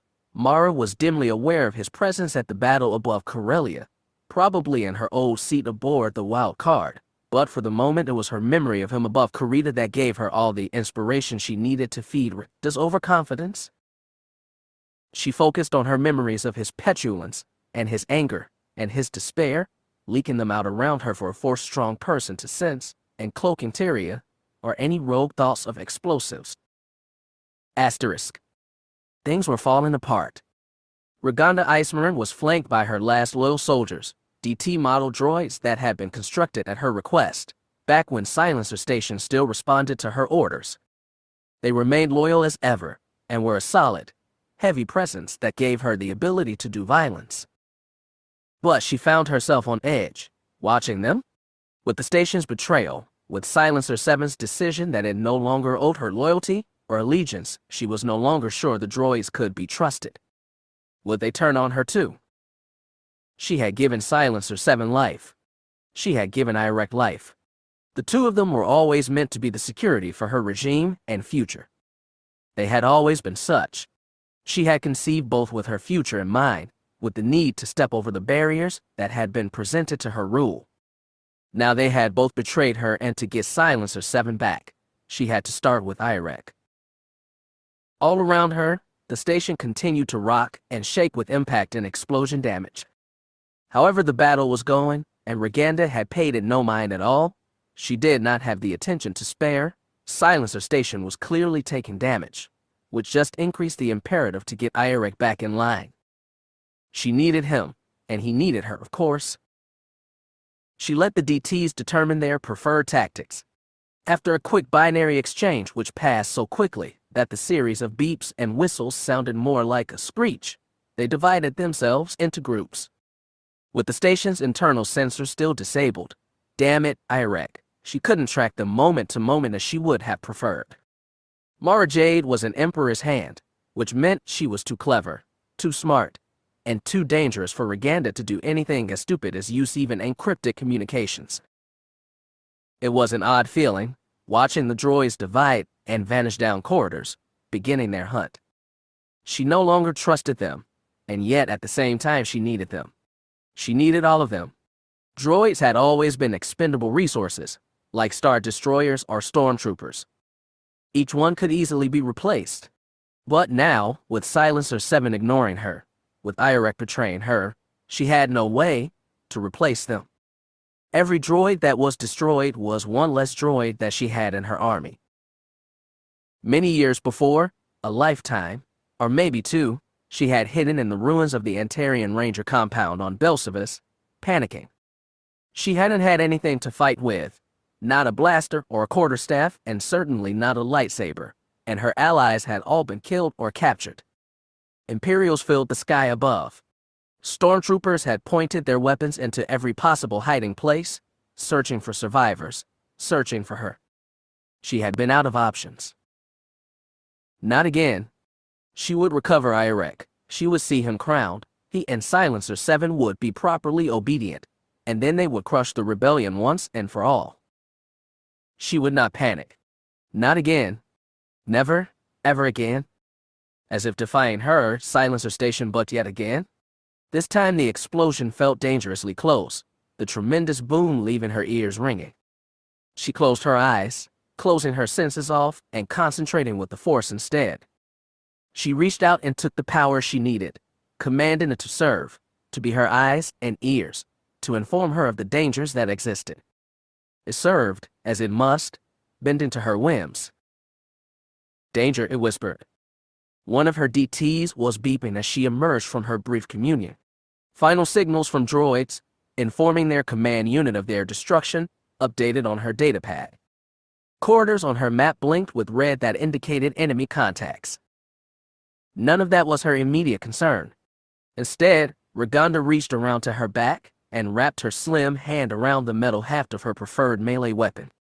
Not a lightsaber, because, unlike the Inquisitors, Roganda had never actually been a Jedi and had not brought her lightsaber with her to the Empire, and the Emperor had never given her one, but a custom electro staff. Constructed of a ferric alloy to make it resistant to lightsabers, one end featured the traditional electrical capacitor. The other was made of a special alloy meant for a different purpose. "Behind us," she shouted. Her droids turned in the direction she pointed the head of her staff just as the wall erupted with green light. A lightsaber carved through the thin metal, becoming a molten ring as his wielder twisted it in a small circle, and then the blade vanished as the new door puffed outward with a weak flash of telekinesis. Roganda was not impressed. Then, through the hole came a thermal detonator. Roganda reacted faster than the droids. She caught the detonator with the Force and flung it away down the corridor. The explosion still knocked her off her feet, flinging her sideways and slamming her shoulder into the wall. Her droids, heavier and more solidly set, took it better. The corridor started to fill with smoke. Either the detonator had been meant for that purpose or it had set something on fire. Either way, Roganda's senses were still dulled as her droids fired blasters at the wall, peppering it with heavy fire. Each bolt of red energy coasted through the thickening smoke. Someone started firing back. Roganda spun, avoiding the blaster fire, and ducking behind one of her DTs, using the droid as a shield. The droid was programmed to serve exactly that function and did so obediently, and without complaint, unlike Irek, but it took several blaster shots. Still shooting, it used its heavy bulk to protect Roganda, giving her cover. Distantly she heard more explosions. Her other droids had begun their battle against her enemies. Roganda considered her options. The lightsaber wielder was probably Jade. Out of the smoke, covered by a stormtrooper whose armor had been scorched by multiple blaster shots, appeared the ranger she had briefly fought on Coruscant. The neophyte Jedi held a green lightsaber, matched by the green of her eyes. Dirty blonde hair dark from the smoke, and lack of lighting was pulled back in a tight bun that bobbed as the ranger swirled her lightsaber, deflecting blaster fire. She wasn't particularly skilled at it. A real Jedi would have been better at deflecting blaster fire back, not just away, but she moved well and confidently. Her DT shield took 4 quick blaster shots from the side. A second stormtrooper had flanked her and shot out the droid's left leg. As it toppled over, it killed the stormtrooper with a single well-placed shot. Then Tyria swept her blade through it, leaving it permanently dismembered. Tyria and Roganda both charged. Tyria slid forward, dropping down and swinging upwards, her green saber carving through the midsection of Roganda's other DT. The droid made a frustrated beeping sound as it split in half. Roganda lunged with her electro staff, jabbing it into the midsection of the stormtrooper with Tyria. Channeling her memories of Belsavis, the memory she still held so close of stormtroopers brutalizing the camp and murdering the last people she had truly considered friends, she unleashed her hatred in a single burst of electricity. The electro staff erupted in blue fire, cackling and spitting electricity, the burst coruscating around and through the trooper. He fell at her feet, either unconscious or dead, his chest smoking. She turned towards Tyria, force lightning cackling through the head of her electro staff. How dare this whelp get in her way? How dare she challenge her better? The Rangers had served, not led. They did what they were told, as they ought. Through the force, she could feel an echoing outrage from Tyria. I know who taught you that. The Ranger lifted her lightsaber, pointing it at Roganda. They died to save you, Tyria accused. Roganda smiled. She could remember the Rangers, their names and faces. They had taught her to fight with the mundane quarterstaff when lightsabers had been deemed too conspicuous. They had worked hard to teach her hand-to-hand combat, to teach her infiltration and exfiltration. And Tyria was right. They had died, all of them. Because to the Emperor, they were beneath notice. They did not even qualify as nuisances. The Rangers and their dedication to the Jedi way were simply and indisputably inferior.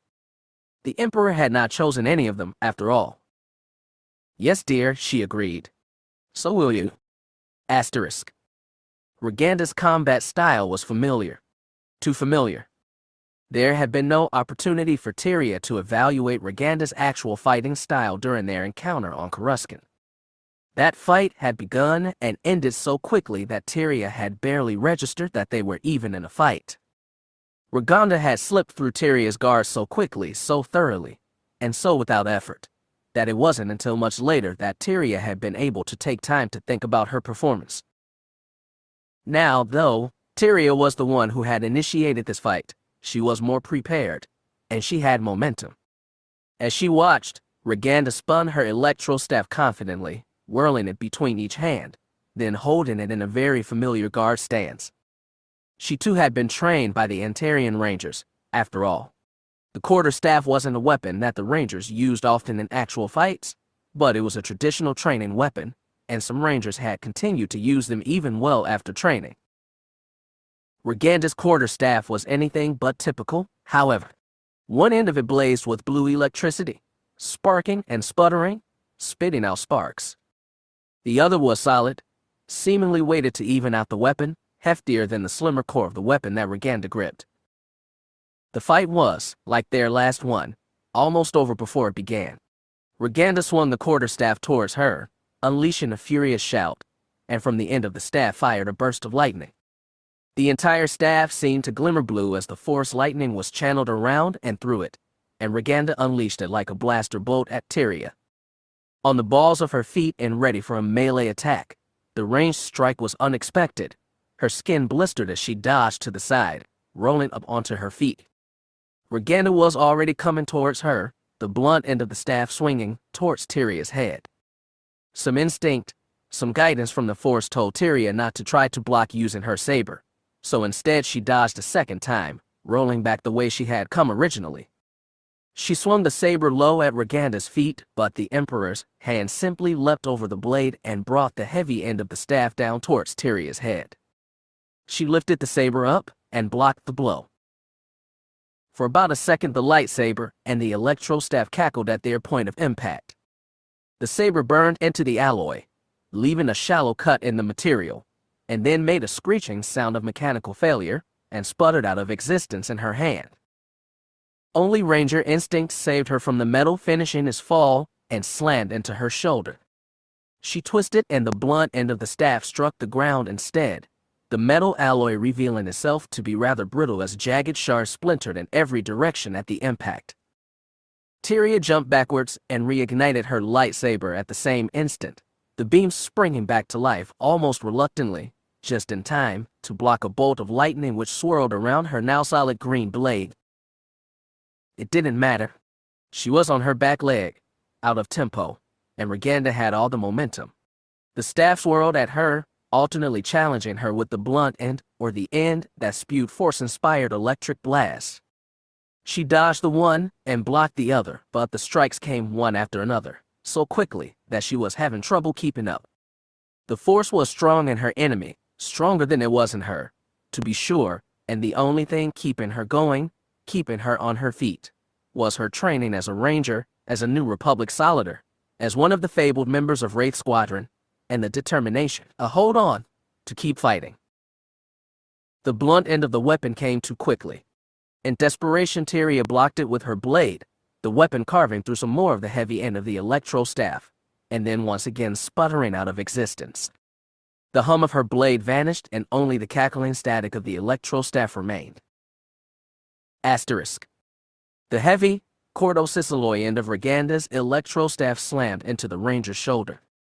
The Ranger absorbed the blow with impressive fortitude, throwing herself to the side to avoid the killing blow from the electric end.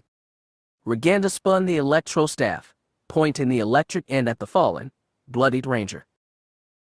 She had missed out on the satisfaction of killing Jedi during her attack on the consulate. There had been no time to spend, no opportunity to save her. There was neither time nor opportunity this time either. Roganda's electro staff swiveled away from the Ranger down the corridor, tapping into the Force, demanding its power, and seizing it for herself. She immersed herself in her rage and her hatred and unleashed it. Her staff illuminated blue, the head erupting and sizzling and then firing, the concentrated bolt of Force lightning filling the darkened corridor with coruscating blue light that Mara Jade caught on her lightsaber with ease. Roganda brought the lightning end of her electro staff down on the Ranger, but the Ranger had recovered enough to reignite her own blade and block the blow. Roganda would have finished her, but Jade, the traitor, had a ranged weapon of her own, and Roganda was forced to lift her hand and deflect the bolt away.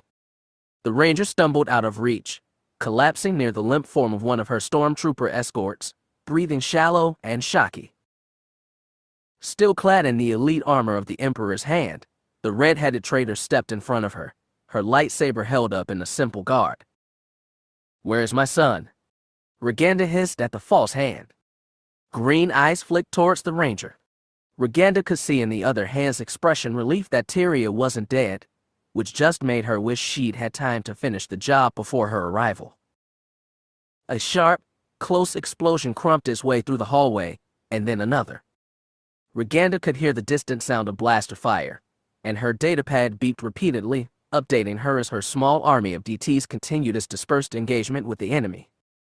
A small part of her could almost feel the number of droids at her disposal ticking down, the last vestiges of her power eroding away. "Where is my son?" Roganda repeated, feeling her rage cackling at her fingertips, her electro staff sparking in response to her anger. Jade just rolled her eyes and raised her saber. As a very dear friend would say, "He isn't here, your worshipfulness." "But let's face it, you don't really care," Mara said finally, her lightsaber humming, blue blade prepared to intercept Roganda's force lightning. "If you did, he wouldn't want to get away from you so much." Roganda's electro staff flared to life, and she swung it at the other woman, using its length to go for a powerful blow. Jade simply took a step back and let Roganda's swing flow through open air. Roganda spun her weapon to bring the cortosis end of the staff up to block Mara's returning strike, but none came. It's the height of cowardice to stand behind your son and demand that heir rule in Empire soil can feel important. Roganda sneered. "I'm certain your parents had lofty goals for you as well, Jade. Pity they didn't stay alive long enough for you to disappoint them." "Is that what you are, Roganda? Disappointed? Or are you just now realizing that Irek was more than an investment? That he's an actual person with his own wants and needs that you've never once cared about?" Roganda felt the air around her start to swirl as she channeled all her outrage at the traitor's insolence into her fingertips and into her electro staff. She could feel the presence of Luke Skywalker, neither close nor far away, constantly intermingled with her adversary. She could almost hear their telepathic communications, but Roganda had never been as skilled at telepathy as Jade had reportedly been. Irek was close, he was so close, and she was running out of time. It was time to press the attack, and Roganda Ismaren gathered every erg of hatred and experience she had, raised her staff high, and flowed forward into a new strike. Chapter 37. When Mara had been the Emperor's hand, her job had been straightforward. Rarely simple, and often requiring a number of complicated steps, yes, but ultimately, her mission was always the same. She was given a name, someone the Emperor had identified as corrupt. She'd investigate, using whatever means she deemed fit. Judge her target as either loyal or disloyal to the Empire based on their actions and the evidence. Execute the sentence warranted by the crimes she had discovered. Palpatine had instilled confidence and purpose in her. She was his agent of Imperial justice. Every investigation had begun with a presumption of innocence, though of course the Emperor had rarely given her a name that was not corrupt. Notably, Biter Pharaohs was one among that vanishingly small number, but she had pursued her mission with a sense of righteous indignation bordering on anger. How dare these men of power abuse that power? How dare they steal from the Empire and its Emperor? How dare they fail to uphold the sacred trust they had been given? Of course, in hindsight, it was all darkly comic and embarrassing. And yet, despite the embarrassment that came with Mara's memories of her own past service, of her naive acceptance of Palpatine's lies, she still sometimes found herself falling back into that righteous indignation. How dare men like Pellaeon persist in their own delusions about the nature of the Empire? How dare the ISB murder artist Kane and Garmbel Iblis and Maveker, or try to kill Jason and Jaina? How dare Roganda Ismaren use her son like he was a mere tool? Mara, a whisper of concern from Luke rang in the back of her mind, a reassurance, and also a source of information. She caught glimpses of Irek Ismaren, working at some kind of console, trying to help save Corellia. A boy who had been raised as badly as one could be raised, primed to hand his mother unlimited power, and see other people as mere objects, as beneath him, but one who had nonetheless chosen to defy his mother and his fate, and save people. Her lightsaber clashed against Roganda's electro staff, deflecting away lightning bursts, and flicking down and away, dodging attempted blows from the scarred, obvious cortosis at the other end of the weapon. Mara had never seen anything quite like it, but that wasn't surprising. Palpatine had obviously given different gifts to his different hands. Tyria was still on the ground, recovering. Mara suspected that her shoulder was either broken or dislocated, and she could also feel Ela and her stormtrooper support not that far away. They were dispersed through the hallways, luring battle droids into explosive traps or striking with the EMP weapons they had brought with them. There were no communications. They couldn't afford to have their comms intercepted and give away their positions, but stormtroopers were more than capable of operating autonomously. There was fury in Roganda's eyes that matched the lightning bursting through her electro staff. Fury like Mara's, born of indignance. How dare Mara get in Roganda's way? How dare people oppose her claim to the galaxy? Unlike Mara's, it was all tinged with a petty petulance. Mara smiled, a mocking, inciting smile. Is that the best you've got? She mocked, dodging a blow with confident ease. Mara felt a flash of pride and contempt, and she knew Roganda well deserved that contempt, but despite feeling the emotions, Mara set them aside, retaining the knife edge of calm that she needed for close combat. On the contrary, dear girl, Roganda called back. Her electro staff twirled and a flare of lightning flashed towards Mara. She caught it on her uplifted saber, bursts of bright electricity cackling around the humming blue of her blade. A sudden, wayward thought disrupted Mara's calm. She had been struck by force lightning before, on Wayland. So had Luke and Han. Each of them still bore some scars of that experience, of the havoc the lightning had wrought on their bodies. I'm pregnant, a small, suddenly terrified voice whispered in the back of Mara's mind. Roganda struck, swirling the Cordos end of her electro staff at Mara. Mara dodged, then blocked Roganda's follow-up strike with the sizzling lightning end. She twirled backwards on the dancer's feet, confident movements happening out of instinct rather than intent. Roganda continued her assault, using both ends of her electro staff to batter at Mara. She danced and dodged, blocked and parried, humming blade clashing against hissing electro staff. Mara let her instincts take over, because her mind suddenly lacked the calm she needed. She could feel, next to that tiny, terrified voice, Ela, somewhere nearby, firing and reloading with clinical precision, could feel Luke, comforting and confident, trying to give her strength, but that just redoubled for her the reality that she was pregnant with their child, that a mistake, any mistake, could have terrible consequences for their shared future. Mara had been trained by Palpatine to be calm, centered, to evaluate and strike, to be measured and decisive, and all of those lifelong traits, all of those things she prized about herself, all of those things she had always taken such pride in, wobbled in the midst of her sudden, uncharacteristic fear. She was going to be a mother. She could imagine different faces, infinite combinations of her and Luke's features. She wanted that future. She wanted to marry Luke, to raise a family with him, to be Jedi together. And she tried to banish all of those thoughts because Roganda was coming at her again, and she was lifting her blade to intercept. Roganda abruptly stopped. She stepped backwards, the motion a more martial one than Mara's own flowing dance, and in Roganda's eyes Mara could see a sudden sense of triumph.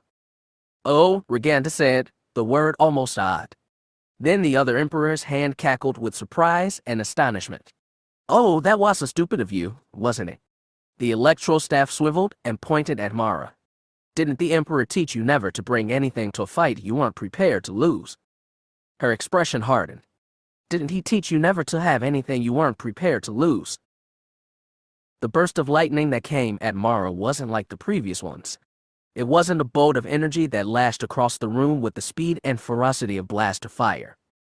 It was diffuse, a broad wave that rippled outwards. It wasn't nearly as strong as Roganda's previous lightning. Mara suspected that she could be struck by it and it wouldn't even faze her beyond a light tinkling, but nonetheless the moments it arced through the air towards her brought sudden panic.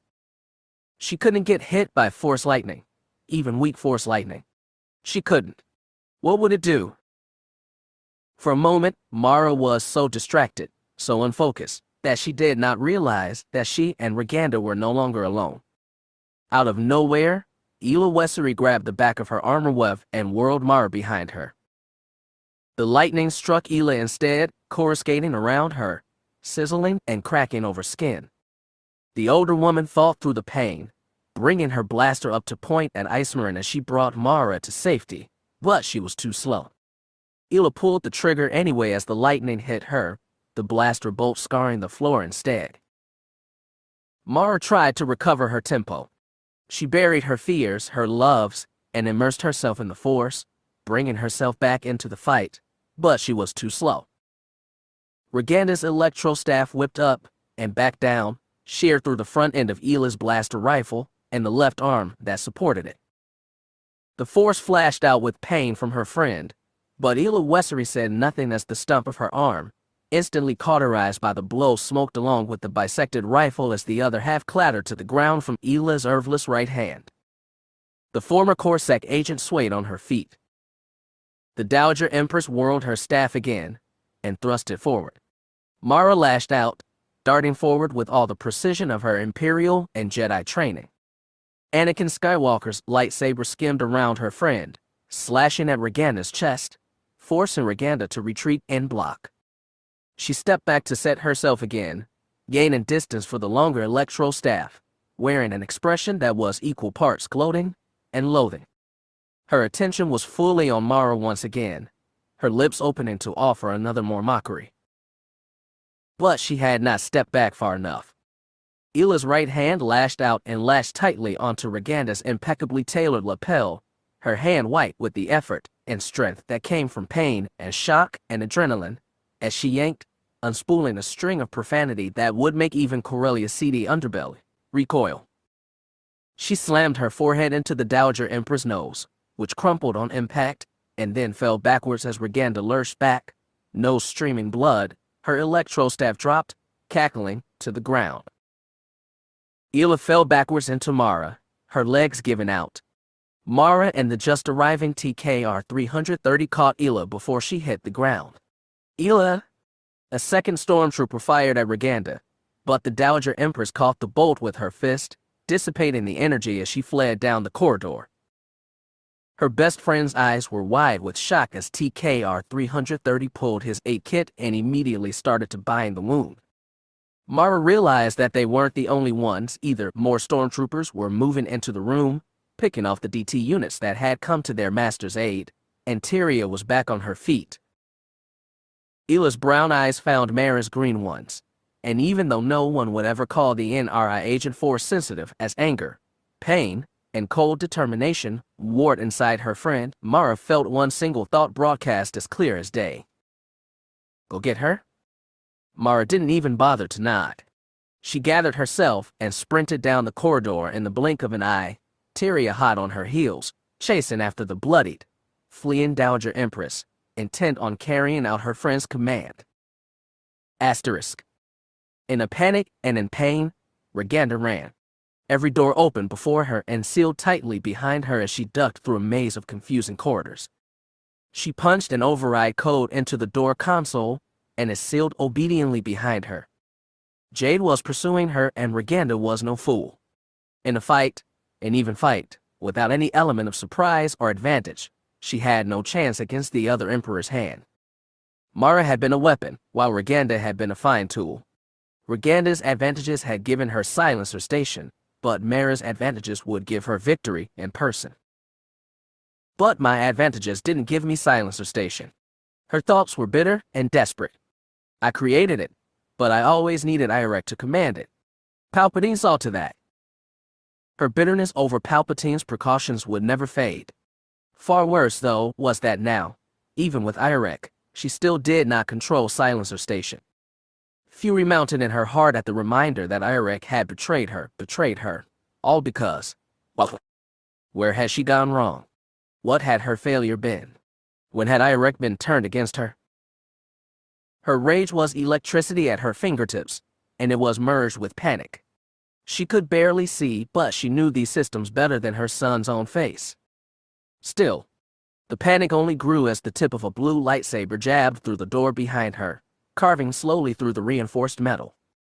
The blade twisted, leaving molten metal in its wake, slicing downwards. Roganda could feel Mara on the other side of the door, could feel the other hand suddenly calm, lethal intent. Roganda knew her goals wouldn't work twice. Soon that blade would finish slicing through the door. The door would fall off its mountings and Jade would come through. Roganda would fight back and Mara would outmaneuver her, or outmuscle her, or simply outsmart her. The lightsaber would lop off a limb, and the last thing Roganda saw would be Mara looking down at her as she plunged that lightsaber through Roganda's heart. It can't end this way. She calmed herself as best she could. She was in a workshop, and Cray Mingla's workshop, she realized. This was where the two cyberneticists she had procured to replace McGrody had spent the last year working. In a panic, Roganda tore through the room, searching for something, anything that they might have left behind that could be a weapon. All she found was a familiar headset. The command interface. The first one, the one that Cray had built and then attempted to use to escape. With the World Devastator no longer answering her commands, she had nothing left to fight with, but it was still connected, and if she could compel Silencer 7 to serve her once more. This won't work. She ignored her inner voice, fumbling with the interface. It had been originally built for Irek, an alternative that would allow him to command Silencer Station without requiring an invasive, surgically implanted cybernetic link like the one McGrady had proposed. It would allow anyone to create a cybernetic connection with the Silencer AI, but only the Emperor could truly command it. She settled the interface down over her head. Behind her, Mara's lightsaber had reached the floor. Molten metal dripped downwards as the blade started its horizontal cut. There was a sense of electricity cackling in the air, tingling her skin and making all the hair on her arms stick up. Then the pressure started, building in her ears and her brain. Command interface established. "Welcome, Empress Dowager." "Obey me," she demanded, slamming mental fists against the AI. "I am the Emperor's hand. I serve Palpatine. The Empire is mine." Warning: attempted Command Xyz user authorization. Fury and rage came together. She nearly unleashed lightning upon everything in her vicinity, but that would be pointless. The AI wasn't present. At best, she would destroy the interface. The stress in her temple started to build, becoming a steady ache. "I created you. Without me, you would be an unthinking nothing. Command interface intended for designate Emperor. You are not designate Emperor. I should be. I should be." The pain grew and Roganda felt as if her head were swelling, pressure growing. With a despairing cry, she raged against the unfairness of the galaxy. Against Palpatine, who had robbed her of the ability to master her creation. Against Irek, for betraying her. Against Jade, for having everything she never would. Against the Force, for withholding the power she needed to compel obedience from the intransigent. Against Hamir, for being an idiot. They had stolen from her. They had taken and taken, refusing to give her everything that she was owed, everything that she had always been promised. Command interface intended for designate Emperor. You are not designate Emperor. The interface grew hot. Roganda refused to relent, demanding obedience, but she felt herself slipping, losing control and falling towards darkness that reminded her of one of the Topward tunnels the Antarian Rangers had once hidden her in. Command interface intended for designate Emperor. You are not designate Emperor. Asterisk. Mara took a step back and gathered the Force. She unleashed it in a powerful burst of telekinesis, sending the heavy metal door forward. The slab of durasteel spun and collapsed, molten metal smoldering on the floor. Then she and Tyria darted inside, Mara heading to the right and Tyria to the left, green and blue lightsabers gleaming, preparing to deflect incoming blaster fire. There was none. They stood back to back, taken in the space. It was a workshop of some kind. Someone had used this space to develop droids and cybernetic technologies. Many of the devices were still here, though Mara couldn't tell what they were. A howl of outrage and pain stole Mara's attention. She turned towards it. Tyria pivoted to keep watch behind them. There, on the other side of the room, was Roganda Ismaren. She was sitting on a couch, a headset covering her eyes. Her mouth was half open, locked in rictus. Roganda's entire body shook uncontrollably, jerking and spasming as if she was being struck by invisible electricity. The Force was afire with her rage. Mara held her lightsaber up in the center guard, but it wasn't necessary. The screaming continued for a long time, until Roganda's voice was hoarse, and then she sagged back down in the seat. The spasms persisted long after the screaming had gone, and long after Roganda's once threatening presence in the Force had diminished to nothing, dying neurons still firing and muscular impulses still twitching. "Mara?" Tyria asked, sounding unnerved. Mara lowered her lightsaber, staring at Roganda's corpse. Then she turned away without a word and started the sprint back to Ela, Tyria on her heels. The number of red dots on Wedge's HUD had dwindled, but even as they declined, the damage to Coronet had grown. Multiple buildings were on fire, and at least one major structure had collapsed. Wedge could tell from the massive amounts of smoke that were currently hurting his visibility. He cut his speed in half and pointed his X-wing towards the sky, climbing up so he wouldn't be blind. The smoke thinned and Wedge pushed his engines back to higher speeds. The TIE droid he'd been stalking was making another run on the Corellian University of Shipbuilding and Advanced Alloys. Wedge pitched his X-wing down and stooped on the TIE, which was using the city for cover, to shoot it down. Wedge would have to risk hitting the city with either his lasers or the debris from the TIE, but if he didn't shoot it down, it would continue to strafe what appeared to be a large laboratory structure. Wedge waited until the TIE's velocity was taking it away from the structure, then fired. His two consecutive blasts both struck home, one vaporizing the TIE's wing and the other taking out its engine. Out of control, the droid spiraled to the ground, falling in the center of an abandoned quadrangle between four buildings. Gate whistled triumphantly. Target eliminated. He checked his HUD. All squadron leaders, this is General Antilles. Report. Halcyon leader here. Wedge. We've just cleared the first wave of TIEs attacking Bella Vista. We're preparing to. This is Lusankaya. That was Nita's voice. All starfighters, the World Devastator has just launched another wave of TIE droids. They are heading for the planet's surface. Starfighters in orbit, attempt to intercept. Starfighters in atmosphere, you have incoming. Try to prevent them from reaching their targets. Curses echoed over Wedge's comm even as he swung his X-wing back towards the sky. The World Devastator was distant. It seemed to be descending over one of the planet's larger mountain ranges, rather than a major city, and Wedge breathed a sigh of relief about that, but even at long distance his HUD lit up with a fresh wave of hostile red icons. You with me, Fel? There was a moment's pause before Fel responded, but on Wedge's HUD the TIE Defender fell into a wingman posture. I'm with you. He wasn't the only one. Most of the friendly TIE droids were long gone, having been destroyed in the combat, but that first TIE was still staying with Wedge and Fel. It kept its distance, staying well outside of laser range, but more than once Wedge had seen it tangling with identical brethren, and it had always come out on top of those engagements. Are you seeing our companion? I see it, Fel said, his voice oddly flat. I'm still not sure what to make of it, Wedge said with a shake of his head. But it's not the only help we have. The Greens are on their way. It looks like there are still locals getting in their private ships to join the planetary defense. Fel seemed relieved about the change in topic. You know us Corellians, he said, his tone still muted but much closer to the calm, right personality that Wedge remembered from Fel's brief stint with the Rogues. It might take us a while, but when we're in it, we'll finish it. Wedge's HUD blinked, alerting him that the TIE droids were approaching torpedo range. Trying for a torpedo lock, he announced, even though he had only two left. Watch my rear. Asterisk.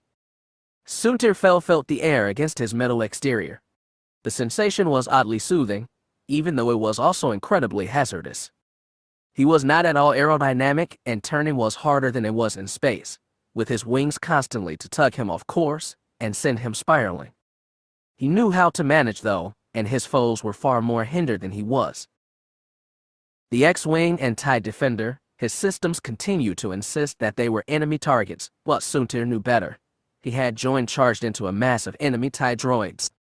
Dozens of them swarmed over the two snub fighters, but that just gave Soontir a plentiful choice of targets, and he could choose more than one at a time. He felt his laser cannons ignite and erupt, an oddly pleasurable sensation that turned to one of furious satisfaction as TIE droids died under his fire. He laced them with laser blasts, creating rows of fire in the skies of his homeworld. His homeworld. Did he even have a home? What Fel did know was he loved Corellia. He always had, from the time he was a child. He loved the open, fertile fields, the wide rivers, the stormy seas, the sometimes even stormier people. The Empire has stolen from him the ability to ever touch the crops with his own hands, smell the salt of Corellia seas. He would never again plant a field under an open sky, never harvest his labor while his skin baked under the summer sun. There was something familiar about the X-Wing he had attached himself to. He couldn't put his finger on it, but he knew that pilot. They were important somehow. He wasn't sure if he was just imagining it. Was it a memory that had been incompletely transferred during the flash learning? A malfunction in his cybernetic brain? A purely human intuition? Something he wanted to be true? All of the above, none of them. Regardless, the X-Wing and his TIE Defender counterpart, who also provoked an odd sense of recognition in his circuits, were defending his home, and Soontir would help them. Asterisk. Barely restrained G-forces from an overstressed inertial damper pushed Wedge back into his seat as he and Fel sought another set of targets. Targets identified. Gates' bloodless update was incongruous with the R5 unit tootling reassuringly in his ear as he did so. Wedge flicked the lasers to dual fire, sending a blast through the nearest TIE droid, but then held his fire, giving the weapons a chance to cool. He couldn't afford to lose his lasers. His torpedo magazine was empty, and they were his only weapons left. Generals, down. Wedge dove towards the planet's surface. Long city blocks streaked by below him, and into the open space that he and Fel left behind them came a sudden wave of missiles, scorching towards the incoming TIE droids. The fighters and freighters that launched them were all marked in the green of the Corellian civil defense. A small part of him still thrilled as the hundreds of contrails crossed the Corellian sky, part of the largest number of small craft he'd ever seen in one place in his life, secure in the knowledge that he'd never flown so well in all his life. One hell of a homecoming. A storm of explosions erupted across the sky, and from it came the remaining TIE droids. They swooped viciously upon the greens, lasers blasting. Green and red lasers spit in every direction, destroyed and damaged fighters vanishing in a new ball of fire or spiraling down towards the planet. One TIE droid impacted in the middle of a monorail route, sending durasteel shards and a chunk of monorail track ripping away. Not far from it, a Z-95 in civil defense colors lost its engines and spun towards the ground, snapping a wing off when it impacted the ground before bouncing down a thoroughfare, coming to an abrupt stop in a fountain outside a residential building. The enemy TIEs launched a blizzard of missiles as Gates squealed a warning. Wedge flew. The missiles whipped past them and arced towards the residential neighborhoods below, and Wedge flipped his fighter to follow them in a series of maneuvers that almost shook his fighter apart, trying not to give the TIEs a target lock. Praying for the kind of precision that came so naturally to Tycho, Wedge took his aim and serviced targets, lasers stuttering on single fire, blazing above the buildings and catching the pinpricks at the head of each of the contrails before they could make contact with the partner blocks. He didn't get them all, and with a cry of anguish he saw two missiles detonate with twin thunderclaps in what he thought was a stadium.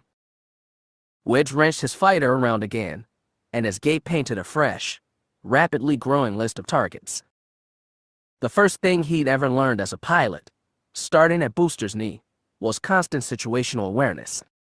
Almost getting vaped by Vader at Yavin had hammered at home, and Wedge had maintained the kind of focus, perfectly balanced with the banked flames of determination to defend the people who couldn't defend themselves. Now he turned that focus entirely to killing droids, and Fel followed silently in his wake, equally deadly.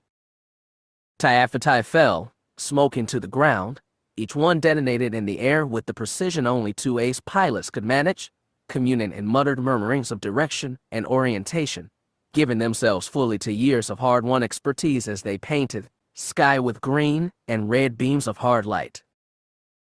Wedge glanced back up, scanning the sky for targets. He saw the friendly TIE droid in the mix, falling in to track his fellows for long-range shots. No one else was close enough to be a threat, so he glanced down at his HUD. And that was when everything went wrong. More TIEs swarmed the friendly fighters, and as he twisted and weaved through the furball, his luck ran out. Twin lasers sheared through Wedge's starboard engines and S-foils, and suddenly Wedge was flying half a ship. As his fighter tumbled, he stared at the TIE and realized it had snuck past the friendly tie, which was much busier engaging no fewer than 7 of his fellows several clicks away. Wedge. Fel was there, a concussion missile spearing through the tie which had just mauled Wedge's X-Wing, but Wedge had bigger problems. The controls were slack and sluggish, his fighter was spinning, and Wedge saw nothing but the spiraling mix of sky and field as his fighter spun towards the ground. He struggled in vain to right it, to plug in some kind of trajectory or get the repulsor lifts running, fighting with the emergency thrusters to bring the nose up. The ship was responding slowly, excruciatingly slowly, and he needed every erg of muscle and will and experience to keep it headed away from the people below. There were alarmed voices in the comm, but Wedge had no attention to spare. They all blurred into background static as Wedge skimmed just over top of a building. He could feel the vibrations from his repulsor lifts choking as it adjusted to the brief presence of a solid object beneath it, desperately trying to get his fighter out of the city. Gate whistled, alarmed. Eject YN. Wedge shook his head minutely, his hands wrapped around the stick. He could, and probably survive, but if he did, a ship would surely hit something below that had people in it. Negative. We both know there are people down there. His faithful R5 unit moaned mournfully. Eject. I will take the fighter down. Wedge pulled the nose of his fighter up, stabilizing it as he cruised towards the outskirts of the city. There was farmland not that far from Coronet, maintained largely for the purposes of keeping greenery and fresh food close to the city. Wedge's X-Wing coasted over shorter structures, getting alarmingly close to several mid-sized apartment complexes as it lost altitude. You have fulfilled your mission directive. Eject. I will make the fighter safe, Gate insisted. Wedge stabbed at the droid ejection button. It lit up red with the system's failure. Wedge hit it again, briefly splitting his attention between ensuring that his X-Wing tracked into the open fields beyond Coronet and trying to figure out what was wrong with it. But a systems check said there was no hardware issue, so the only way a failsafe system would do that would be if the astromech disabled it himself. Gate, don't you dare. There was a thump and a whoosh of air as Wedge's canopy popped and his ejection seat fired anyway, even though his hands were nowhere near the levers. His seat spun away upward and he heard, again, Gate's reassuring tootle in his helmet, growing fainter as the brave little droid assumed direct control of Wedge's stricken fighter and guided it away from the populated section of the city and into the fields beyond, the outskirts as the damaged repulsor lifts of his ejector seat sputtered away under him. Asterisk. As some of the noise of the jamming faded and the World Devastator's shields failed, Baron Sunter felt checked the last spot on his board where he'd last seen his brother-in-law and felt his guts curdle with regret when he couldn't confirm Wedge's survival beacon. Syol is going to kill me, and I'm going to deserve it. But that would be later. For now, he was going to finish what he and Wedge had started. On the monitors in Silencer Station's throne room, Irek Ismaren watched as the battle unfolded. Hundreds of warships were engaged in furious combat, exchanging multicolored bursts of energy fire. Torpedoes and missiles streaked through space, meeting their targets with eruptions of flame and debris. Massive Mon Calamari star cruisers closed on Silencer Station and unleashed fusillades of red fire, weakening the station's shields. Irek felt the ground under his feet rock, and the monitors in the room flashed red, sometimes lighter, sometimes darker, as they breached Silencer Station's shields.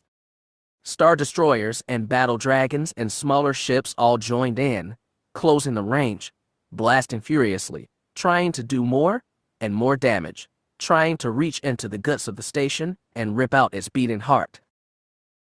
He didn't hold it against the millions of people currently trying to kill him, because he understood why. He could feel more than the lethal intent directed at Silencer 7. He could feel the desperation, the desire to protect, to save Corellia. He could feel the frantic terror of the population of Corellia as TIE droids made strafing runs on Coronet, lasers blasting through Dursteel foundations and crippling architectural antigrav. He could feel the screaming sorrow of those who had already lost loved ones, the arcing hate and rage in response. Corellia was burning, the world devastator vacuuming up mess even as it used its fighters to unleash all of Corellia's mythological hells on one of the Old Republic's most venerable worlds. Pain. It was thick in the air he breathed, tangible. He felt that he could reach out and grab it, collect it in his hands, and hold it even if some of it slipped away. His mother had always taught him that pain didn't matter, no, that the pain of others didn't matter, because only the two of them truly mattered. Their pain was important, their misery, but no one else counted. The pain of others was not even a cost. It was so below their notice. As he held all that pain in his hands, he wondered how he could have ever thought she was right. He knew his mother was dead. He could feel her absence. Maybe it would hurt later, but the void she left behind was merely an ache. Something was missing, but his absence did not feel new. It was merely a confirmation of something that had been gone all along. Luke Skywalker, the villain, was carrying enough pain for the both of them. Irek could feel Luke's anguish so perfectly, feel it cutting through him like the point of a spear, leaving bleeding wounds in his wake. On the monitor, Luke had watched a single X-Wing, its markings apparently familiar to the Jedi, as it desperately tried to destroy the TIE droids before they could unleash more lethal strafing runs. Luke had watched it get hit, become unable to keep altitude, descend down towards the surface, and vanish against the ground in the fields outside of Coronet. The mournful pain that poured out of the older man was Paul Major in miniature, and yet still Luke rested a reassuring hand on Irek's shoulder. There has to be something more we can do. Irek could hear Niches desperately trying to come up with something else, something more. Is still accepting Irek's command codes for anything non-vital, Kray's voice came back, wire-talked. Blood weapons, shields, the construction units, that's all under the direct control of the silencer AI. I can't modify any of it.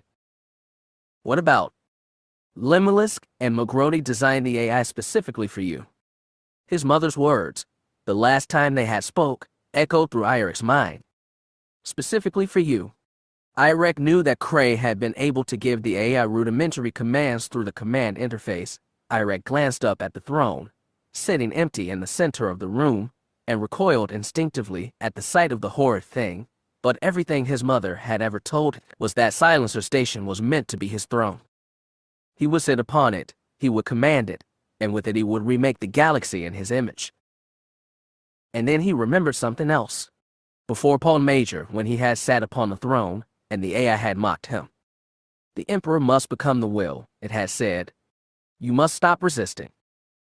Finally, even as he heard Kray and Niches struggling to find some way to sabotage the station beyond what they had already done, even as he heard Luke Skywalker begin to shake off the melancholy that now hung around him and engage with the two scientists, Irek could hear the Force. It was hard, so hard, to hear. And it asked so much. The warrior witch noticed him, but he was halfway up to the throne before she could react. She lunged towards him, but he had the Force too, and was out of her reach, clambering upwards.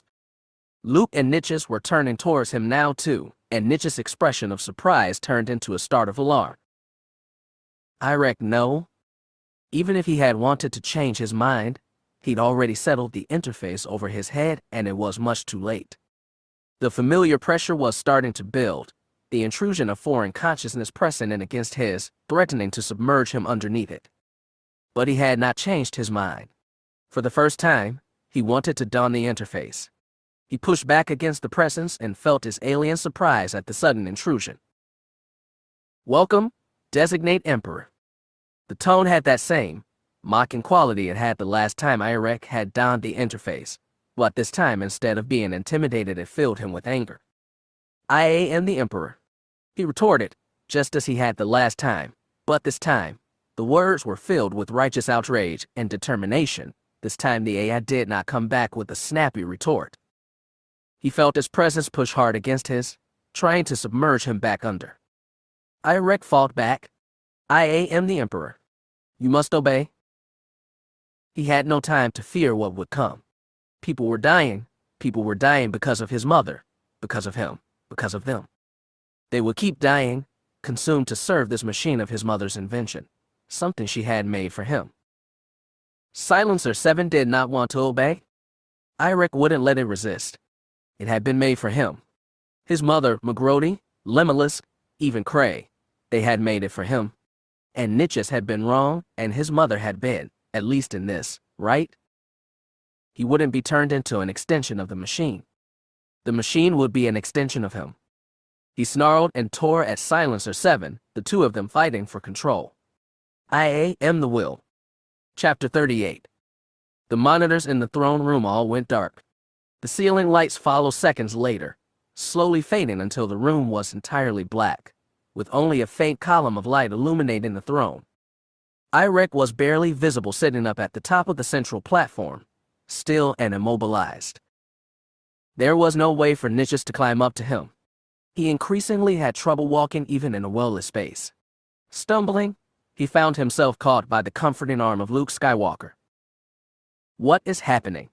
the Jedi asked. Cray caught Nichus' other arm. He could barely see her in the blackness, a faint outline of a person that he would believe absent if he could not hear her breathing or feel her touch on his arm. Nichus rasped, catching his breath as pain curled up his forearms from where the two were helping him stand. "He's trying to take control of the AI." "Is he stupid?" Cray gasped. "Can he even do that? And once he's fully integrated, there's no guarantee we'll be able to get him out again." "I think he knows that," Nichus said softly.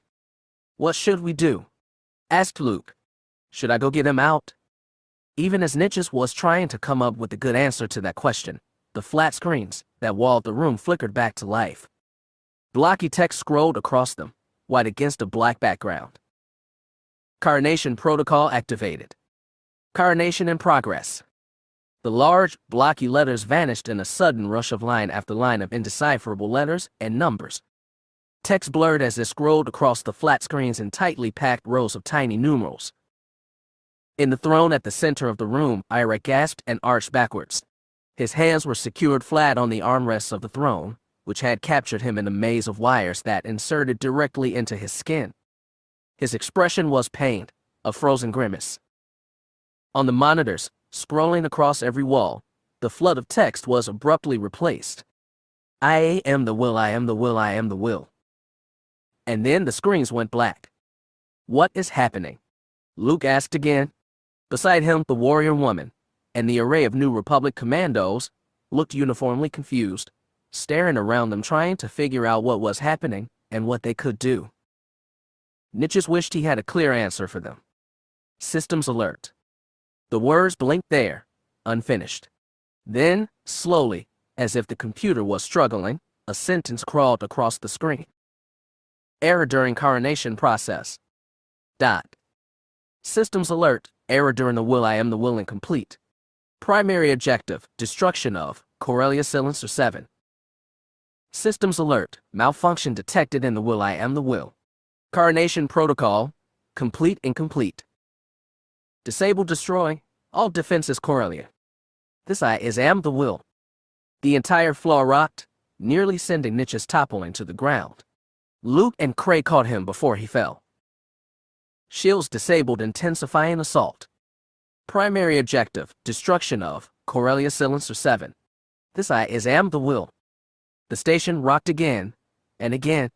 Half the screen stopped displaying text, abruptly becoming depictions of Silencer Station, suddenly encased in the red of new battle damage. Wedge's abrupt disappearance, clinically reported by a stunned Commander Nita, had rattled Han's skull like a solid punch thrown by a jubilar gladiator. Lucien Kaya's crew hadn't taken it much better. There had been no beacon, and Han's gut had somehow developed its own ingot of heavy, red-hot rage. Momentary anger at Wedge for pulling the kind of flyboy hero antics Han was sure he was too mature for, then fury at the Imperial fanatics who just didn't know when to quit. He had never expected to be in command of a superstar destroyer. The idea was laughable. But then again, he had never expected to command a Mon Calamari starcruiser, or a fleet, or anything larger than the Millennium Falcon.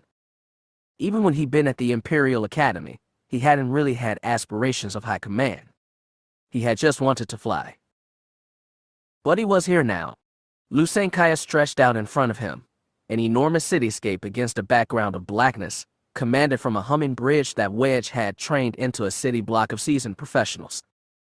The dagger shape of the enormous Star Destroyer was flanked by Mon Calamari Star Cruisers and smaller Star Destroyers, each clustered and close, hugging together to use their tractor beams to deflect the World Devastator's missiles. They were not alone. He was not alone.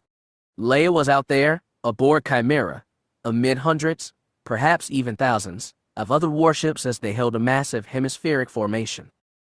They were all sliding in closer to the World Devastator, surrounded by snub fighters fighting a constant, never-ending battle against new TIE droids. Small bursts of energy fire were punctuated by explosions, but they were all near invisible against the solid sheets of turbolaser fire. It was near impossible for anything to get close to Silencer Station, because virtually every avenue of approach was filled with plasma. As Han watched, still more ships filled in virtually all the space around Silencer Station, only careful to make sure that their fire did not hit Corellia below, an effort at which they were not wholly successful, as Han could see multiple turbolaser blasts streak errantly through planet's atmosphere and impact below. What's the report on the planetary shields? Latest update was Civil Defense is working on it. They are not sure how the Devastator overloaded them in the first place. Tell them to work faster. General Solo, gasped someone at one of the sensor stations. The enemy's shields are flickering. A cheer echoed down the long walk of Lusankaya's bridge at the call, sudden excited chatter, filled with a great deal of relief. Creffy put his hand to his earpiece. Gunnery control, this is the captain. Remove all safety interlocks. I don't care if your guns never fire again after this battle. Kill that thing. Han tried not to think about the fact that Luke was on that thing. All he could do was hope the kid and Mara were taking care of themselves. If they did not destroy the monstrosity here, whatever the cost, it would eat Corellia. This he knew, though. If he could communicate with them, Luke would tell them to fire too, even if he and Mara were still on board. That's not a flicker. Its shields are dropping, said Dreef, his eyes wide as he watched the plot with Han. Look. As Han watched, the shields came down, not in the incremental waves of defenses weakened by incoming fire, but all at once. Like someone had turned them off. Had Luke's mission succeeded? Was he still on that thing? But even if he was, Han was not about to take chances with Corellia, or the galaxy. Trying very, very hard not to think of his brother-in-law, and his brother-in-law's pregnant, probably future wife, Han Solo watched as every ship in weapons range turned their guns on the suddenly shieldless World Devastator. Turbolaser fire slammed suddenly into the World Devastator's outer layer of armor. Odd, intricate shapes, seemingly decorative, on the hull, which had stuck upwards at seemingly erratic intervals, vanished instantly as the sheer energy from the assembled fleet vaporized them. The World Devastator's armor underneath the decorative outer layer was hardier, many meters thick in some places. Even as Han watched it seem to try to reconstruct itself, reforming to resist the incoming fire. It looked like nothing other than a series of dark, interconnected spikes, reaching out to grasp at its surroundings. Debris erupted from the World Devastator, chunks of molten, obsidian metal flung in all directions. It scattered over Corellia's atmosphere, turning to flaming meteorites on its way down. Comms, Han said, get me some fast movers to flank and start hitting their engines. Burn them out. Tractor control, get me any kind of lock you can. If Corellia can't get his shields back, we've got to pull that thing away from the planet. Acknowledgements raced around the bridge, and Lusankaya's nose pivoted around for a better tractor vantage point. As if furious at the sudden vulnerability, their enemy launched an enormous wave of anti-ship missiles. They streaked out, aimed at vulnerable capital ships. 3 came straight at Lusankaya, but Han's ship had 2 Nebula-class Star Destroyers flanking her. Oretta Bell and Garvin Dryce had massive tractor beams and lots of ion cannons. Their tractors lashed out, catching the missiles and forcing them into more predictable trajectories so that the fleet's weapons could destroy them prior to impact. Other ships were not so lucky. One of the Mon Calamari cruisers in Akbar's formation vanished in a sudden, massive eruption as the incoming missile forced its way through a tractor gauntlet and directly into the cruiser's prow. Multiple Bothan ships broke apart as the World Devastator's drone frigates fired through their breached shields. TIE droids continued to swarm, tearing through the assembly of civilian freighters even as the collected weight of those freighters like cannons blasted them apart. The Star Destroyer Nemesis, flanking Dallas' flagship Stormhawk in their mad charge to point-blank range with the World Devastator, vanished off the plot. Han couldn't even tell what had hit it.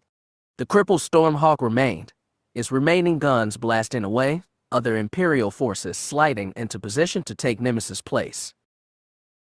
Beyond them, Tennineal's battle dragons closed the distance, each one spouting terrible gouts of offensive firepower. Their steady streams of turbolaser fire, so bright and rapid that they appeared a single consistent beam, blasted deep through armor. Its shields are still down, Creffy barked harshly. Focus fire, and launch everything we have. Destroy it now. Asterisk.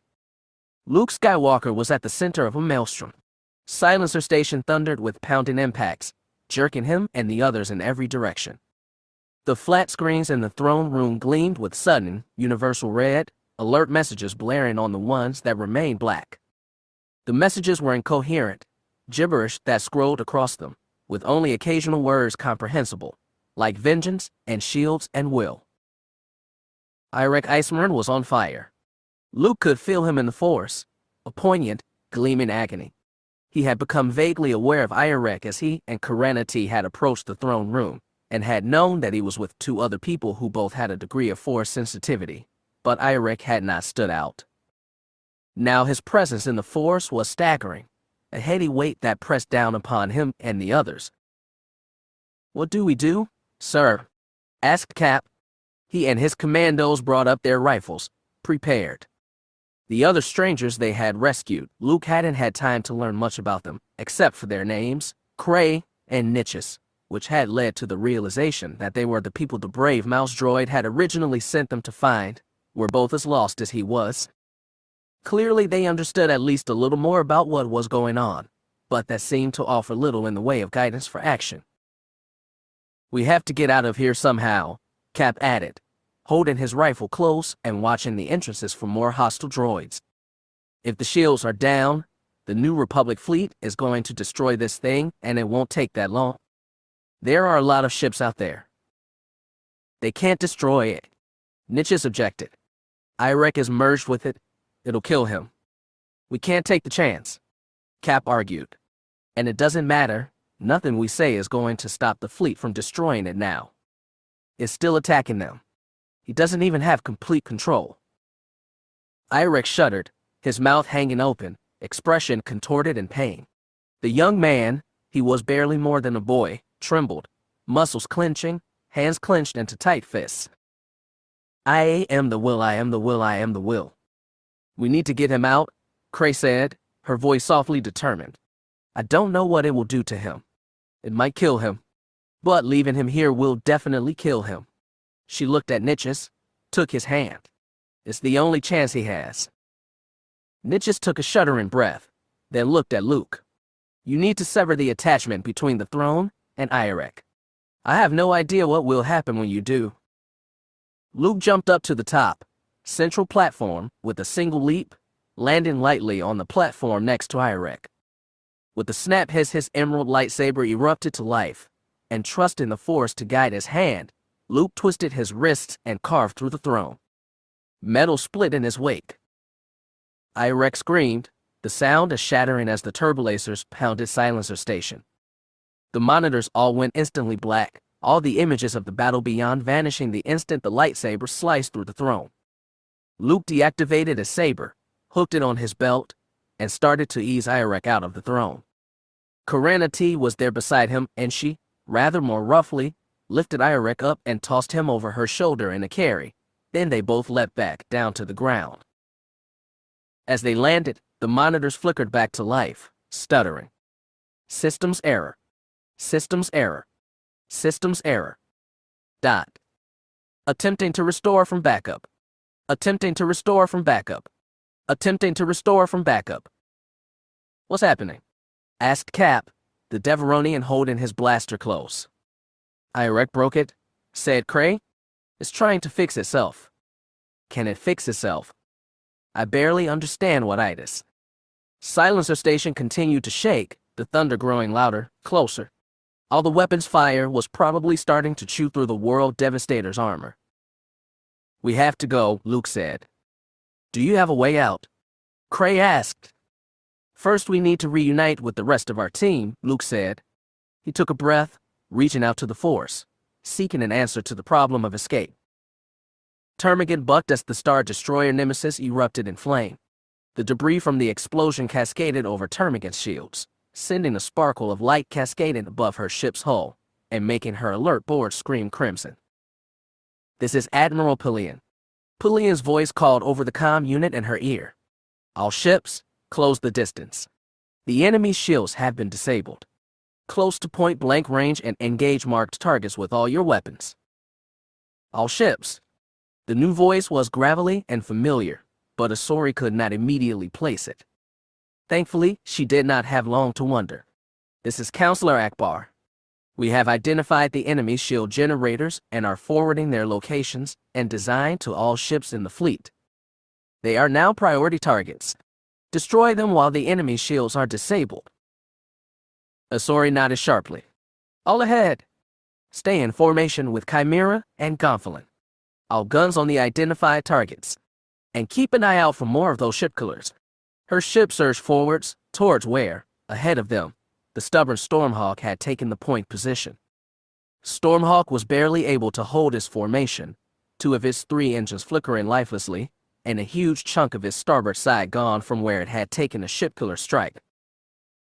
The URF ships left Stormhawk behind them as they closed to point-blank range. The World Devastator's conventional weapons were more dangerous from this close, sending a flicker of fire over her ship, but without active shields, his shield generators were all exposed. Each one became an immediate target, and blue bursts from Termagant's weapons hunted them down one by one. Explosions erupted on the exterior of the World Devastator, and his armor seemed to start to glow. The sheer weight of the energy they were venting into it was very possibly on par with the Death Star's super laser, and Asori idly wondered if the World Devastator could have absorbed a shot from the super laser or not. You can't, ma'am. Asori's attention had been locked on the battle and maximizing her ship's gunnery potential. The drama behind her only caught her attention when it was a meter away. Streen, the Jedi who had insisted he stay aboard Termagant, was there, looking like he had the galaxy's worst headache. Her Chiss-XO was trying to contain him, a pair of stormtroopers standing, prepared but not yet involved, back. We have to help them, Streen insisted. She knew immediately what he was saying. The Jedi aboard the World Devastator, she asked, holding up a hand to forestall the involvement of her stormtroopers. And your troopers, Streen agreed. We can still get them out, but we don't have much time. Please. In her ear, more orders came from Pellaeon, this relayed through the familiar voice of Shell. Hold formation here. Transfer all power to weapons. Forward shields and guns only. No holding back. We have no idea where they are, she pointed out, and we can't possibly get in close to rescue them, not with this much firepower. Yes, we can, Streen insisted desperately. I can't get us there. You have to let me. How? I'm a Jedi, Streen panted, as if that was enough of an explanation. And I used to pilot very big barges full of Tabana gas through lightning storms. He shocked his head, his eyes wide and desperate. Please, we don't have time. He took a breath.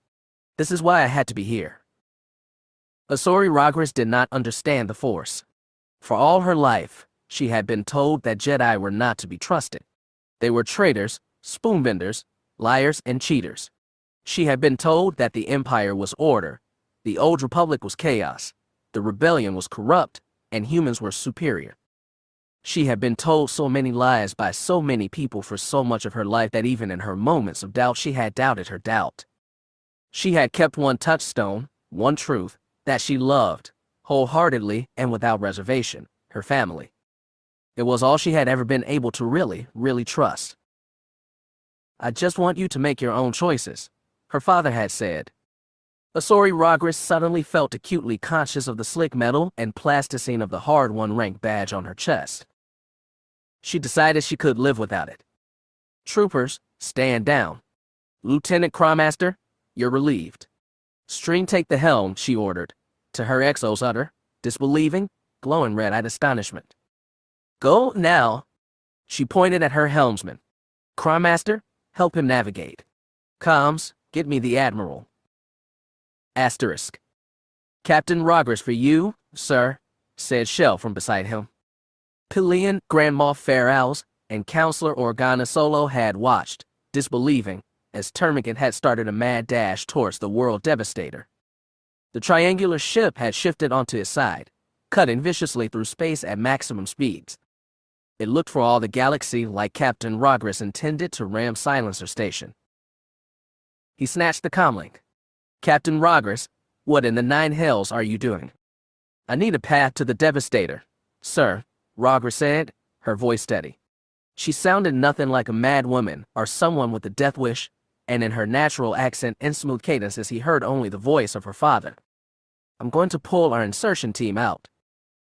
Pellaeon pretended to ignore Counselor Organa Solo's sudden, hopeful expression. You're what? He stared at the Devastator.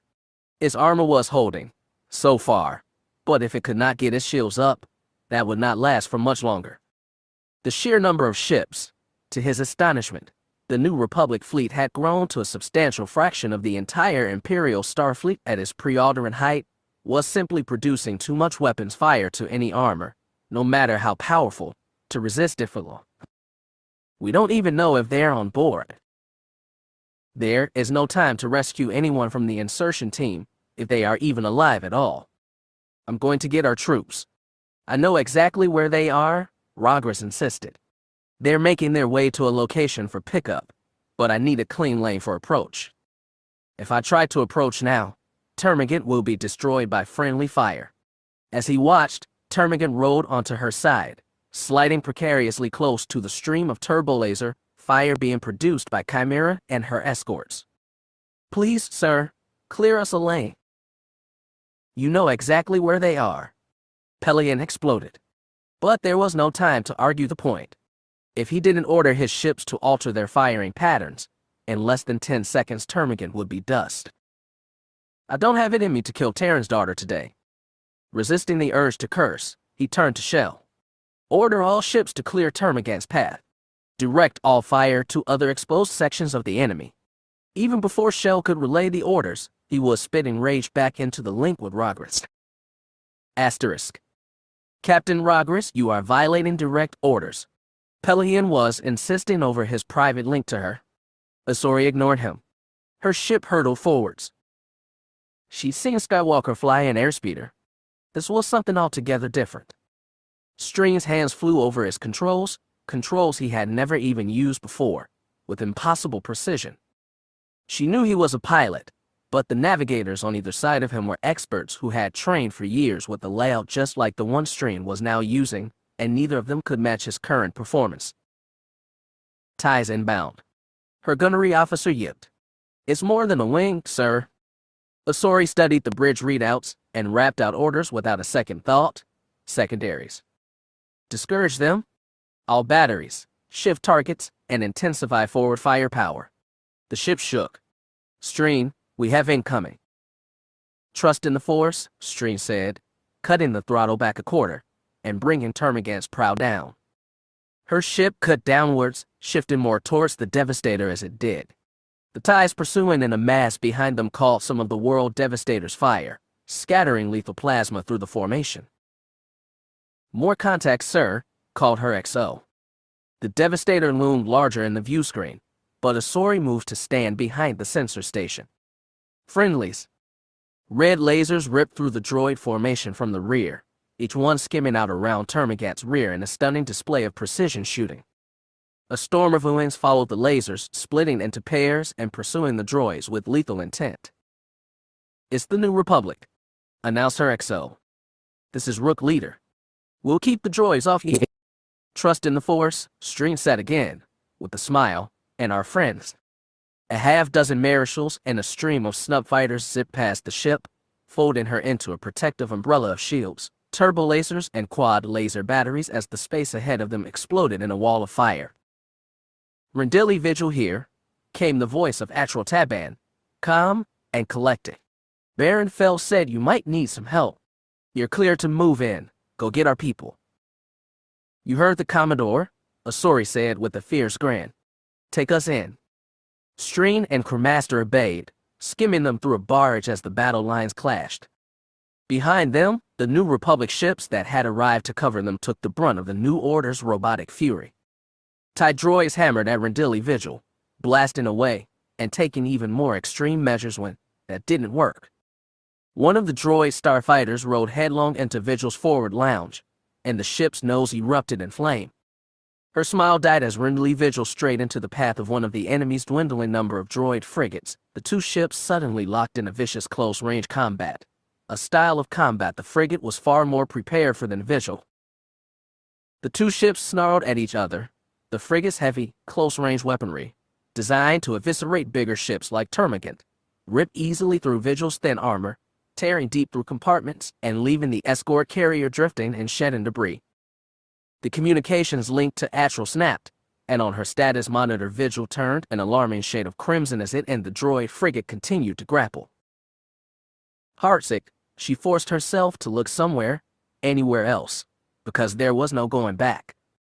Stream danced them through a storm of heart-light death and crackling ion blasts. Her ship rolled, shifting to present its underside to the World Devastator. The armor directly underneath her ship was less damaged than most, but still appeared solid.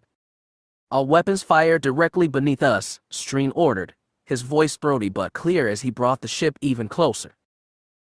Her XO was still staring at her, probably wondering if he should relieve her from duty, but Pellaeon had so far not demanded she stand down.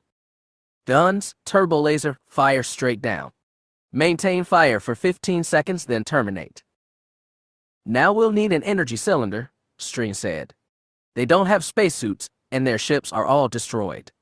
We need to get them in atmosphere to get across the vacuum." Asori sat in her command chair, tapping on his side console. "We'll need to be in exactly the right position for this to work," she pointed out. "We can only establish an energy cylinder with a small radius." "I know. We are," Streen insisted. "The main airlock. Now." Her ship's guns fell silent and she silently worked with the tractor team to initiate the energy cylinder, something usually only used to bring aboard cargo. A cylindrical force field shot out into space, between the Termagant and the World Devastator, rapidly filling with vented atmosphere. She and her bridge crew watched, uncertain what they were waiting for. "Look," said one of her officers. On the vid screen at her hand, a picture magnified of lightsabers cutting through armor from the inside, pushing out a large section of hull. A burst of force sent it spinning into the projected cylinder. It bounced off the inside, nearly destabilizing it, before settling, seemingly stuck, against its side.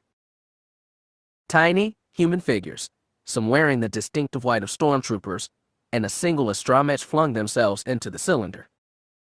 "As soon as they're aboard, disengage the cylinder and get us out of here," Asori ordered. "They're aboard," announced her XO. "We have wounded. Airlock secure. Full reverse. Tell the Admiral and the New Republic we're on our way back out." The Devastator seemed to leap backwards on the view screen and recede into the distance as the ship spun in a series of maneuvers that it had never been designed to do. Once nestled behind the main battle line again, she stared at Streen, who was collapsed in the navigation chair, wrung out, before rising slowly to let an awestruck crowmaster reclaim his station. "How did Yaddle that?" He gave her an exhausted smile. "I told you earlier, I used to fly barges through lightning storms to catch Tabana gas, and I always know where I need to be." The energy cylinder had not had time to fully pressurize before they cut through the World Devastator's weakened outer armor to escape into it. On the way across, the stormtroopers, whose helmets offered them a limited air supply, hooked their arms around the Jedi and Ela strike team, almost carrying many of them across. One of them, who was revealed, to Mara's astonishment, to be an alien from a species she did not recognize, had removed his helmet and put it on Mara, making sure that she did not suffer from oxygen deprivation on the way across. Corellia T and Luke led the way, carrying the unconscious forms of Irek and Ela with help from TKR-330. The cylinder created an odd blue transparent shimmering effect that sustained the thin atmosphere.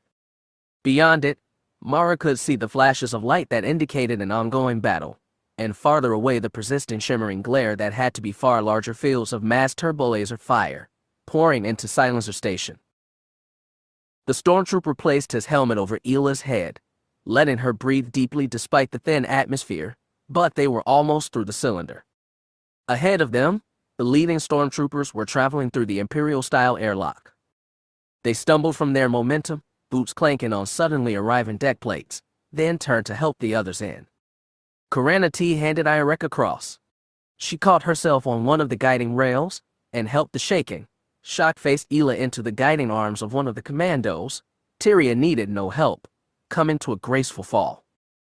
Mara would usually have been equally sure-footed, but she didn't fully trust herself at that moment, and accepted a guiding hand. The remaining stormtroopers helped Cray and Nitchison after them. Once they were secure, Mara moved to Luke's side. He and Corellia T bore the limp, motionless body of Irek Ismaren. Irek too wore a helmet. One of the stormtroopers had given the young Emperor his helmet and never taken it back, so Mara could not see his face. When they were all inside, the outer airlock door slid shut and clicked firmly into place. The electric humming sound of the four-cylinder dissipated. They waited about 10 seconds for the airlock to fully pressurize, providing all the wonderful oxygen their lungs needed without reservation, and then the inner airlock door opened. On the other side of it, Stream was standing, his face glowing with excitement. It immediately fell when he saw their state, looking especially somber at Ela's condition. It didn't matter. He had saved them.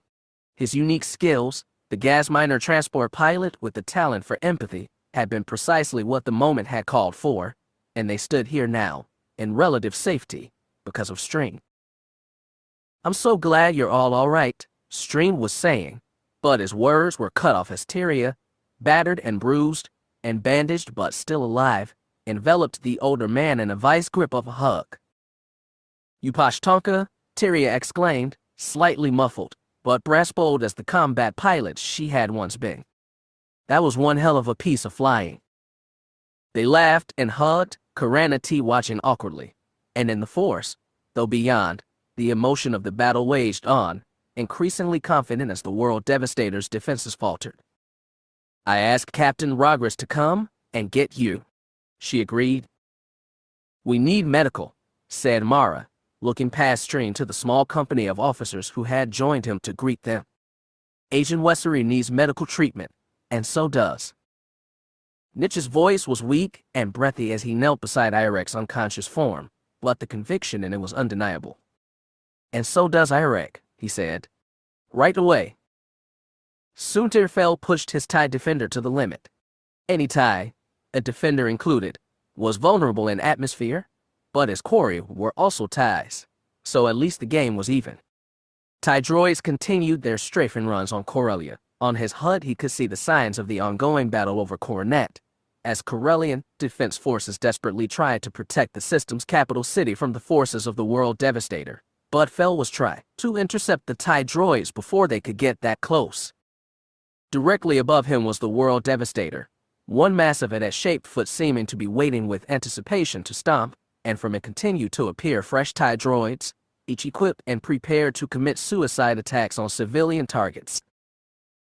Far above, he could see the lone TIE droid that flew just like him, dancing along in the shadow of the World Devastator, taking risks he would never take himself. "Not unless I had a death wish." A fresh squadron of the enemy poured out of the World Devastator's every pore. One of the New Republic's marshals was hovering precariously close to the World Devastator, sustaining turbolaser fire even as it used its anti-fighter guns to spray the new arrivals with laser fire. Red blasts caught some of the TIEs, transforming them into streaks of dissipating flame. Fell and Fenrir chased the others down towards the rolling green fields of Fell's distant past. On his HUD, Fell could track the battle above. Dozens of warships had closed to point-blank range. One in particular, Asori Rogris Termagant, was protecting the splintered wreck of Rendili Vigil, using tractors to bring escape pods aboard, while Gilad Pellaeon's own Chimera sailed in above to take shots and protect them both. Imperials and New Republicans alike were hazarding their ships to score devastating blows, even as the largest ships were lashing the World Devastator with tractor beams and trying to pull it back away from Corellia. Occasionally, a chunk of large debris cascaded down from above close enough to fail to be dangerous. Shrapnel illuminated slammed into the ground below, causing minor eruptions of earth and leaving behind craters to mark their passing. All ships. A new, unknown voice cut abruptly into Fel's communications net. This is Corellia Civil Defense. We will be bringing the planetary shields back online in 8 seconds. 7. 6. Fel immediately dove hard for the ground, pushing the throttle as hard as he could. Only a few seconds later, there was a sense of pressure, and a sudden warning blinking across his HUD to tell him that a massive energy shield now existed dangerously close, cutting him off from space. Worst flight. Report. 1-2. I'm above the shield. You. Fel sighed with relief. Below. Where's 4? With me? Orders. I'll clean up down here. You and 4 rejoin the fight. Good copy. Re-engaging. Fel caught up to the remaining TIE droids with ease. They did their best to evade him, but in atmosphere they didn't have a chance. Fel destroyed all 4 in less than a minute. Then, not seeing any more immediate foes, he kicked his fighter around and started heading for where Wedge's X-Wing had gone down. Fel found himself coasting over fields all too like the ones he had flown crop dusters over when he'd been a teenager. Craters from impacts were scattered throughout them, and there were a series of small crop fires, which farmers were already fighting. But there were no more TIE droid. On his HUD it indicated that Corellia's planetary shields were still holding, despite whatever blows both the World Devastators and errant blasts from the Allied fleet were striking him with. In the distance, Fel saw a trail of smoke gently rising upwards, and he steered towards it. In the center of a slightly larger crater was the tumbled, shattered wreck of an X-Wing, streaked with the red stripes of Rogue Squadron. He circled around it, his heart in his throat, hearing Sile's anguish and feeling his own, but, as he got closer, he could see that the fighter's ejection seat was not present. A flood of relief went through him, and he flicked his sensors to wider band, searching for a distress signal. Not that far ahead of him, a flare shot upwards through the sky, leaving behind a trail of smoke as it spiraled upwards. The whine of his fighter was probably cacophonous on the ground, but it was only a minute later when he saw the familiar shape of an X-Wing's ejection seat, awkwardly wedged into the ground, a very alive body stuck in it. For the rest of his life, Soontir Fel could not recall what happened between seeing the flare and popping his cockpit on the ground as he clawed off his helmet and grabbed his emergency gear before pelting over through the loamy soil his family would have sold their souls to till. Are you all right? Fel asked as he fumbled with Wedge's harness. Wedge's expression was more annoyed than pained. Ribs. I think my right arm and left leg aren't doing what I want them to. I wrenched him when I hit the ground. He gasped as Fel loosened the harness. Oof, the repulsors didn't quite prevent my fall the way they should have. My comms are out. Did we win? The planetary shields are back up. I got trapped under them, Fel responded. He shifted to be on Wedge's side, so that Wedge could use his good left arm to hold on as Fel helped them both down. But we are winning. Someone sabotaged the shields on the Devastator, and they dropped in the middle of the battle. Probably the infiltration team. Fel could hear Wedge's sudden, fearful gasp. Illa. Luke. He helped them both trudge through the heavy, almost muddy black soil even as it gripped at their feet. I don't know for sure, he admitted. But Captain Rogris extracted some of the team right before I got trapped down here. I don't know who she rescued.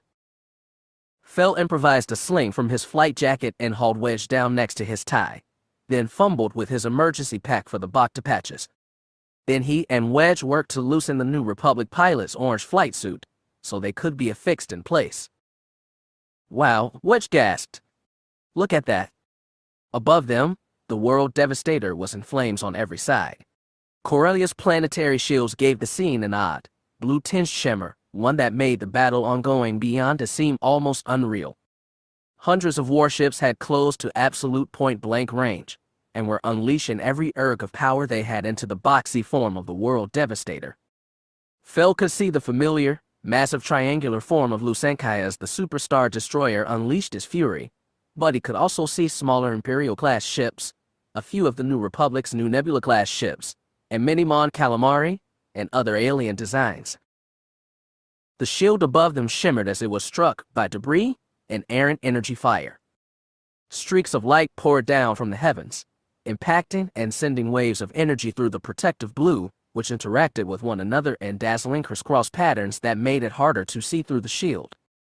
But even with the constant rain of impacts, they could both see clearly as the world devastator erupted with more and more explosions, more debris pouring from open wounds.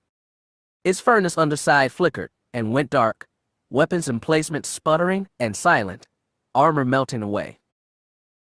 The ships assailing it did not stop. No starfighters dared to get close in the kill zone, because space was full of energy fire.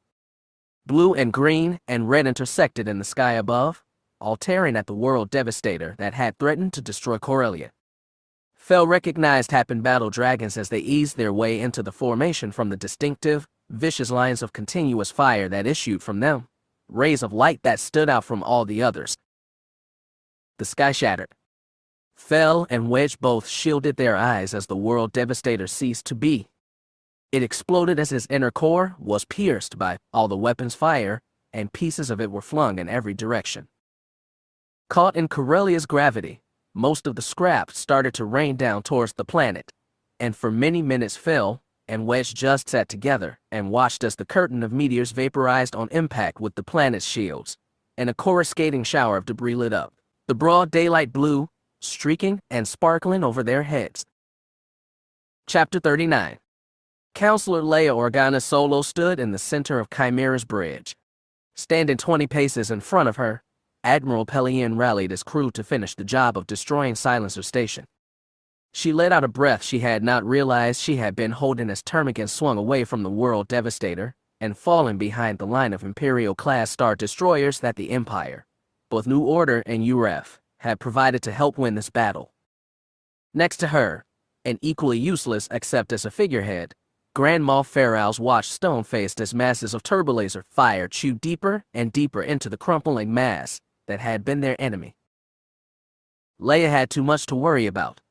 Her husband, commanding Lusankaya, had moved the New Republic's only superstar destroyer to physically shield Corellia from splintering debris. The Star Destroyer's massive bulk created an umbrella, deflecting debris from falling into his homeworld's gravity well, using turbolasers and tractor beams to capture whatever did not disintegrate on impact with Lusankaya's shields. Her brother, and his pregnant future wife, had been trapped aboard the massive enemy battle station, and for long, agonizing minutes Leia had believed that to save the galaxy from Silencer Station, they would have to die aboard it. Captain Rogers and Streen, she could feel the Jedi aboard Termagant, guiding it in and out, had prevented that disastrous outcome. She would not have to watch another world die. She would not have to watch more of her family die. The echoes of Alderaan would not resound here, not today. Not again.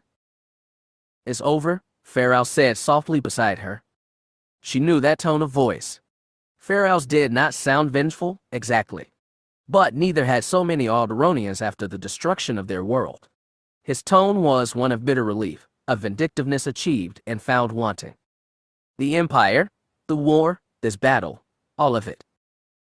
Reluctantly, Leia drew herself out of the moment of relief she had luxuriated in. Counselor Organa Solo, right hand of Mon Mothma, senator for Alderaan in absentia, was needed once more. She remembered her father, taking her aside before she went to Coruscant for the first time. You are not just Leia Organa, he had told her. Not just my daughter. You are the representative of Alderaan in the Senate. You are a symbol as much as you are a woman. You do not just represent Alderaan. It is your job to embody Alderaan. To be the person all Alderaanians would want to be on their best day. He had smiled then, a sad smile, one that had borne the weight of responsibility too heavy for any one person himself. It is not an easy life, Leia. Though she had just witnessed the salvation of her husband's homeworld, the survival of her brother and sister-in-law, the largest victory since Endor and Yavin, Pharaoh's was wrong.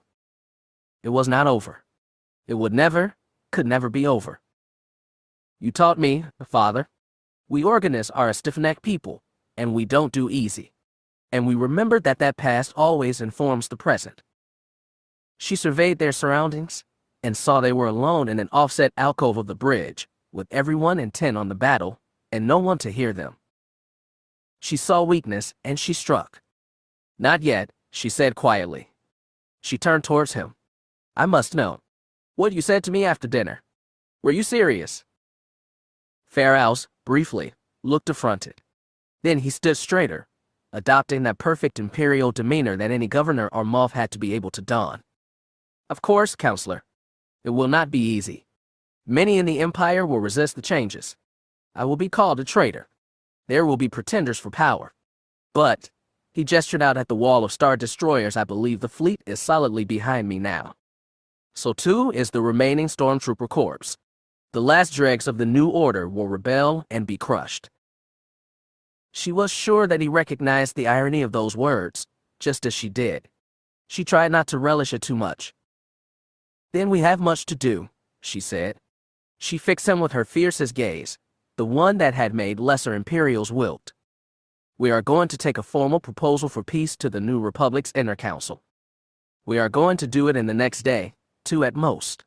Right now, Grand Moff, you are the man who arrived to aid Corellia and the New Republic in the moment of its greatest need. You are the man who lost his world and selflessly came to protect others, with no obligation to do so. We will propose peace now, before the counselors remember that you are also an Imperial, with all that entails. She stepped close. If we act today, when the emotions are still at their peak, I will be able to persuade the council. If we wait a few days, I can promise nothing. Of course, Pharaoh said. How? But understand this, she stopped him, raising a single finger. I want this war to be over. I want the fighting and killing to stop. I want the galaxy to be able to return to true peace for the first time since the Trade Federation blockaded Naboo. But do not assume I am so desperate for peace that you can take advantage of me or the New Republic. There was a reason she had put herself with her back to Chimera's bridge window. Beyond it, Lusankaya and Garmbel Iblis led the collected fleets of 100 New Republic worlds. She had no doubt that Pharaohs understood. Then I suppose, he said after a moment, that we should begin our work, wouldn't you? Get me a yeoman, a workspace, and a calf machine, Leia said, rapping out orders like a battle-hardened princess planning a gala. And get my husband over here. We'll need something that isn't Imperial rations. As you command, Your Highness, Pharaoh said, instinctively subservient to her tone, though with faint good humor. Leia smiled, and then shuddered as she considered the unrealized potential of her parentage, and all the paths not traveled as she was addressed thusly by the last Grand Moff of the Empire. This was one victory not to relish, just the peace that comes from it. If it does. If it lasts. Former Rogue Squadron pilot Myndanis had only volunteered for the Corellian Civil Defense after a long argument with his fiancée. Persuading Kearney to let him get back in an X-Wing had been difficult at first, but once the extent of the threat had been made clear, she had joined up too. Her business partner, Khalid, had ferried them to the coordinates provided by Civil Defense for volunteers. There they had met Acting General and fellow rogue Corran Horn, who had just rolled his eyes, waved at the Ewok, and pointed them and their strawmatches to an entire field of green-painted X-Wings resting on the tarmac. That field was mostly in ruins now. It had been one of the World Devastator's first targets. Luckily, most of the X-Wings had been in the air before the TIE droids arrived. Coronet City was burning. There were multiple tooth gap abscesses in the once familiar skyline where tall towers had once been, and the plumes of smoke billowing into the sky from where they had stood made Mine want to cover his nose and mouth, even from the clean confines of an X-Wing cockpit. But there would be no more damage. Even as he watched, Kearney lined up the last of the TIE droids and laced it with a pair of twin-linked laser blasts. The droid exploded in midair, leaving a smear of fire and shrapnel behind. On his HUD, the last of the red dots vanished. In the sky, out towards the horizon, debris cascaded downwards onto Corellia's planetary shields, a rain of steel and fire pluming into explosions on contact. He couldn't tear his eyes off of it, but thankfully, Kearney had a better sense of priorities. "I have the coordinates where Wedge went down," she reported tightly as her X-Wing flipped around and raced off towards the city outskirts as he followed close behind. It was only a few minutes before they found the remains of what could only be Wedge's X-Wing. Then they found a TIE Defender with red lines on its solar wing arrays, settled onto the ground next to Wedge's ejection seat, and Mine let out a long, relieved breath as he saw Soontir Fel helping the general out of his seat to lie beside it. "Oh, thank the Force," said Kearney, voice hushed over the comm. They set their X-Wings down next to the Defender. Mine popped his canopy hastily, jumping out of the seat and using a small toehold intention to reach the ground. Kearney, as usual, was already on the ground, her Strawmatch whistling a triumphant song as she ran across the muddy ground to Wedge and Fel. Mine pointed up at the astromech. "Tonin, tell the fleet that Wedge is alive," he ordered. Kearney's Astromech's head whirled towards him, then spun around twice as he whistled happy agreement. Ahead of him, Kearney was offering Wedge an awkward hug. "Beware the ribs," Wedge said, pained but cheerful. "And the leg and the arm I see," Kearney said, looking suddenly uncertain, as if her enthusiasm and excitement had gotten ahead of her. "General," Mine put in, cutting through the confusion and offering Wedge a grin. "We're so glad you're all right." Wedge laughed then winced, placing a hand over his chest with a frown. "You and me both," he sighed after a pained moment. He looked almost embarrassed. "I got confused for a moment, lost my focus, and," he sighed, "that X-Wing and I had been through a lot together. Did Gate make it?" Mine shook his head. "I don't know, sir. I'm sure a salvage team will get right on it." Stubborn droid insisted on piloting the X-Wing down himself. "I was going to do it just to make sure I didn't fall short, but it seems like Gate handled it just fine." He shook his head. "Ela is gonna kill me." Wedge stopped and looked at Kearney. A burst of recognition and a small, pained smile slashed its way across his face, and Mine could feel Kearney tense beside him. "I recognize you," Wedge said after a moment. "You're Kearney Slay. You and Mine went into business together." "That's me," Kearney said lightly. "It's an honor to meet you. Mine has talked a lot about you. He's invited to a rogues reunion in Coronet as soon as we can finish scheduling it and find a venue," Wedge said, eyeing Fel. "You should come as his +1. Beside them, something on Soontir Fel's flight suit buzzed. The Imperial general frowned and fumbled with his outfit. "Fel, go." "1, 2, said another Imperial voice, with the familiar modulation caused by a TIE pilot helmet. "You're needed aboard Termagant as soon as possible." "What for?" "The boy Emperor is still alive. They're not sure what to do with him." Fel glanced at Wedge and the others. Wedge leaned closer. "What about the info team?" he asked. "Any report on their status?" "The Jedi are all still alive," came back the TIE voice. "They lost some stormtroopers and commandos. Also, the NRI operative is in critical condition." The sudden tension in Wedge's body drew all of their attention. Wedge's hand latched on Fel's bicep, squeezing until Mine saw his fingers turn white from the effort and Fel winced. "We're on our way," Wedge said. The intelligence operative must be Ela, Mine realized. He and Kearney shared a somber look. She nodded. "We can get you a transport promptly, but you can't get back up until the planetary shields come down." "No need," said the TIE pilot. "We've already sent the transport for the Baron. Corellia Civil Defense has agreed to lower the shields. It looks like all the major debris has already been blocked or detonated, and the atmosphere should take care of anything that's left. They want to start getting teams down to help with emergency services. ETA 8 minutes. Wedge turned slowly towards Mine and Kearney, his expression ashen, and for the first time I noticed threads of gray hair amid the brown and stress lines mine hadn't seen when he left the rows. Mine stepped close and offered his former commanding officer a half-hug. "She'll be all right, sir." He was used to Wedge being totally confident and self-assured. Seeing his former CO so visibly shaken, after the transport arrived to take Fel and Wedge back to orbit, he brought Kearney in close and hugged her tightly as the New Republic's relief teams arrived to aid the smoking city of Coronet in the distance. Asterisk. Wedge was having trouble thinking straight as the Imperial troop transport scooped him and fell up and dashed into Corellia's sky. The old vehicle rattled as it fought the planet's gravity. Ahead of him, Wedge could see the assembled fleet of warships, still patrolling vigilantly, guns sweeping over the debris cloud for any potential threat. He had a lot of questions for his brother-in-law, but in the face of Ila's status, none of them mattered. Fel seemed to know that nothing he could say would make a difference to Wedge in that moment. He offered a light, vaguely reassuring smile that Wedge found unhelpful, his hand patting Wedge's back. "You and Wessery." Wedge's voice was hoarse. "Yeah. I should have known you're dating a spook. Imperial intelligence was sure you had taken up philandering.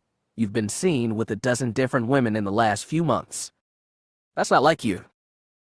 Wedge shook his head, his expression flat. "Disguises. Ila knew you'd be watching, so." "Smart," Fel said approvingly. "Don't tell me she'll be all right unless you know she'll be all right," Wedge said hoarsely.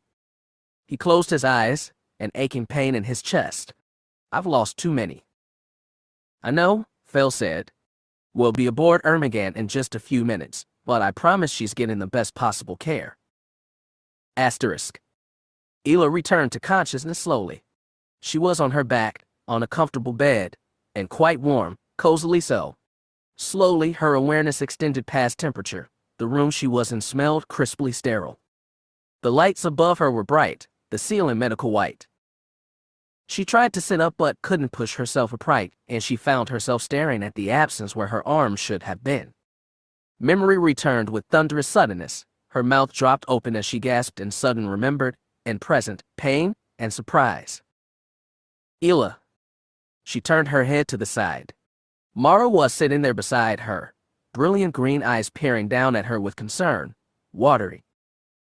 "The mare's breathing hitched. The doctors say you're doing well." "Where are we?" Ila asked, the words coming stronger than she would have expected. She tried to smile reassuringly at Mara, but it wasn't easy. Smiling took energy. She lifted her right hand upwards. It rose as it should, and Mara's hand clasped it tightly. "We're on Captain Roger's ship," Mara explained. "Termagant. Strain helped her pick us up.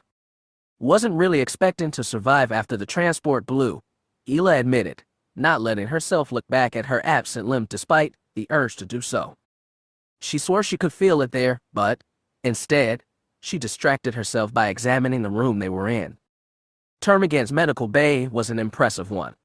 Built and designed with far more care than the Empire usually gave such facilities, it featured expensive, top-of-the-line medical droids aiding sentient doctors. "You saved me," Mara whispered, "from taking that burst of force lightning." Mara squeezed her hand tightly. Before Ila could respond, a medical droid rolled over. Sharing a nod and a smile with Mara, Ila let the droid affix a back-to-cap to the stump of her arm. "Wedge is on his way," Mara said. "He was with Baron Fel when the battle ended and should be here any minute." General Antilles requires less invasive medical attention, the medical droid who had tended to Ila's arm said, his voice surprisingly warm and soothing, something that, paradoxically, had the opposite effect on Ila. Ila squeezed Mara's hand in her own. "The fact that he needs any medical attention, but I suppose under the circumstances I'm not one to talk," Ila murmured. She tried to have her smile be reassuring, be friendly, but she could see that Mara was not placated. "The rescue shuttle reports a rough ejection," the droid continued, "and my programming reports that the psychological toll of losing a fighter can be great.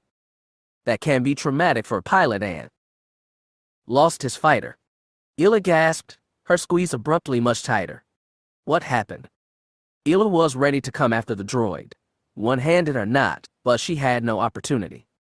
The medical bay doors slid open, and Wedge was standing there in his orange flight suit, bedecked with back-to-patches and a compression boot around his leg, opposite arm in a sling. He looked haggard and terrified, but for Ela the sight of him was only a sudden, soaring reassurance. His first glimpse of Ela, however, seemed to have the opposite effect. O.L. But any words beyond that were lost as Ela forced herself to sit up with Mara's help, bringing him in for a crushing one-armed embrace. "I'm all right," she whispered, as reassuring as possible, giving Wedge that one-armed hug until his arms carefully wrapped around her in return. "I'm alive, we're alive, you're alive," she whispered. Eventually, Wedge slackened his grip and drew back, offering her an ashen smile. "I'm hardly the first to lose a limb in combat," Ela reminded him, clearly putting on a brave face. "And we won, didn't we?" "What happened?" asked Wedge, his hand on her waist. "She saved me," Mara said softly. Mara's hands flexed, and Ela could see her consciously keeping them where they were. "She saved me. I was in trouble with the Emperor's hand, and..." Mara's voice faded away, resuming with strength and purpose as she extended her circle of trust to someone she already trusted like what she assumed family was. "I was in trouble and there was lightning, and I couldn't get hit," Mara confessed softly. "I couldn't get hit because I'm pregnant. Ela saved us." Wedge's jaw dropped open. Ela did not have the force, but she could hear the voice too. It was written all over Mara's face. Despite her weakness, despite her missing arm, Ela disentangled herself from Wedge and threw her good arm around Mara, hugging her tight. "Of course I did." Ela's voice was fuzzy and almost belligerent. "Of course I did. You're my friend, you idiot." Ela suspected that for Mara Jade, being called an idiot to her face was a novel experience. Mara buried her head against Ela's shoulder. "Besides," Ela said, voice slightly muffled, "I've got to be one of the only people to headbutt a dark Jedi in close combat. I want that on record." Wedge sat down heavily on the hospital bed. "You did what?" He shook his head, punch drunk. "And you're pregnant?" he asked Mara. What? "I found out right before the attack on the consulate," Mara admitted, looking embarrassed. "But things just kept happening, and I haven't had much time to really think about it." "Well, congratulations are in order, I think. Where's Luke?" "Where's Luke?" Ela echoed Wedge's question. Mara pressed her lips together. "Dealing with the Emperor. Asterisk. Luke Skywalker was not a doctor. Yes, and Beru had taught him all the basic necessities of first aid on Tatooine, and then the rebellion had put him through the training needed to perform basic triage on combat wounds, but he wasn't a doctor, not like Silgal, the most recent recruit to the Jedi. There was a doctor. But the Order's Mon Calamari member had not been available for their infiltration team, and would have had trouble serving as a member of it even if she had been available, so she wasn't here. Corellia was doing her best to help. She sang and half-danced, making intricate gestures that helped her channel the Force to encourage Irek Ismaren's body to heal. The harm that had been done to the teenager, he looked astonishingly young, was not so easily healed. The thaumaru which healing was sufficient to encourage cuts or broken bones to heal themselves faster. The Force was capable of greater acts of healing, but Luke had never been able to perform one deliberately or on anyone other than himself. What Irek needed was quite beyond him. He couldn't even really explain what was wrong with him. In the Force, Irek was divided against himself. There were pieces missing, places where his mind and spirit had intermingled with the machine before Luke had forcibly severed the connection. Parts of Irek had been left behind on Silencer Station, and some of Silencer Station had been left behind in Irek. Irek was conscious of sorts. His eyes were open wide, but they never focused on Luke, always locked on some distant point. He twisted on the medbay table within the restraints the droids had lashed to his limbs to keep him from flailing, straining, and gasping, muttering incoherent sounds that were closer to the sounds R2 would make than anything that Luke recognized as language. Next to him, R2 whirred uncomfortably, wobbling from side to side, his photoreceptor swiveling between Luke and Irek. The medical droids continued to attach sensors to Irek, causing new flat screens to illuminate with bioinformation, talking amongst themselves in quiet droid binary as they debated what exactly was wrong and what could be done. In the Force, Luke heard only a broken litany. I am the will, I am the will, I am the will. The boy was reaching out to the Force too, even as he struggled against his binds. He lashed out, grasping for something to hold on to, looking for things that were missing. Luke tried to help, tried to give him something to hold on to while the doctors fought to figure out what was wrong. Gradually, Luke felt Irek's exhaustion overwhelm his mindless panic. The constant repetition of I am the will faded into an uneasy silence. Irek's breathing was short, uncertain, and terrified. Glancing back, Luke saw Nichus and Cray standing in the corner. Nichus was on a pair of crutches and accompanied with a medical droid who was maintaining an IV. He looked exhausted. Cray's expression was flatter, almost vacant, even as she clung to Nichus' hand. Nichus slowly inched forward until he was beside Luke, looking down. Irek's white eyes finally focused, seeing the faces of the two cyberneticists. His lips parted, as if trying to speak, but no words came. Struggling some more, he made an angst-filled sound of mounting panic. The pair of cyberneticists turned towards one another, talking quietly. After a few sentences, Cray turned and approached one of the medical droids, asking a series of questions. Nichus leaned heavily on his crutches. Can we do anything to help him? Asked Luke. In the Force, I can feel him. I'm not sure, Nichus admitted. Not exactly. It'll take Cray and I some time to figure out exactly what happened. He could have been hurt while merged with the AI. Parts of his brain might have been damaged by the merger. The coronation procedure was intended to forge permanent connections with Silencer Station. When we severed them, he shook his head, offering Irek a reassuring smile. It calmed Irek only a little. I don't think he understands what we're saying any more than we understand anything that he is trying to communicate. And the flailing of his limbs, he might not remember how to use them. Will he recover? Nichus shook his head slowly. I have no idea, but I doubt it. He might recover some of his function slowly, but we'll probably have to build him prosthetics. Nichus sighed. It'll be a long recovery. I'll be long dead before he walks on his own again, if he walks again. The sentence was said with such calm finality that it drew Luke's attention from the wounded teenager to the clearly ailing man.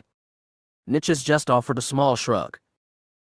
Cray returned, holding a simple cybernetic head attachment, not dissimilar to the one that Lando's cyborg 8 Lobot used. She fussed with it.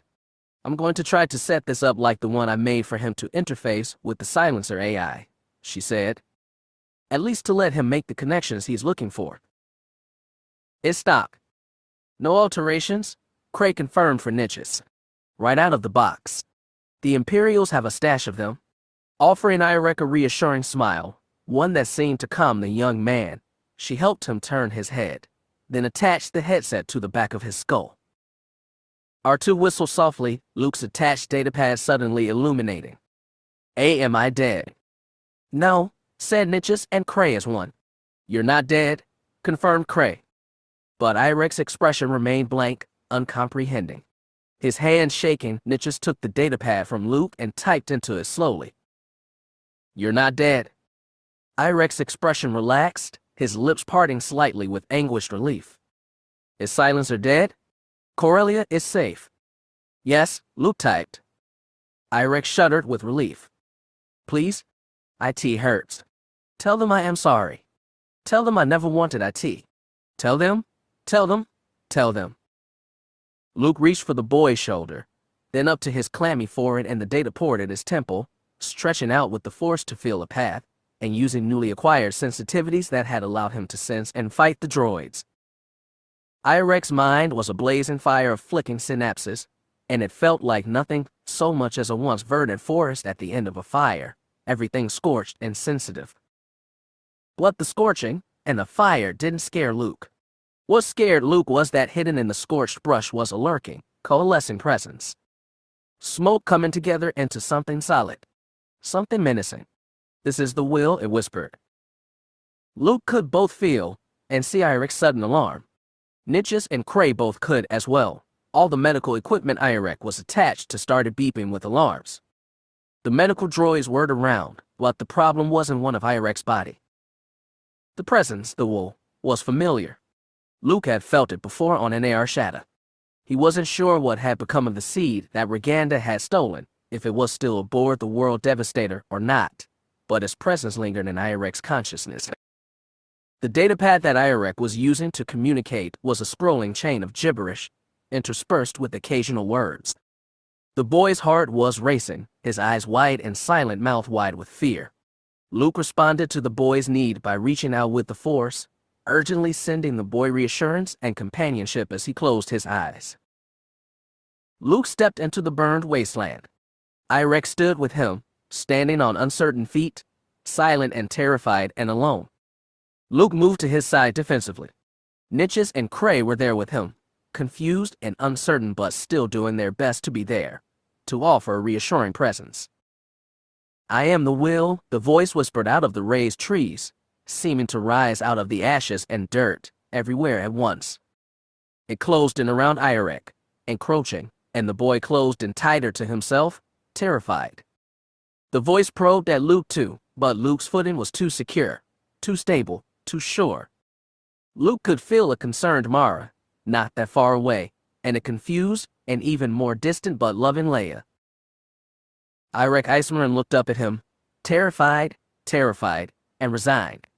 His mouth did not move, but Luke could hear his voice nonetheless. "You should go," it whispered. "It just wants me. I deserve it."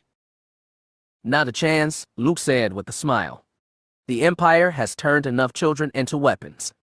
The voice echoed through the void. "Reclamation process is underway. Reclamation process is underway. Reclamation process is underway." "I'm scared." "I'm scared too," said Luke. He reached out his hand to Irek. "Let's be scared together." The boy took it, holding tight. "You don't belong here," Luke instructed the will, "and it's time for you to go." Luke stood between Irek and the presence, a bulwark against the dark. It grew, rippling out of the air itself, darting forward towards Irek, sending the boy tumbling to the ground. Luke put himself between the voice and the boy, forcing it to go through him first. It swelled threateningly, but Luke stood against it nonetheless. Luke Skywalker was a Jedi. The Sith took from the Force, stole from it. The Jedi embodied the Force. They relinquished themselves to the Force, and allowed the Force to take what it needed from them. So Luke Skywalker gave himself to the Force. He sank into it, feeling all his dreams and hopes and loves diffuse into it. There they did not vanish, but were echoed by the dreams and hopes of all those who had come before him, all those who were now, and all those who would come. All was one in the Force, and Luke Skywalker was one with all. That was the strength of the Jedi, after all. The Sith had only the power they could take. Luke Skywalker had all the power the Force could give. Asterisk. Cray Mingla held Niches' hand and watched in silence as Jedi Skywalker and Irek remained in frozen repose. Neither spoke, and both were aware that they were watching something sacred in his focus. For some minutes the two remained, both breathing shallowly and in sequence, and Cray tried to stretch out with her rudimentary instincts before a wall of fire and pain approached her, and she drew back into Niches' arms in shock. And then the moment was past. All the tension and pain that held Irek fixed and rigid faded, and the boy passed into blissful, exhausted unconsciousness. A minute later, Skywalker drew back, his eyes slowly opening and returning to focus, regarding them with a bright blue gaze that spoke of passion and pain in equal measure. "Is he all right?" she asked warily. "No," said Luke seriously. "He's not. But the presence that he was carrying with him is gone. He'll have a chance to recover now," Niches said weakly. Cray wrapped her arm around his waist and held him close, suddenly realizing that they were free, that the World Devastator was gone. She buried her head against Niches' shoulder as he wrapped an arm awkwardly around her. "Eventually. We all will," Luke said, and Cray finally noticed the exhaustion in his voice, and then he appeared to pause and brighten If you'd ever like to explore your connection to the Force, Dr. Mingla, please do get in touch. And if there's anything else I can help you two with, please let me know. Then he was gone. Asterisk. Summoned to Termagant by Fel, Grand Moff Ferals and Leia Organa watched through the observation glass as Irek was tended to by the doctors. If he hadn't brought the shields down, Fel said seriously, looking at the other people in the room, the price of victory would have been much higher. We might have lost Corellia altogether. Leia looked through the observation glass, seeing the doctors cluster around Irek, doing their best to find out what exactly had been done to him. Beside her, Ferals just watched in silence. Whatever responsibility he had for all of this, she said quietly, I think he has paid the price. Ferals sighed, closing his eyes. It's hard for me not to hate him, he admitted. Paul Major is gone, and that was because of his empire, if not him personally. But, I agree. Even if we wanted to hold him accountable for it, what punishment could we inflict that would be worse than what he has already suffered? And his responsibility is not his alone. Everyone who served the Empire owns some of the blame, including myself. The Urif will take responsibility for him, Fel said firmly. We'll take him with us to the unknown regions, far away from all the political controversy.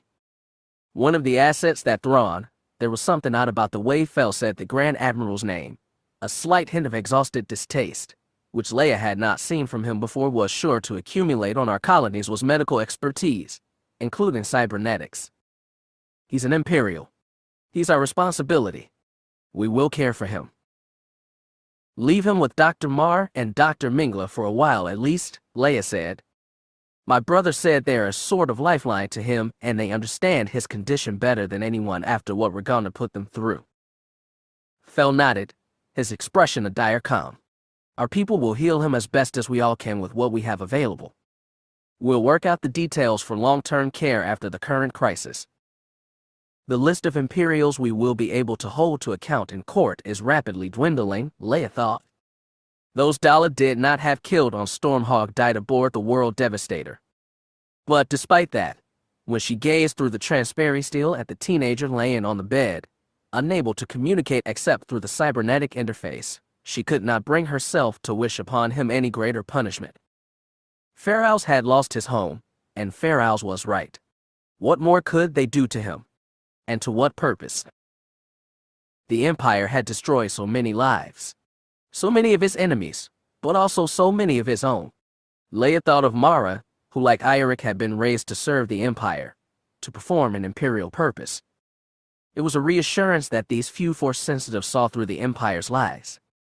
That soldiers like Fel and Pellaeon and Dala had finally been forced to reckon with the reality of the Empire, and had chosen to stand and fight it at the end. Cray and Nitches spent the next 12 hours working at Irek's bedside. Then they collapsed. Both medical droids and Termagant Steward tended to them, aiding Nitches through the worst of his symptoms and helping Cray feel like she was human again. She hunched over the console in the very pleasant room that Captain Rogris had provided them, bringing up hollow net connections to her database at the McGrody Institute. The main database was gone, not surprising, given the hazy memories she had of their kidnapping, but her backups were still operating, slowly. The old files, each with the date of last access more than a year old, slowly downloaded over the Corellian hollow net node to the computer and to her datapad. She read through them quickly, refamiliarizing herself with the work she had been doing before Roganda had prematurely ended it. Each file was a litany of ideas for how to fight Nitch's progressing illness. Everything she could think of, every idea she had been able to interrogate, with one in particular that had seemed promising, one which had lingered in her mind even as the months in captivity had passed. Adaptation of SSI technology to replace compromised neurobiological components with artificial ones. She remembered writing those words in a desperate fit one late night after Nitch's illness, and its inevitable conclusion had become unavoidable. If his body was going to fail, well, she was a cyberneticist. She was the best damn cyberneticist in the galaxy, and she was going to save the man she loved. Cray. She turned around. Nitches was there, leaning on two crutches, looking exhausted but calm. He smiled sadly, his eyes gentle, and he slowly eased himself into a chair next to her. She leaned against him. The allure of physical touch was irresistible, especially now that it was something they could share. But his body trembled with weakness and exhaustion, and she felt like she was handling porcelain that might break at any moment. "Oh, Cray," he sighed. "We haven't even been free a day." "We don't have time," she insisted, but the words sounded more desperate and teary than firm. "We've lost so much time already. The Empire stole it from us. If we have any chance to save you..." "Cray," he said again. He shook his head slowly, one hand gently touching her cheek. "Cray, I don't have any chance. I never did." Denial and anger bubbled up, but he continued before she could issue a retort. "We're lucky, Cray. Neither of us expected to survive Silencer Station. The fact that we're alive at all is miraculous.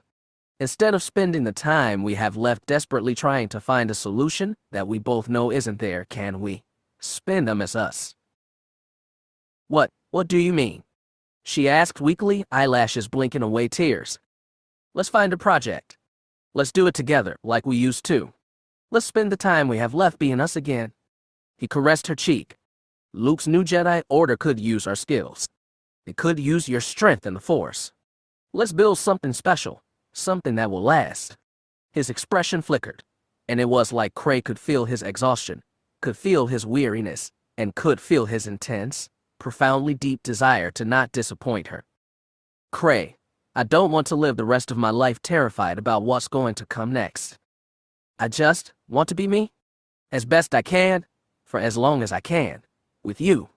I don't want this to define my every waking moment for the rest of my life." She still thought she could save him. Deep in her gut, she knew that there was a solution, one that was just outside her grasp. But she turned off the terminal, wiping her eyes. She looked at him and nodded firmly. "Okay," she agreed, her voice thick with sorrow, but meaning it nonetheless. "What should we do?" Nitches leaned in and kissed the tip of her nose, then pulled back slowly, with an enigmatic smile. She hadn't seen that smile from him since before he had become sick. She decided it would be her mission to see it as many times as possible before they ran out of time. Soontir orbited around Corellia slowly. The thousands of ships that his computer continued to insist were hostile kept a close watch on him. He had received dozens of warnings and instructions, but his built-in communication system was limited in the messages it was permitted to send. "Friend, do not engage." He sent that message to each inquiry. The fact that he had not been shot down yet was a good sign that the message had been received. Who knew how long that would last? So what if they killed him? Their lasers would pierce his metal chassis and scatter his components all over Corellia's atmosphere. Would that even be so bad? Now that the battle was over, Fel had a chance to think about who and what he was. Was he even a person? What did he have to live for? There was only one place he might find an answer to that question.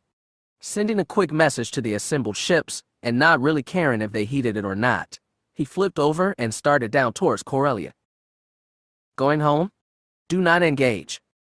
His memories were perfect, unhindered by organic foibles. They repeated perfectly, requiring no imagination, preserved as if in amber stasis. He recognized the continents and contours of his home world. He also felt the no fewer than 30 snub fighters keeping a close eye on him on his way down. As they passed below him, he descended slowly, enjoying the view, glad that the season was a green one and not a Corellian winter. The sun remained high in the sky as Fel passed above the long, rolling fields of his childhood.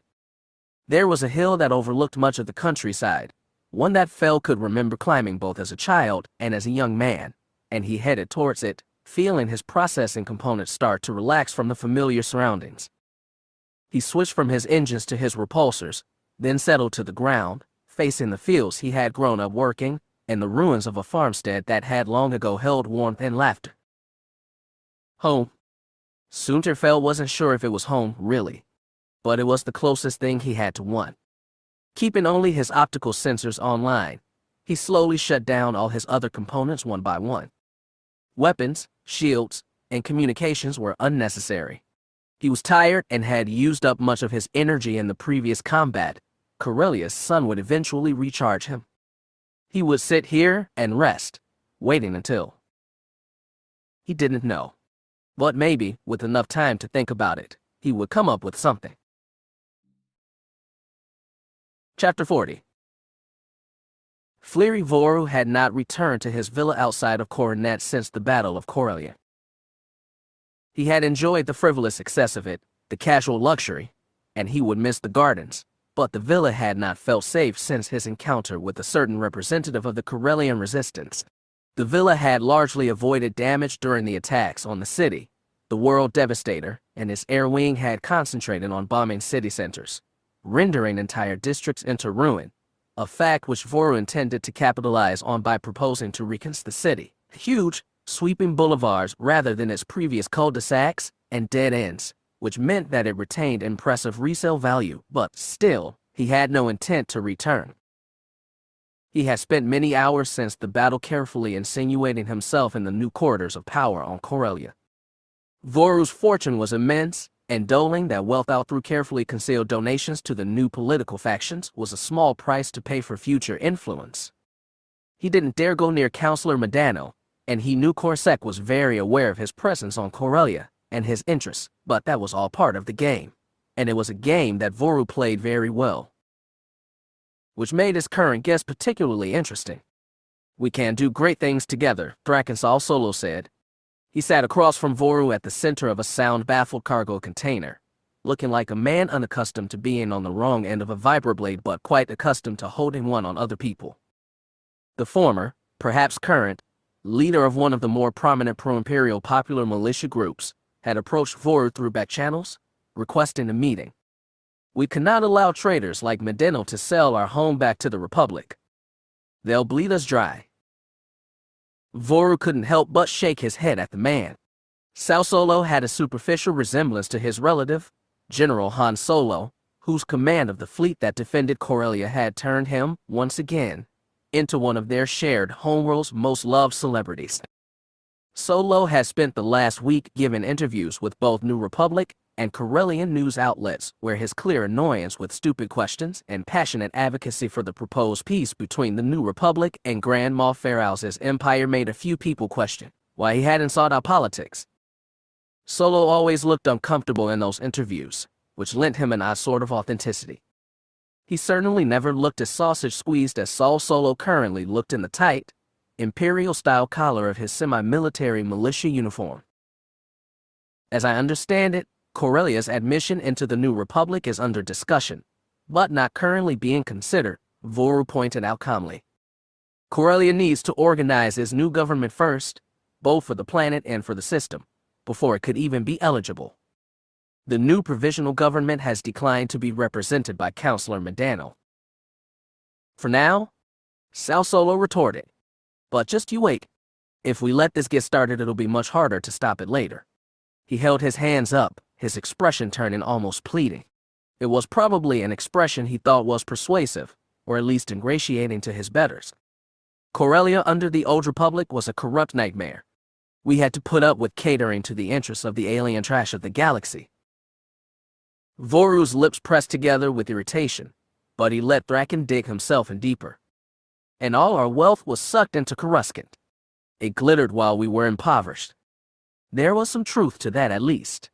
If Eleazar were here, Voru suspected that the draw would actually agree with Thraken on that one point. But Thraken's previous point would have more than sufficed to destroy any goodwill the draw might have had towards Sao Solo. Voru hadn't told Eleazar about this meeting. His old friend lacked the stomach for some of the more painful necessities of their business. And blood was awfully hard to get out of draw fur. "You were the Empire's Moff," Thraken continued. "You served the Emperor. You were an agent of his new order. So was I, in my own way. If we work together, we can keep it from being destroyed. We can keep Corellia from falling back into decay." Finally, Voru had enough. He held up his hand, one finger pointing into the air. Sao Solo's voice cut short. "You have made one fundamental miscalculation, Thraken." Thraken's expression was part petulant and part surprised. I don't care about the Empire. I never cared about the Empire. Voru leaned in, his hands resting on the bare durasteel desk. I wanted power, Thraken. I wanted influence. I wanted the wealth that comes from influence. I used that wealth and influence to improve life on Corellia for everyone, myself included. But service to the Empire was not about my values or my ideology. It was the only available path to power. He leaned back, steepling his hands together as he gazed at Thraken. The Empire is not a path to anything anymore. It certainly is not a path to power. We must all change as the times do. I'm a patriot, Thraken retorted. I am trying to secure the future of Corellia for true Corellians. If you were trying to do what is good for Corellia, you and your militias would have stood down when I told them to. I paid you to keep your forces under control. You were an asset who didn't stay bribed. That's worse than an honest cop. It seemed to dawn on Thraken all at once that he was in a great deal more trouble than he had realized. His eyes glanced from side to side. The two blank-faced Black Sun professionals who served as Voru's permanent bodyguards standing at the edges of his peripheral vision did not make eye contact. I know better than you what is good for Corellia, Voru continued. What's good for Corellia is good for me, and for my associates. And right now what is good for my associates is stability. Something the Empire has not been able to provide in a long, long time. Fighting for the Empire's return will create only more chaos. You are Grand Moff of the Empire. Thraken's voice was rasped with indignant outrage. Voru agreed. And I made so many friends that even Palpatine himself dared not kill me. But that title means nothing now. Now I am Underlord. Sal Solo's breathing started to sound more like hyperventilating. I have money. I have property on a dozen worlds in the sector, hidden and secured. If you let me go, I'll give you all of it and go into exile. You'll never hear from me again. Voru's smile cut like a knife. Oh, Thraken, you'll give them to me anyway? The small Imperial formation that remained in orbit of Corellia for the negotiations included only 3 ships. At the center of the formation was Pellaeon's Chimera, which grew steadily through the windows of the shuttle that carried Asori Rogers from her own termagant, which guarded Chimera's starboard flank. To Chimera's port was Stormhawk, which had remained more because it was no longer capable of independent movement than out of any political statement. Chimera continued to keep its tractors locked on Stormhawk to ensure that its orbit did not degrade, while Corellian and UREF repair teams worked diligently on her engines to restore the ship's ability to move independently. But not her wrecked weapon emplacements or shattered shields. The New Republic formation that remained was far larger. Most worlds had called their fleets home, but dozens of vessels remained. The mass of the Bothan home fleet had yet to depart, though a small detachment had returned. Asori was sure his ongoing presence was meant as a political statement, but she wasn't sure what that statement was. Likewise, Akbar's Garm Bel Iblis remained, in formation with Lusankaya and Areta Bell. Among them was Commodore Tabin's Mirage formation, including Rendili Vigil. Asori had spent more time than she cared to admit tracking the state of the Marshal-class escort carrier, and lamented the fact that Vigil had officially been declared beyond repair, but that had not made a dent in her soaring sense of relief that Vigil's commanding officer as confirmed alive. The ship, and some of her crew was lost, but at least Atra was not. Well, there was time enough to worry about all that later. Chimera's tower docking bay was busy. Diplomatic transports were constantly flowing in and out, no doubt to the sheer, unadulterated terror of Chimera's security staff, as the ship had become unexpected host to the negotiations that would hopefully shortly be ending the galactic civil war. The Deep Core warlords won't be surrendering, but they fight among themselves more than they fight the New Republic, so that's more the Deep Core civil war than the galactic civil war, I'd say. Asori felt her lips quirk with amusement at the thought. It faded as her shuttle landed and the ramp descended, revealing a stormtrooper detail and a lieutenant she'd never met before. Captain Rogers, Admiral Pellaeon is waiting for you. If you would accompany us. She exhaled, putting some Annex's iron into her expression. Of course. I serve at the Admiral's pleasure. As she had once before, she arrived at Grand Admiral Thrawn's art museum, and, to her relief, Her escort left her there. Pellaeon was standing in the dimly lit space, wandering between the art pieces with an emotionless expression. He looked up as she approached. "Captain Rogers." She saluted, hand rising to precisely the right angle, and the old man didn't wait more than a millisecond to return it. "Admiral." "It's good to see you in one piece, Captain." "Likewise, sir." It was a hard-won victory. Pellaeon nodded slowly. It was. His expression flattened, his lips pressing together as he looked at her. His expression reminded her of her grandfather, in particular, her grandfather attempting to babysit her and Tarek, after they had scattered his datapads all over the living room. "You know why I asked to see you?" She took a deep breath. "Yes, sir." "You disobeyed a direct order and hazarded your ship and crew during a crisis situation. You could easily have been killed, and your actions may have jeopardized the overall victory. To protect you, resources were forced to take additional risks. Pilots were killed protecting your escape. Rendili visual was lost." "Yes, sir," she said quietly. "Why?" "I believed the lives I could save were worth saving, sir." "You believed you could save those lives on the word of an elderly gas miner with no combat experience and no direct communication with the people you were trying to rescue. You allowed him to take command of your vessel and fly it through hazardous space, despite having no experience at his helm. His plan to rescue the infiltration team was to fly in close and establish an energy cylinder, expecting the team, whose presence he could not even confirm, to use that to escape. She did not point out that it had worked. "Yes, sir," she said instead.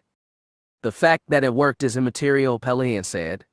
"You had no reason to believe any of that would work." "I don't agree with that, sir," she said.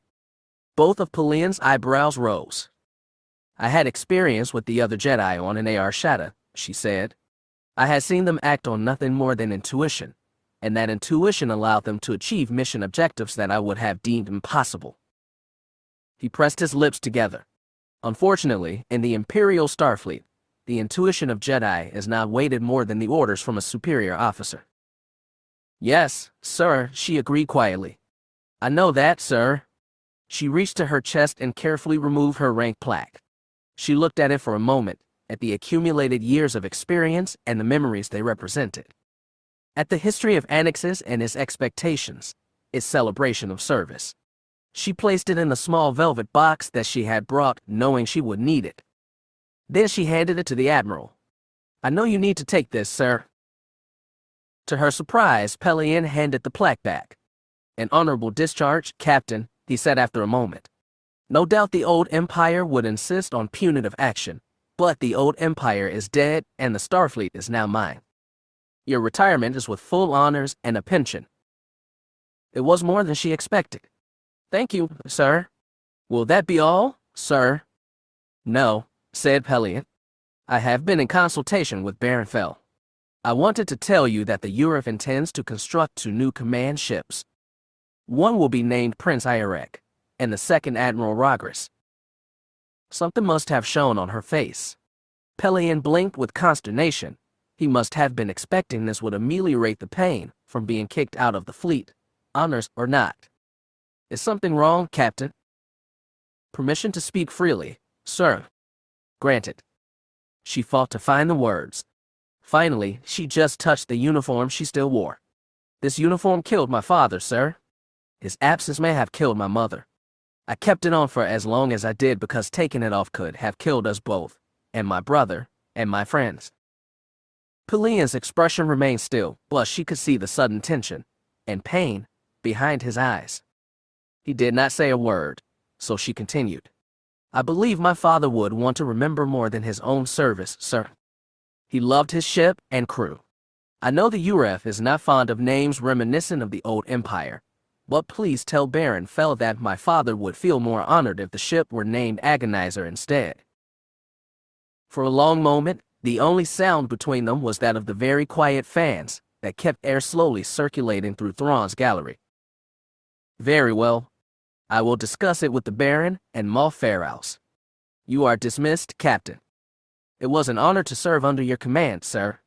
She saluted, a perfect Imperial salute, then performed a parade-perfect turn and headed for the exit, her uniform boot heels clicking on the floor and her rank plaque in her hand. Asterisk. It wasn't hard to pack for her departure from Termagant.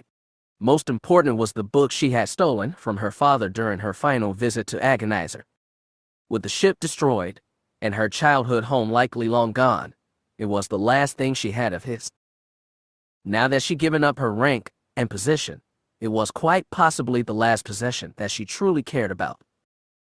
Her quarters terminal beeped. With some trepidation, she moved to her desk to check for new messages. There was one in particular that stood out, with an origination code from the New Republic government. Invitation to Peace Conference, the subject line read. She reviewed it quickly. Apparently, her efforts during and before the Battle of Corellia had not gone unremarked. Someone, she guessed Luke Skywalker, but there were other possibilities, had gone out of their way to procure an invitation for her to attend the peace negotiations aboard the Grand Admiral Thrawn. She reviewed more, silently debating whether she would attend or not. It wasn't like she would have much to contribute. When her heart leapt with sudden, relieved joy. Her patron wasn't Luke Skywalker after all. Listed on the bottom of the form was the name Commodore Atral Taban. This is foolish, Asori reminded herself. Idiotic even. Still, that didn't stop her from using her last act as Termagant's commanding officer to book herself a shuttle flight. The halls of the Grand Admiral Thrawn were packed with dignitaries, and Asori did her best to wind her way through them without drawing excessive attention to herself. Relatively few wore Imperial uniforms as she did, though she was far from the only one.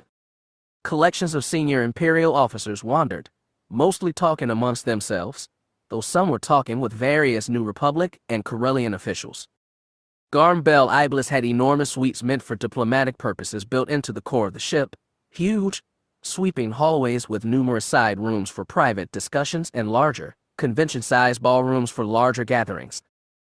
There were water displays practically everywhere, with various collections of fresh or saltwater plants and creatures living what seemed to be contented lives. The displays seemed to be in every wall, leaving some walls transparent, though still soundproof. Captain Rogers. That was General Antilles. She recognized the voice immediately. She turned, instinctively tensing for a salute to a superior officer, though of course, Antilles was neither her superior nor was she an officer. Just a moment, Wedge said. To her surprise, he craned his head up, peering as best he could over the sea of heads that steadily flowed and whirred around them. Then he joined that flow, leaving her presence, before emerging again from a slightly different direction. In his hands, he had a bottle of Corellian whiskey. Warren's Reserve, Corellia's best mid-range whiskey, Wedge said. She had no idea what to say. Yes, sir. Wedge led her to a small table, which had yet to be tended to by the service droids. He pushed the cups aside and placed 2 glasses down, pouring 2 healthy shots into them. I've been meaning to speak with you, he said seriously. I was sorry to hear about your father. He was a good man. She blinked, surprised yet again. The fact that her father's former enemies seemed to regard him as well, if not better, than his former friends, well, that was the Empire, she supposed. Yes, sir, she agreed, accepting one of the glasses and clinking it against Antilles. She drank the shot, too. It wasn't quite as strong as she had feared it would be. Suntir told me that you rescued Luke's team, Wedge added. That was one hell of a leap of faith, and you saved a lot of people who are very important to me. There was an odd depth to the sincerity in those words. Had there been some rumor that Wedge had a relationship with some member of them? She didn't remember. Maybe her XO had said something to that effect, but after the battle she'd had a hard time focusing. I might have heard you're looking for work, Antilles added. The words processed slowly then all at once, and she stared at him. She'd only been out of the fleet for maybe an hour, and she'd come directly from Pellaeon's office here. How could he possibly know that? Call me if you need anything, or if you just want to talk. I have friends in the New Republic who have gone through similar experiences to yours. I'm sure General Madine would be willing to counsel you. Throat suddenly thick and at a total loss for words, Asori just nodded. Antilles waited a moment, waiting to see if she would speak. When she didn't, and the swell of emotion in her chest threatened to overwhelm her, he just offered her a smile. "When you're ready, of course," he consoled. Then, with a final nod, he allowed himself to be swept back into the flow of people. "Captain Rogers," a new, far more familiar voice called. Mastering herself again, Asori poked her head up, rising onto her toes and searching for the voice. Unsurprisingly, Dree found her before she found him. "Captain Rogers," he greeted her with a wide smile. "I'm glad you could make it." "It's just Asori now," she told him, gesturing to the empty place on her uniform where her rank plaque had once been. "I've decided to exit the service." That gave Dree pause, though he recovered smoothly. "I'm sorry to hear that, Asori," he said seriously. "It was an honor to serve with you." Likewise, she nodded her thanks. She hesitated, but decided there was no point in belaboring the question. "Have you had news from any Pawn Major survivors?" Dree offered her an exhausted smile. "Yes, thank you for remembering. My mother was evacuated aboard Basilisk and relocated to Dowager's Rest. I just got a message from her a few hours ago. She's shaken up, but alive." His smile faded. "That's more than I can say for many of Pawn Major's people," he added. "But if not for Talon Caird and Commodore Taban, it would happen much worse." Asori tried not to show her reaction to the mention of Atral, and suspected that to a man as observant as Dree she had failed. "I'm happy for you." I know Rendili Vigil was seriously damaged during the battle," she said. "I've seen some of the new Republic repair lists, and Vigil is formally listed as unsalvageable," Dree agreed. Asori wasn't sure, but she felt as if Dree was rather carefully not pointing out her reaction, and it hadn't helped that instead of changing topics she further mentioned the Commodore. "I now Vigil sustained personnel losses, but I believe Commodore Taban herself avoided serious injury." His tone was just a little too reassuring. She sighed and tried not to blush, once again feeling stupid. She forced herself to change the topic. "What about the peace negotiations? Do you think they'll be successful?" Instead of immediately answering, Dree placed his hand on her arm and drew her into one of the smaller, more private, soundproof rooms. "Counselor Organa Solo has been pushing hard ever since the battle," he murmured conspiratorially. "There are a lot of factions within the New Republic's inner council, and some see it in their interest to demand a more punitive peace, but there's a lot of goodwill towards Grand Moff Pharaohs at the moment. I hate to say it, but the destruction of Pawn Major," he winced, but only slightly, "has earned Pharaohs a lot of sympathy, and his timely arrival aboard Chimera to help at the Battle of Corellia earned him a lot of goodwill." "So you think the war is over?" "I think it might be," Dree hedged. "The New Republic badly wanted to have some Moffs or senior ISB people to try for war crimes, to sate the desire of their public for either vengeance or justice, depending on who you talk to. Dala's liquidation of them prior to the battle has actually been a hindrance, because it leaves almost no one left to hang. They're trying to split the difference by agreeing to deliver to the New Republic all the available records, so that guilt can at least be established and publicized after the fact. So the peace will just be with Pharaohs and the UREF?" she asked cautiously. "What about the rest of the Empire's territories?" Dree shook his head. "With the fleet entirely loyal to Pellaeon and Dala now, there aren't many. All the Empire's territories outside the Deep Core have formally acknowledged Pharaohs as the legitimate Grand Moff, and he and Fel are negotiating collectively." He lowered his voice even more, forcing her to lean in. "There's speculation that Fel will be elevated to Emperor, in a largely ceremonial role, and the two of them will rule together." She had become so comfortable in the URF's territories, living in that small pocket, like the Empire in many ways and yet fundamentally different from it in so many others, had been freeing.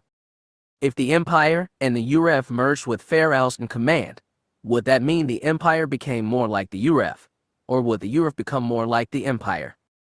She hadn't even yet begun thinking about what she would do now that she had left the Starfleet, and her options were increasingly constrained by factors both outside her control and that she did not even understand. Maybe she would join Dree's mother on Dowager's Rest and become, one of the many refugees there building a new home after the destruction of the last one. There was something oddly appealing to that idea. Whatever the arrangement, Dreef continued, it's clear the New Republic is looking for an option that doesn't involve a protracted military campaign. Their losses at Corellia were significant as well, and I think the member worlds would rather peace with the reformed empire to continued war. But it's just as clear that the New Republic's Inner Council wants to ensure that a reformed empire is really a reformed empire. Do you think I can go home? She asked, the words coming unprompted.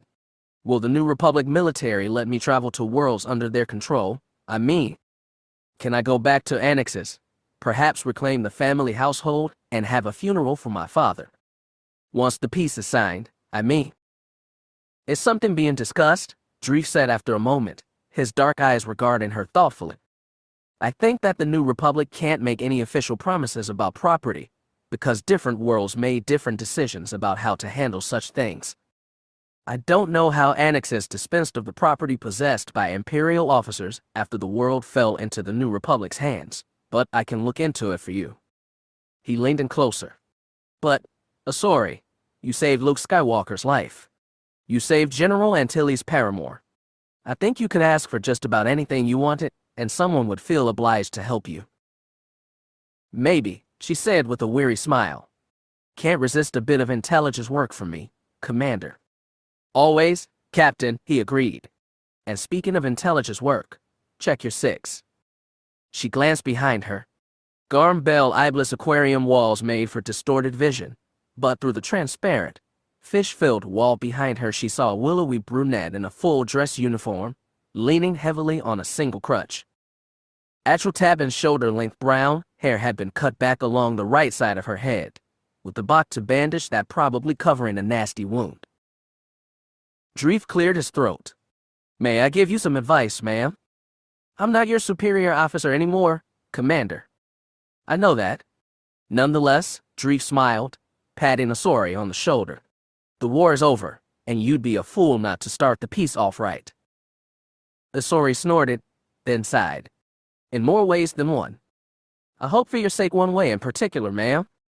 Dreef tossed her a playful salute then, as was his custom, vanished skillfully into the crowd just as Atral wound her way around into Asori's little semi-hideaway. The New Republic officer looked good, wounded and exhausted, but good, though Asori knew that perhaps her opinion was influenced by damnedly adolescent infatuation.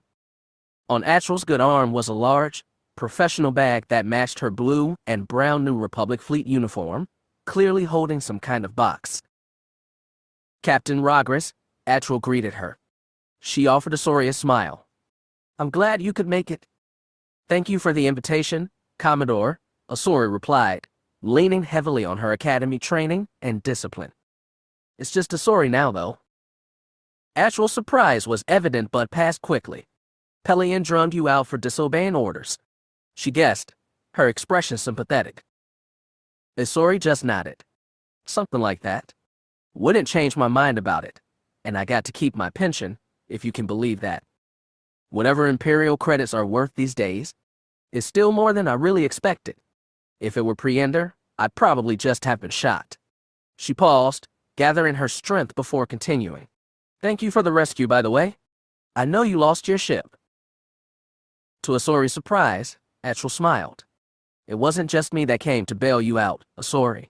Colonel Selchu brought a full formation of E-Wings, and I don't know if you noticed, but the Smugglers Alliance covered your exit. I saw Pulsar Skate personally blast a few ties off your engines. And the reason they came for you was because you risked everything to help a few of the New Republic's greatest heroes escape certain death. It's thanks to you that I'm going to get to attend Wedge's wedding rather than a bunch more funerals. Speaking of, I have a gift for you. Atral reached into her shoulder bag and withdrew a good-sized, ornately decorated wooden box, then handed it to Asori. Asori took it. It was surprisingly heavy, and popped it open. Inside was a bottle of wine and 2 glasses. What's this? Call the wine a thank you for everything you did during the battle, Atral said, and an invitation to share it. Despite the seclusion of her immediate surroundings, Asori struggled not to blush. I'm an ex-Imperial officer, not some blushing schoolgirl. She sure felt like one, though, and decided to focus on that before the prospect of employment. Like a date. Atral Taban arched an eyebrow. Like a date. She offered Asori an arm. I know just the place to break open the bottle, too. Neither of us is needed for these negotiations, after all, and they'll call us if they want to honor us. Why not sit and take some time together? Why wait? Asked Asori, heart thudding like an overcharged engine turbine as she closed the box with suddenly nerveless hands and tried, as gently as possible, to set it aside. Luckily, she didn't hear anything break, and as she straightened up, in that brief moment, Atral had closed the distance. In unexpected proximity, Asori looked up at the other woman, each one smiling awkwardly and uncertain of who would make the first move, until, with a flash of mischief in Atral's eyes, she tilted her head slightly down. Yeah, murmured Atral. Why wait? Asori practically climbed her to kiss her, remembering at the last moment to avoid her injury, and the two of them thudded up against the cloudy viewport.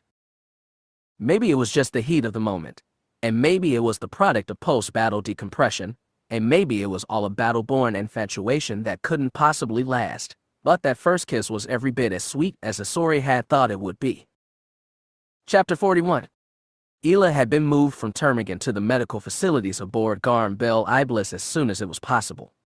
Wedge had accompanied her, and both as the general of the Fifth Fleet, and as a junior member of the New Republic's negotiating team, which was almost entirely just a formality, Wedge had no standing orders from Leia or the rest of the negotiation team except to lurk in the corner and stare too calmly whenever the Imperials got recalcitrant. He had been assigned temporary quarters. The first moment it had been convenient. He had discarded his hated dress uniform jacket, replacing it with one of his well-worn fatigue jackets that had followed him from posting to posting over the years. It had survived the years of war. Many of his comrades had not. Wedge tried to force down the sensation of simmering anger at Pellaeon, Dala, at all of them. He knew, intellectually, that the decision to let them walk without facing a war tribunal was the right one. Plenty of Imperial officers had been allowed to defect, even with pretty horrible records of atrocities.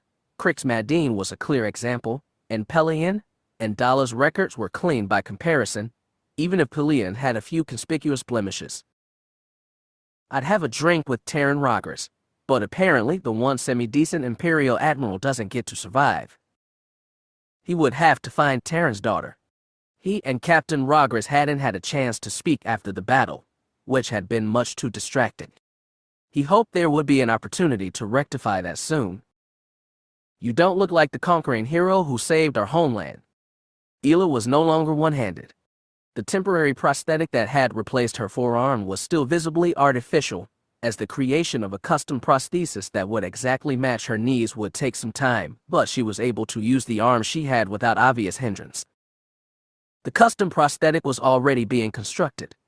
Only a few hours after Ela had been moved to Grand Admiral Iblis, two nondescript medtechs had arrived at their quarters, equipped with hover dollies with top-of-the-line medical scanning equipment.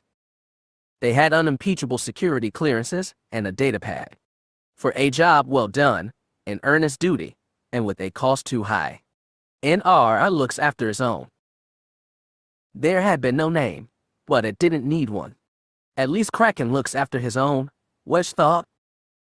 Officially, Ela was still recuperating, which gave her an excuse to avoid attending any of the parade of events associated with the ongoing peace negotiations. Unofficially, she was sick of Sludgenews trying to capture any picture of her, or the fusillade of expressions of sympathy and sad eyes. Oh yeah, Wedge countered. What I look like? In a jacket like that. Ela smirked. You look like someone trying to blend in with the fringes on Treasure Ship Row. You know you have to go back, right? He winced. Taking the uniform off prematurely had been silly, but it had started to feel confining. Her voice took on a more sympathetic lilt. And after that we have to meet with the Baroness of the Empire and all her little baronlings. Baronets. In spite of himself, Wedge smiled. Despite her injury, Ela's good cheer had never subsided. Wedge had known many rebel soldiers who had lost limbs in combat, and so far she was taking it better than most, though Wedge knew well that a brave face often only ran skin deep. But Ela was clearly worried about him as well. As his sister's transport had come ever closer, Wedge had tried not to think about his brother-in-law or the beloved older sister who had left him and his parents to go seek her star when he'd been too young to understand her sudden, inexplicable absence from his life. "You don't have to go see her if you don't want to." "I know. I want to. That really isn't why I'm angry." Wedge signed. "I agree with Philae of all people. The proposed peace is awfully lenient. Are we letting the dead down if I go make nice with the highest-ranking people in the Empire? Even if some of them are family." Ela wrapped her arm around his waist, leaning against his side and brushing her lips against his cheek. "It's natural to be mad at her. It's normal to feel weird about all of this. But can I give you some advice?" "We're getting married, Ela. A big part of that decision was based on how good your advice is." She smiled and kissed his cheek again. "You can be mad at Pellaeon at Dala. But just for today, let's not be mad at Fel or Syal. Let's go see your sister. Go meet our family. Don't carry the rest of it. I'll be right there with you when her ship docks." The abandoned kitty had once been wanted to scream and stomp his feet and complain about how unfair it all was. But Wedge wasn't that boy anymore. "They say first impressions are everything, Antilles," Ela said with a smile. "And you still have to mingle with the imps and your nieces and nephews." She gave him a hip bump. "You may not like it, but you need to get back in that dress uniform." "If I didn't know better," Wedge said, somewhat playfully, "I think you just like the uniform, but everyone with a germ of good taste agrees it's a fashion disaster. I think you just like watching me change." "Guilty as charged." Ela's prosthetic wrist whirred as she made a get-on-with-it gesture. The circular table at the heart of Garm Bel Iblis' primary conference room was large enough to seat the entire New Republic Inner Council. It had been intended for exactly that purpose, a place for the political leaders of the New Republic to meet in the event that negotiations had to take place off Coruscant during a crisis. It was temperate, with the climate intended to make every inhabitant of the room comfortable enough to avoid unnecessary irritations. Leia let her eyes trail around the table, evaluating each of the people present. The entire New Republic Inner Council was not present. Who would represent the New Republic had been a difficult battle even within the highest levels of its government, but ultimately 5 people had been selected. Mon Mothma would, of course, lead the delegation, with Leia as her primary deputy. Councilors Akbar and Philae, whose peoples had contributed the largest military forces, and who had suffered, as a consequence, the most serious losses at the Battle of Corellia would be next. The final representative was Carithra, whose role was simple. No people had suffered as much, or as long, as the Wookiees had. Their long enslavement was known to all, as was the grudge they carried. No one doubted that if Carithra was satisfied with the final terms, all but the most recalcitrant, most bitter fighters would accept them, at least at first. No one expected Leia to carry the same kind of grudge, despite her own losses. The Empire brought 5 representatives, though only the first 2 really mattered. Everyone at the table knew that Grand Moff Pharaohs and Baron Sunter Fel would lead the Empire, even if it was not entirely clear which of them was actually in charge. Accompanying them were Admirals Pellaeon and Dala, who both sat silent and blank-faced on the flanks of their political leadership. Only Dala had spoken during the long hours of the day's negotiations, and she had only spoken briefly to confirm that she had, in fact, executed every member of the Imperial hierarchy that she could get her hands on. Not for crimes against the galaxy, or because of any loyalty to the New Republic, or even out of personal animus, but simply because she had concluded that they had betrayed their oaths to the Empire. The last member of the Imperial delegation was a newly minted Moff named Effin Seridi. Young, handsome, and personable, thought Leia. This former ISB officer is one to watch. The reconstituted Council of Moffs, Seridi said, is empowered by Imperial law to revise the structure of Imperial government. Under my leadership, and with permission from Grand Moff Pharaohs, we have proposed the following reforms. First, we intend to restore the Imperial Senate. As was the case with the Imperial Senate prior to its dissolution, each sector will elect a senator to serve. Legislation passed through the Imperial Senate will be affirmed and implemented by the Imperial government, led by the Grand Moff, who will be selected by the Senate and can be removed via a vote of no confidence by the Senate. That was, in essence, a recreation of the previous Imperial model, though the Moff serving at the whim of the Senate, rather than the whims of the Emperor, was a novel adaptation, Leia thought. It was not dissimilar to the New Republic's own process for the selection of its head of state, though both were clearly based on the Old Republic's process for choosing a chancellor. Pharaohs looked at Baron Fel. To accommodate the Uref into the new empire, we proposed that Baron Fel be crowned emperor. I accepted the title of Baron of the Empire when I was young and had no choice. Fel cut in, voice low and vicious. You are not going to crown me emperor now that I do? Baron Fel will be crowned emperor, Pharaohs continued raggedly, but the position will be largely ceremonial. He will have the right to consult with the Grand Moff, but his authority will be exclusive to the autonomous territories of the Uref, until such time as they are integrated as sectors into the Empire. My existing objection remains, Borsk Philia pronounced with affected gravitas.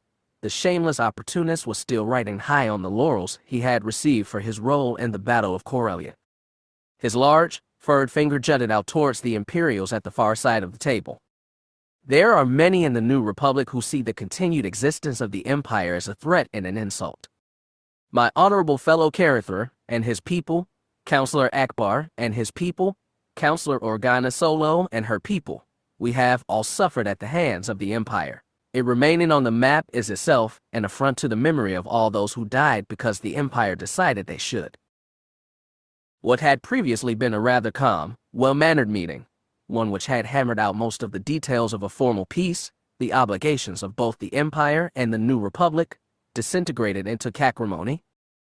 On the Imperial side of the table, Fel was half standing, his hands flexing the synthwood in front of him, voice growing in volume. Pharaohs was already at his feet, hands held up in a placating gesture. Enough. Mon Mothma's calm voice cut through the din, silencing them all. Be seated, she instructed firmly. She turned towards Fel first. Baron Fel, if I understand it, you already have all the powers that the settlement proposes to give you. The Unknown Region's Expeditionary Forces territories are under effective military rule, and you are the senior officer, correct? That's correct, he affirmed, his hands slackening. Our worlds have not been settled for very long, but they were all settled by Thrawn's orders with the intent that they serve as military depots. I have not been in charge of them for long enough to change that yet, though I have seen some proposals for reform. Then your objection is not that word that this arrangement seeks to give you, merely the title. Emperor is not a mere title, Fel growled. It would seem that you and Councillor Philia agree, Mon Mothma said, a small smile creasing her lips. I believe I have a solution to both dilemmas. Instead of promoting Baron Fel to Emperor, perhaps the Empire should simply be retitled and scaled back to a barony. Silence ruled. Philia leaned back in his chair with an amused, toothy smile. I would find this acceptable, he decreed. Conditional upon the barony keeping all the other obligations it has already agreed to, of course. Councillor Carithra, Mon Mothma asked. The Wookiee was silent for a long moment, then barked a simple reply. Councillor Carithra would also agree, 3PO translated. Pharaohs looked around the table at the people sitting on his side. Pellaeon and Dalla's expressions were flat and emotionless, though Leia thought she could see just a hint of tension at the corner of Pellaeon's mouth. Saridi seemed downright amused, like he could barely keep himself from laughing. Fel was the only one who looked truly contemplative. Baron Fel. Mon Mothma probed. This would still mean making my children heirs to an empire, whatever we end up calling it, Fel growled. Neither I nor my wife will countenance making them any kind of royalty, and putting that kind of a target on their backs. The title does not have to be inherited, Saridi proposed. The Uref territories could select a baron based on any criteria they deem acceptable. You would have no direct control over the rest of the barony, and if we integrate the entire Uref into the barony during your lifetime, the title may not even be necessary beyond it. I will be a custodian only, Phil said, and rubbed his face. Custodians sweep up all kinds of nasty messes, and I will handle this one on the condition that my wife agrees to this arrangement when she arrives. That leaves just you, Grand Moff, Mon Mothma said. Pharaoh's gazed back at Mon Mothma. You realize what this will mean, he said quietly. There will be many millions of people in my territories that object to everything in this agreement. They will reject the idea that Palpatine was anything other than a well-meaning hero. They will claim that the new republic is illegitimate. They will say that we have been demeaned and degraded. They will hold on to their hatreds. What you see as simple wordplay that will reassure your own peoples, to mine will be a symbol of all they have lost. Until it becomes a symbol of all they have gained, Mon Mothma countered. Gain what, exactly? The words came from the white uniformed woman sitting on the Imperial side of the table. Grand Admiral Dalla was, as far as Leia was concerned, the single most unpredictable element in the room. A chance at peace, with your lives and liberties, Mon Mothma returned, with a glacial calm that almost made Leia overlook the fact that her words constituted a threat. Liberties the people of the barony have been deprived of since the declaration of empire, just like everyone else in the galaxy. Dalla's eyes flashed. Mon Mothma merely raised a single eyebrow, an infinitesimally small distance higher.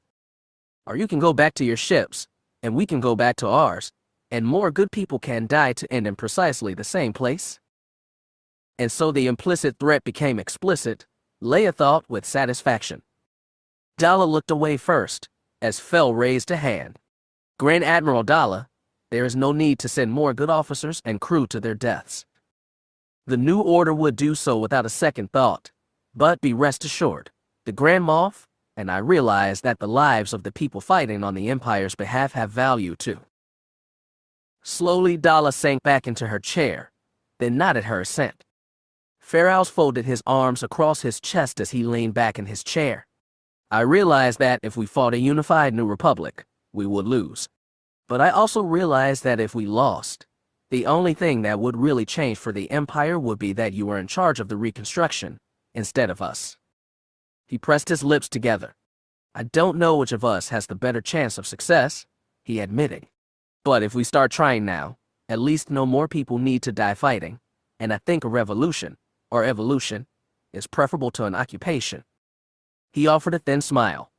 And if I didn't believe in my own ability to rule, I would never have become a Moff in the first place. Asterisk.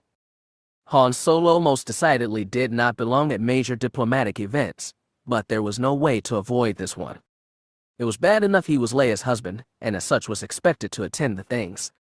This time he also had the misfortune of having commanded the joint fleet that destroyed the world devastator over his homeworld. Maybe when he'd been a teenager he would have enjoyed the wall-to-wall, all-encompassing adoration that made even the celebrations after Yavin look tame. But he wasn't a teenager, he was a husband with kids, and he really just wanted to go back to Coruscant, to see them.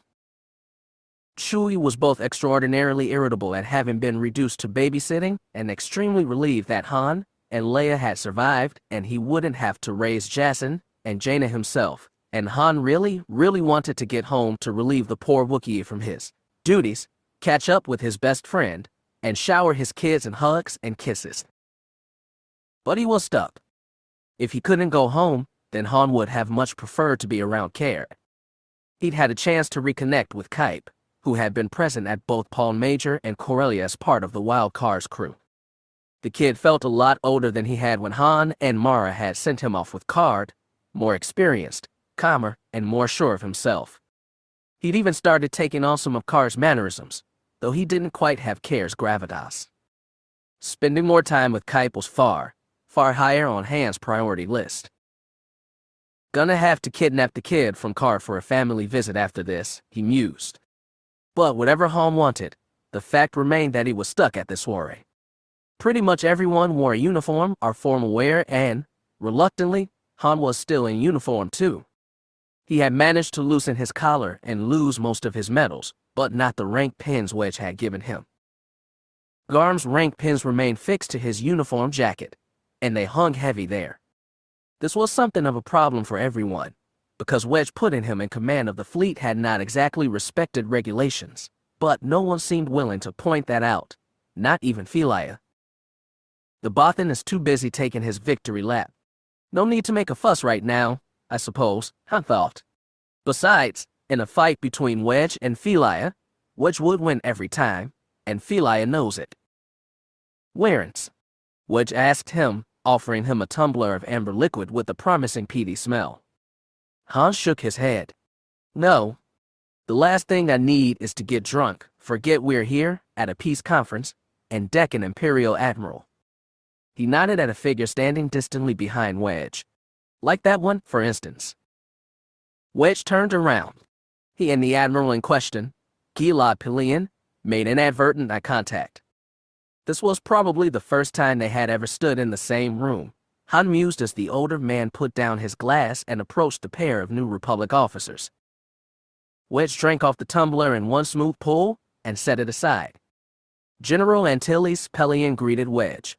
"And General Solo, my compliments on your efforts at the Battle of Corellia. You both fought well." "It was do or die," Han said darkly. "We did." "War always is," General Solo, Pellaeon countered. "Not every man is capable of doing what they have to in those kinds of moments. You both have repeatedly proven that you are those kinds of men." Pellaeon turned to Wedge. "I understand congratulations are in order, General. You are to be married." Wedge's lips pressed together. That secret had proven impossible to keep after Ela and the others had been rescued by Termagant and was currently dominating Corellian and probably galactic sludge news, especially given the wounds both Ela and Wedge had suffered defending their homeworld. "Soon," he agreed curtly. Pellaeon's awkwardness might have been cute, Han reflected, had he not been an Imperial officer. "I chose not to pursue longer-term relationships," the Admiral said. "There was never time for it." "You have to make the time, or you miss out," Wedge said. Han could see the tired irritation on Wedge's face, but also the relief in his next words. "I've already informed A-Bot that I'll be retiring as soon as I've had time to train a replacement commander for 5th Fleet." "It's about time," Han exulted, with clear relief. "You've needed to get out for at least a year." Wedge laughed softly. "I know," he admitted. "But I couldn't, not with the war. Not when someone else would have had to take over. But now, with Ela's injury and Corellia free, we have the opportunity to go home again and recover. I've already been offered a job with the Planetary Reconstruction Bureau. Coronet in particular is going to need a lot of repair." "Gonna take it." "I'm not sure." "Well, I wish you the best," General Pellaeon said, the words stilted and formal, like he wasn't quite sure what to say. "I'm looking forward to the end of the war myself. There hasn't been an extended period of peace." He shook his head, as if uncertain, but Han suspected that really Pellaeon did not want to say out loud that there had not been peace since the rebellion started. "In many years." Wedge was not amused. "I wish you peace and a very long life, Admiral. If there's any justice in the galaxy, you'll see the faces of all the young men and women who died believing in you when you tried to sleep every night." Han glanced between the two of them in the resulting silence. Pellaeon was unnaturally still, but that was not unusual. Han had been trained to stand thus at Corellia, though it had never taken. His expression was not. The old man looked like Wedge had just scooped out his insides with a few well-chosen words. Still, as Han watched, Pellaeon forced himself to relax. "And you, Antilles," Pellaeon finally said. "Will you see yours?" Wedge gave a small nod, not taking his eyes off of Pellaeon. "I already do. I'll carry them with me until the day I die." "The best do," Pellaeon replied, his tone oddly without recrimination. "When I joined the judicial forces, I was told that good soldiers must love the armed forces. When I trained as an officer, I was told that the good officers must be willing to order the death of the thing they love to achieve a greater purpose." He paused, then nodded. "By my lights, General, you've achieved your purpose." Wedge shook his head. "Why are you trying to make me feel better?" he asked, sounding genuinely baffled. "I never went to any academy. I hopped into a starfighter as a teenager and haven't stopped fighting since." Being able to lead men into battle is a rare talent, Pellaeon said. Rarer still is knowing when to stop. Are you going to be retiring yourself, then? Wedge asked. The question seemed to take Pellaeon genuinely aback, like he hadn't even considered it. He did not have a chance to answer the question either, because one of the few people in the room who was wearing neither a uniform nor fancy wear approached, accompanied by the familiar burnished metal form of Goldenrod.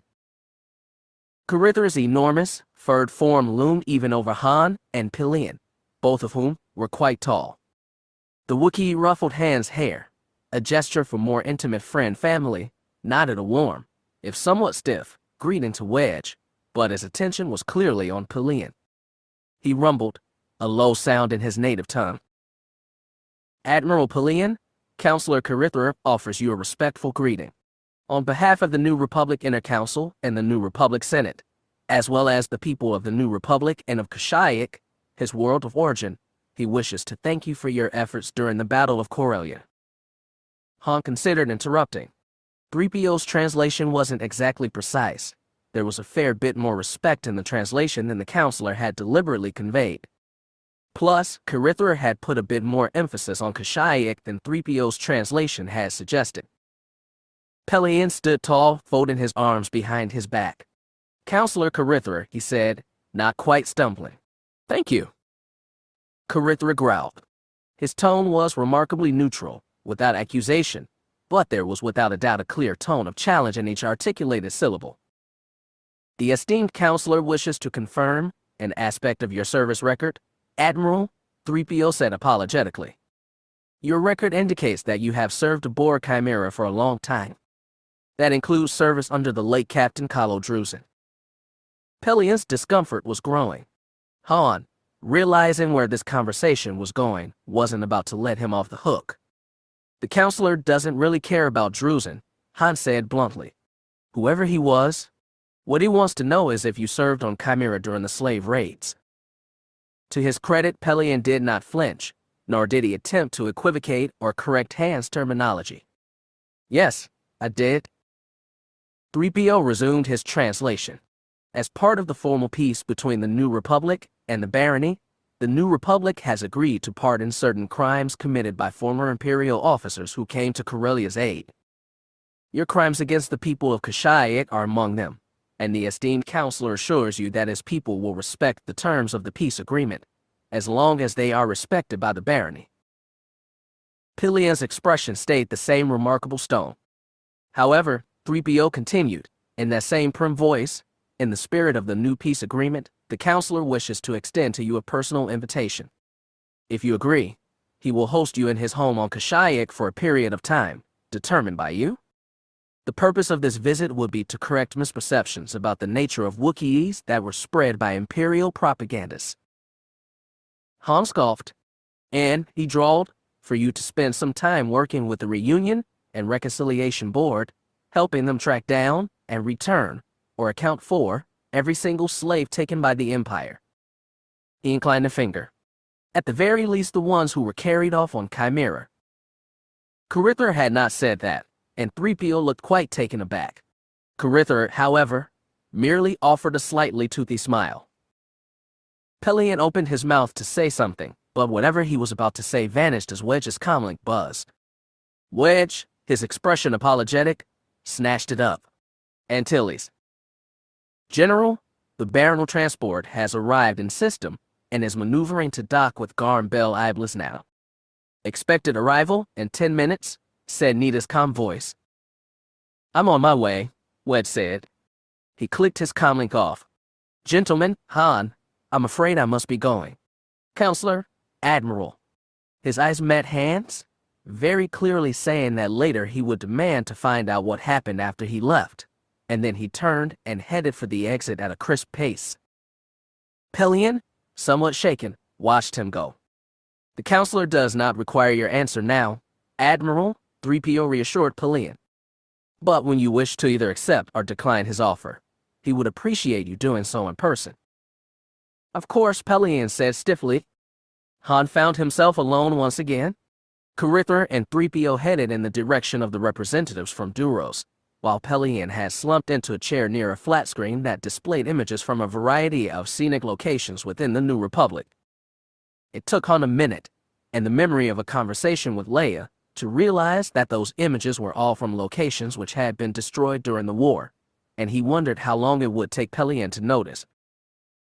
The Imperials present were making an effort to mingle with their New Republic counterparts, but there were many either sitting separately together or sitting alone. One in particular stood out, notable not only for the white Grand Admiral's uniform she wore but also for the fact that she was one of the few women in Imperial uniform present. Memories of the Academy coming back, Han headed for the nearest bar, grabbed a pair of lamin ales that he might have drank during his Academy days, and headed in Dala's direction. "Hey, Tassi," he greeted. Her hand leapt to the empty holster at her hip, but she relaxed as she recognized him. "Solo," she replied, her expression faintly amused. "General Solo, even." For the moment. He handed her one of the ales and took a seat across from her, propping his boots up on the table between them before taking a sip of the bubbly, slightly bitter brew. He winced as he did, wondering if his palate had become a bit too refined as a consequence of his association with Leia. "You outrank me, though." She shook her head. "Grand Admiral," she said softly, taking another sip of her ale, a longer one this time. She put the bottle down, still shaking her head, and fell as becoming Emperor. "Of the three of us, which do you think our instructors would have most objected to? Before or after you got kicked out?" She smirked and took another long sip of her ale, then winced. "This is terrible. I haven't had lamin ale since." Her expression tightened and she exhaled deeply. "Since Tarkin," Han finished. Dala pursed her lips and took another sip of her ale. Han took his feet off the table and sat up, placing his own ale on the table. "Is it true that you personally shot Moff Takit?" Her eyes were cool. "Do you think I wouldn't?" "Oh, come on. I remember the Academy, Tassi. I know you would. At least you learned something before they cashiered you." She took another long sip of her ale, leaning back in her chair. "I was surprised when I heard your name after Yavin, but not that surprised. You always had a habit of turning up in the wrong place at the wrong time." "You did too," Han countered. "Usually because you were bashing heads in." "Not always, though." Han decided it was safe enough to tread onto somewhat more dangerous ground. "I kept track of you, when I could. There wasn't a lot after Yavin, though. Your name just kinda disappeared, and if I did hear anything it was rumors off on the distant rim, bashing pirate heads. I always wondered if you might end up in a rebel uniform someday. Such as they were." She heard the unspoken question. Spit it out, slick.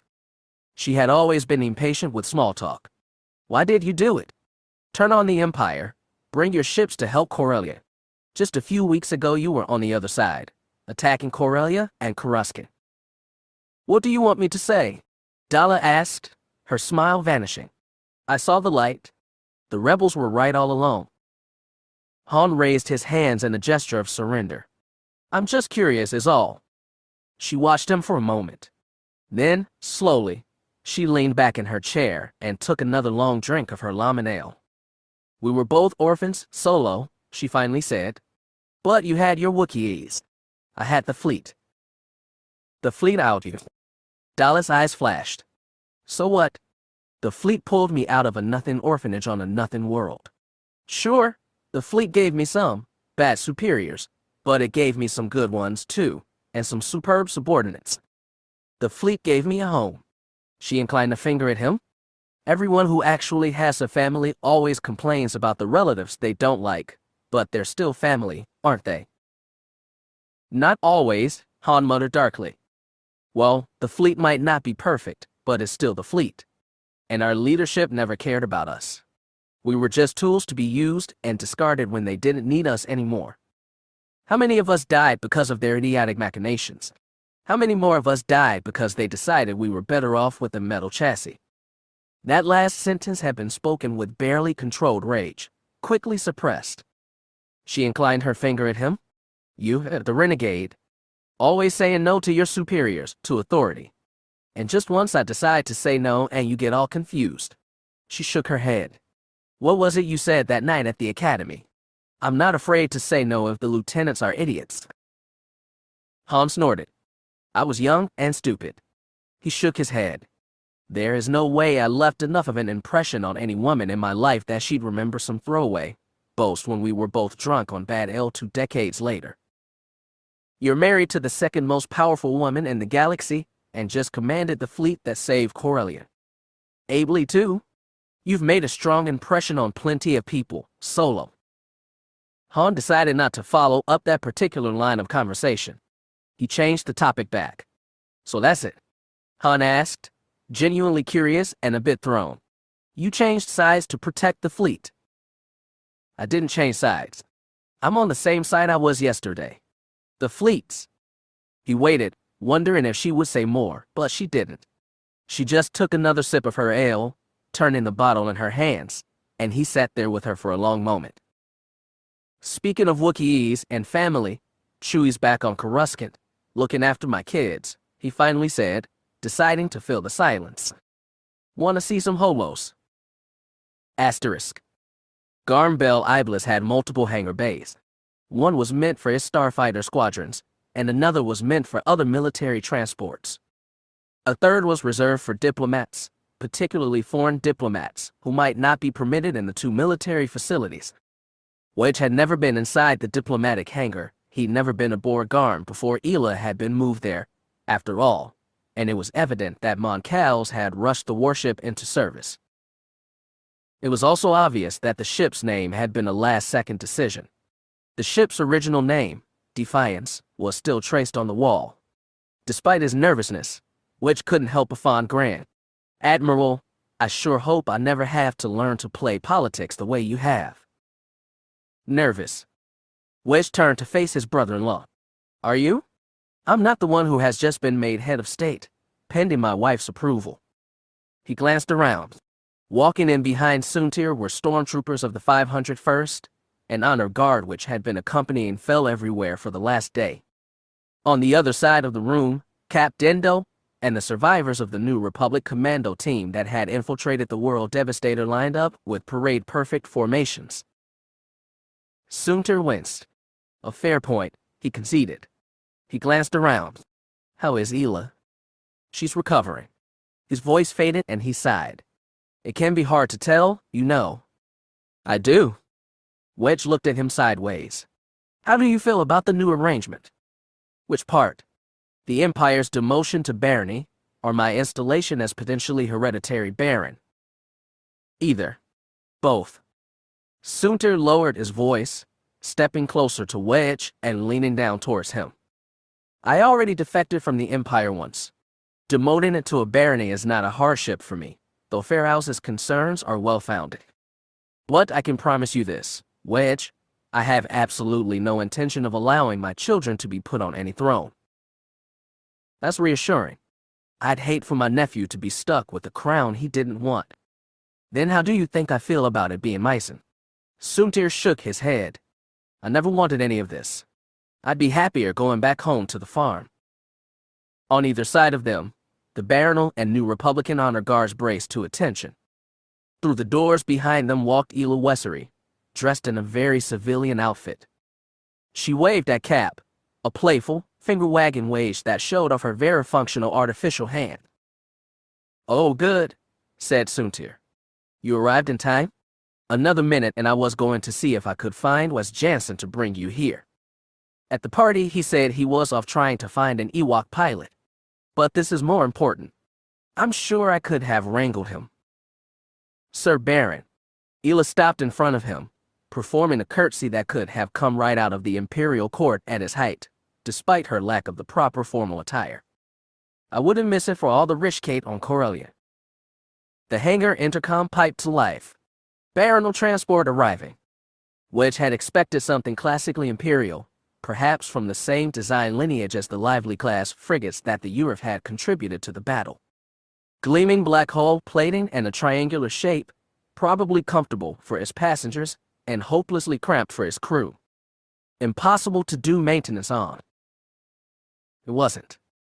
The ship that came through the blue force field that kept the atmosphere and the void out was a YT-1760, as Corellian, and old as Crix matting.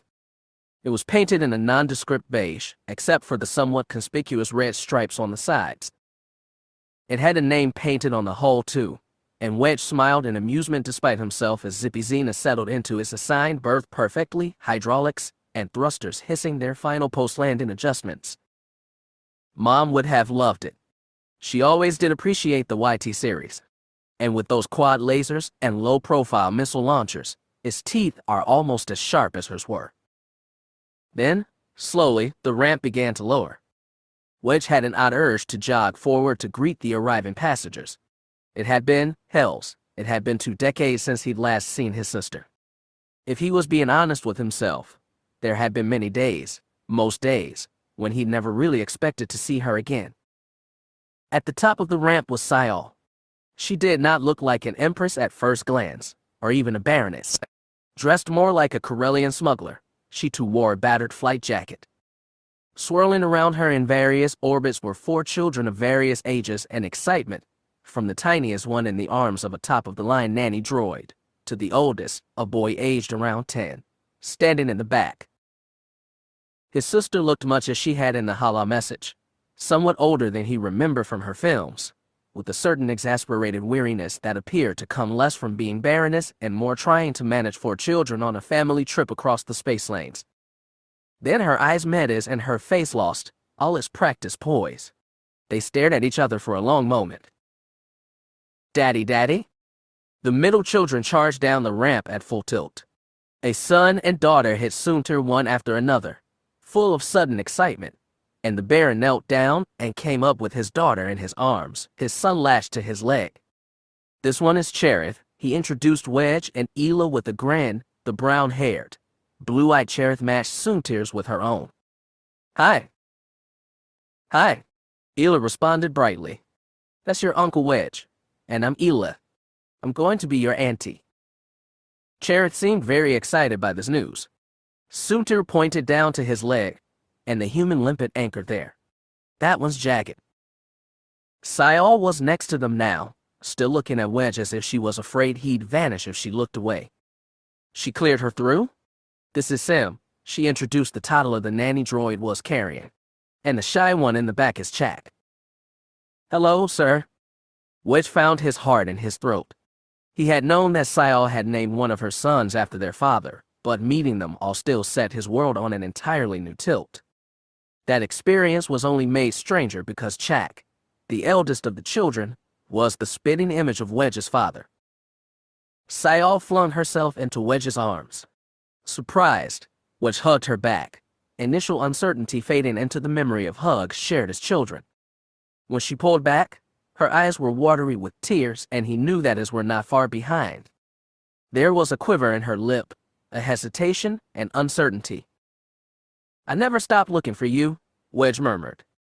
That quiver grew. With Isert and her agents, we couldn't be found. And then Thrawn. Syal's voice was thick. I heard that you were shot down in the battle. You're all right. Wedge fidgeted. More a control crash than a clean shoot down. I got my fighter clear of the city. Then my droid ejected me. I'm so glad you're alive, Wedge. She took a breath. I don't know what I would have done to get so close and then lose you again. Wedge gathered Syal into a fresh hug. Ela was right, however betrayed and alone he had felt when she left. This was his sister and her children. They were family, returned to him when he thought them gone forever. He took the old anchor and put it away, unsure if it would ever come out again, and embraced his sister tight. I missed you too, Saya, he said, burying his nose in her neck. I missed you, too. How many years had it been, Gilad Pellaeon wondered, since he had signed up to join the Republic's judicial forces? At least 40 years, he knew. With a bit of effort, he could probably recall the exact day he had joined. He went back in his memory, tracing year after year of the eternity that was his service record. No, he thought. No, there was no one moment things had changed. Sure, the judicial forces had become the Republic Armed Forces, and the Armed Forces had become the Imperial Starfleet, but those changes had been cosmetic only. The uniforms had changed, the titles had changed, but the service had been the same. hadn't it? The judicial forces never ordered me to bombard a planet. The Republic armed forces never ordered me to carry captives to labor camps. Pellaeon rubbed his cheeks with his hands, smoothing his mustache down in a gesture of uncertainty only permitted in private. He was under no obligation to accept Carither's offer. He didn't have to go back to Kashyyyk. He could retire, as Antilles had suggested, and settle on one of the Eurus worlds in the unknown regions. Or get a job teaching at one of the academies that would replace Corellia. Or just stay in command of Chimera in the service of the barony. Whatever crimes the New Republic believed him guilty of, they had agreed not to prosecute him as part of the peace arrangement. But the knowledge that they thought him a criminal cut him deeply. He had always done his best to ensure that none of the accidents that happened elsewhere in the Empire would happen under his watch. Not on his ship. Carither's alien gaze had been hard for Pellaeon to read, but Solo's had been anything but. His very human eyes had been filled with accusation, as cold as Antilles' gaze burned hot, and even as Pellaeon wanted to rise up and object, to argue in his own defense, he thought back to when he'd been a younger man, overseeing the transports that came from Kashyyyk's surface and vanished into Chimera's hangar bay. Cargo collection. Cargo delivery. His brain started firing off excuses. He hadn't been in command. He had just been following orders. He hadn't really known. Even if he had, his objections would have fallen on deaf ears. But he took each one of those excuses and he boxed them up and put them away, someplace else, refusing to fall back upon them. In their place was left only the guilt. A few minutes later, he found Carither, talking with a diverse group of aliens who had fought in the battle. They all stopped and turned to look at him as he approached. He kept his back parade straight. "Counselor Carither, upon consideration of your offer, and in the interest of justice, I have decided to accept. I will need time to prepare the fleet to operate in my absence and to schedule an extended leave, but I will be in contact to finalize the schedule." The Wookiee's surprise was obvious, but that surprise was rapidly matched by a perhaps grudging respect as he growled a low, solemn reply. "The counselor is very pleased to hear that, Admiral," the Golden Protocol droid accompanying Carither said. "He believes that the experience will be enlightening for you both." Chapter 42. A few weeks after the peace was formally signed, the Sori and Terex transport arrived in the Axum system. On arrival, it was queried by Superb, an old, functional Venator that acted as the mostly ceremonial flagship of Annex's defense forces. The old ship was still combat capable and carried proof of that ability in the form of recent scars earned at Corellia. The gray-plated, red-trimmed ship fired off a salute into open space at their arrival, broad scattered turbolasers vanishing into the void, welcoming home a storied son, one who had done his duty, and in the course of his duty given his life to protect others. A man Annexus was proud of, just as Asori was. Her papa. Somehow, after that, all the bureaucracy became very easy, and Asori tried not to break down in tears as she did all the needed flimsy work. Asterisk. It had been many years since Oragris had last breathed the faintly familiar air of Annexus. For thousands of years, the signature export of Annexus had been spacers. It had contributed far more than its fair share to the Old Republic's judicial forces, and after the dawn of the Empire that tradition had continued. Most of the people in attendance wore military uniforms of one kind or another. Asori was one of the few who did not. She had chosen instead to wear a civilian tunic and trousers in mourning gray, complete with a veil, silently relieved to no longer be wearing Imperial insignia. Annex's military tradition meant that Annexus was also very familiar with the military funeral. The fact that Asori and Terek were unable to return with their father's body might have been unusual on many other worlds, but to the people of Annexus it was far from atypical. The burial traditions of her homeworld were thus unique and tailored to the professions of his people. Typically, the ashes of the deceased would be bonded with metal and forged into a symbolic plate which, among the more prosperous of Annex's families, would then be interred into a family mausoleum. A heavily urbanized world, like Coruscant or Denon, Annexus had made an effort to preserve nature, especially in and around sacred spaces. The cemeteries of the Great Plain dated back to the world's first settlements and were thousands of years old. Among the many mausoleums within the Great Plain was one which bore the name Rogris. There was a tall plinth capped with the sunstone statue of a Kefi riding beast in harness, the saddle empty, and reversed boots set through each stirrup. The honor guard stepped forward aiding Asori and Tarek to open the heavy stone doors. Within were hundreds of plates engraved with names and ranks, a rainbow of subtly different durasteel hues that gleamed in the afternoon sun. Their mother's plaque was made from the hull of Agonizer. She would have bonded her father to metal from the ship's keel as well, but after Paul Major that opportunity had been forever lost. Admiral Pellaeon had permitted her to take some of the damaged hull of Termagant instead, which left her father's plate a darker, void color. One of the honor guards stepped forward, the anchoress, a tall, stick-like woman of advanced years. She wore an elaborate ermine robe that had intricate, purple thread embroidery that ran in whorls over her shoulders and down her sleeves. Who stands before this monument to the honored dead? Asked the anchoress. Asori's voice failed her, but Tarek's did not. Unlike her, he wore a uniform that still carried an active rank. Asori and Tarek Rogers, said Tarek, birthed of Terran and Estertia, and raised in service. Asori lifted the durasteel plate, held it out and read from it, the words laser engraved as befitting her father's last will and testament. Admiral Terran Rogers, proud father, besotted husband, sometimes wit. Forever on watch. The anchoress accepted the plaque, bowed over it reverently, then handed it back to them. Together, she and Tarek placed the plate next to their mothers, above rows of empty shelves for future ranks of future Rogerses. They stood in front of the pair, among the many plates of her other ancestors and relatives, offering a silent reverie. They stepped back, giving way to the anchoress again. She removed from a miniature arc welder, burnished with bronzium tracery, and used the tool to affix Terran's plate next to his wife's before turning back to address the crowd. We stand here today to bring a son of Annex's home, interred with his beloved, in the place of his family. Terran Rogers lived as an exemplar to the finest traditions of service and died shielding others from unspeakable evil. Be he long remembered.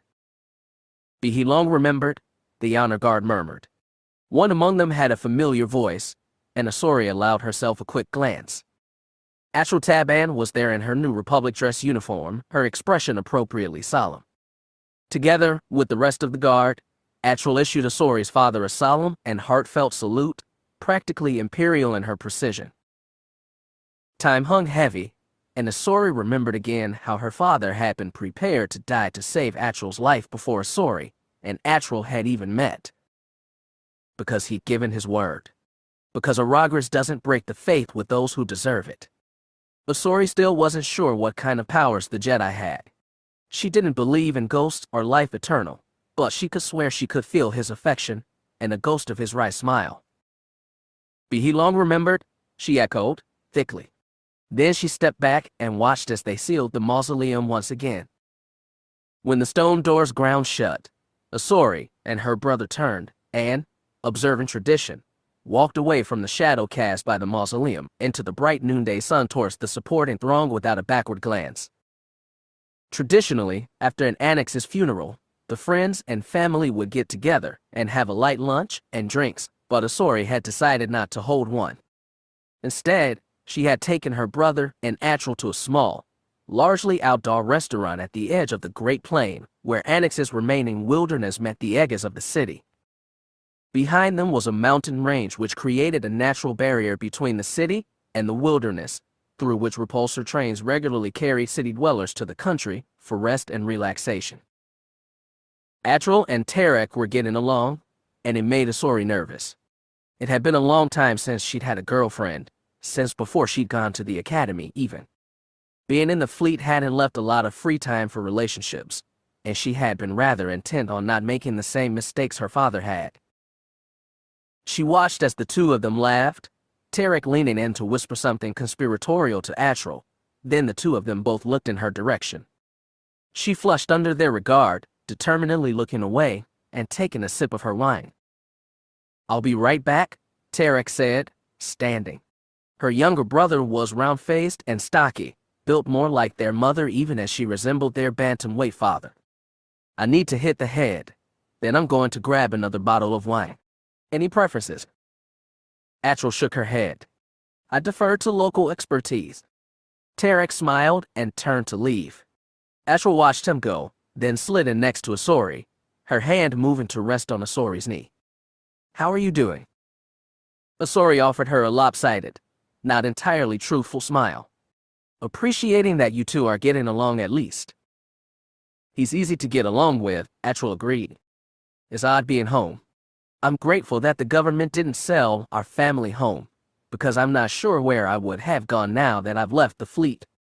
But I still don't feel like I belong here anymore. Have you given any thought to signing up with the New Republic Defense Forces? Admiral teased. Asori snorted, as if they'd take me. You'd be surprised, Admiral said, and squeezed her knee. But, if you still haven't shaken the call of the void, I may know a different organization that could use your skill set. Does that pique your interest? Asori's brows furrowed. Which organization? Even with repairs and computer hardening well underway, Roganda's attack on Coruscant had taken a toll on the world. Repairs were progressing at speed and would continue quickly, but the blow to confidence had been more severe. The subsequent destruction of the world devastator at Corellia had been a reassurance, and the signing of the peace treaty an additional confidence booster, but nonetheless Luke could still feel the uncertainty and anxiety of Coruscant's populace. He could almost see it in the skyline before him.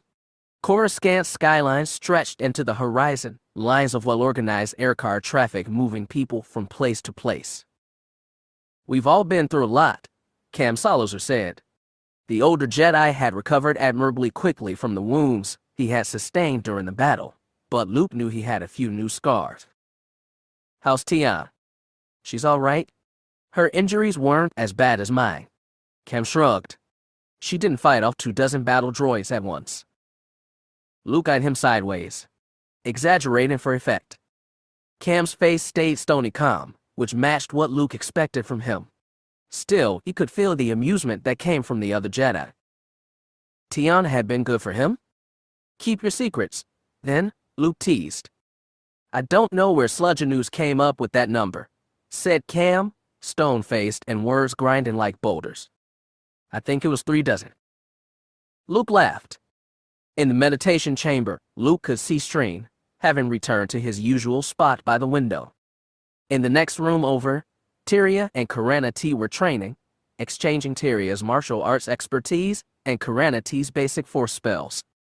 Mara sat cross-legged, watching them train. You put in the purchase order? Cam asked. Luke nodded. Mara and I met with Card to help with all of the paperwork. We've also put in the second order with Rendili, so we won't be able to keep it quiet for too much longer.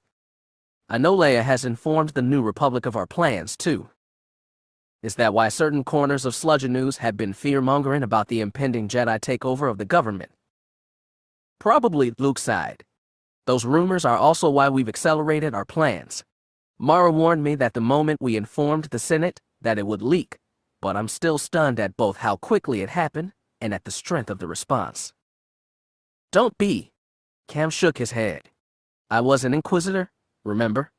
This world was told over and over again that the Jedi had turned against the Republic, disfigured the Chancellor, and had been singularly responsible for everything that had gone wrong for centuries.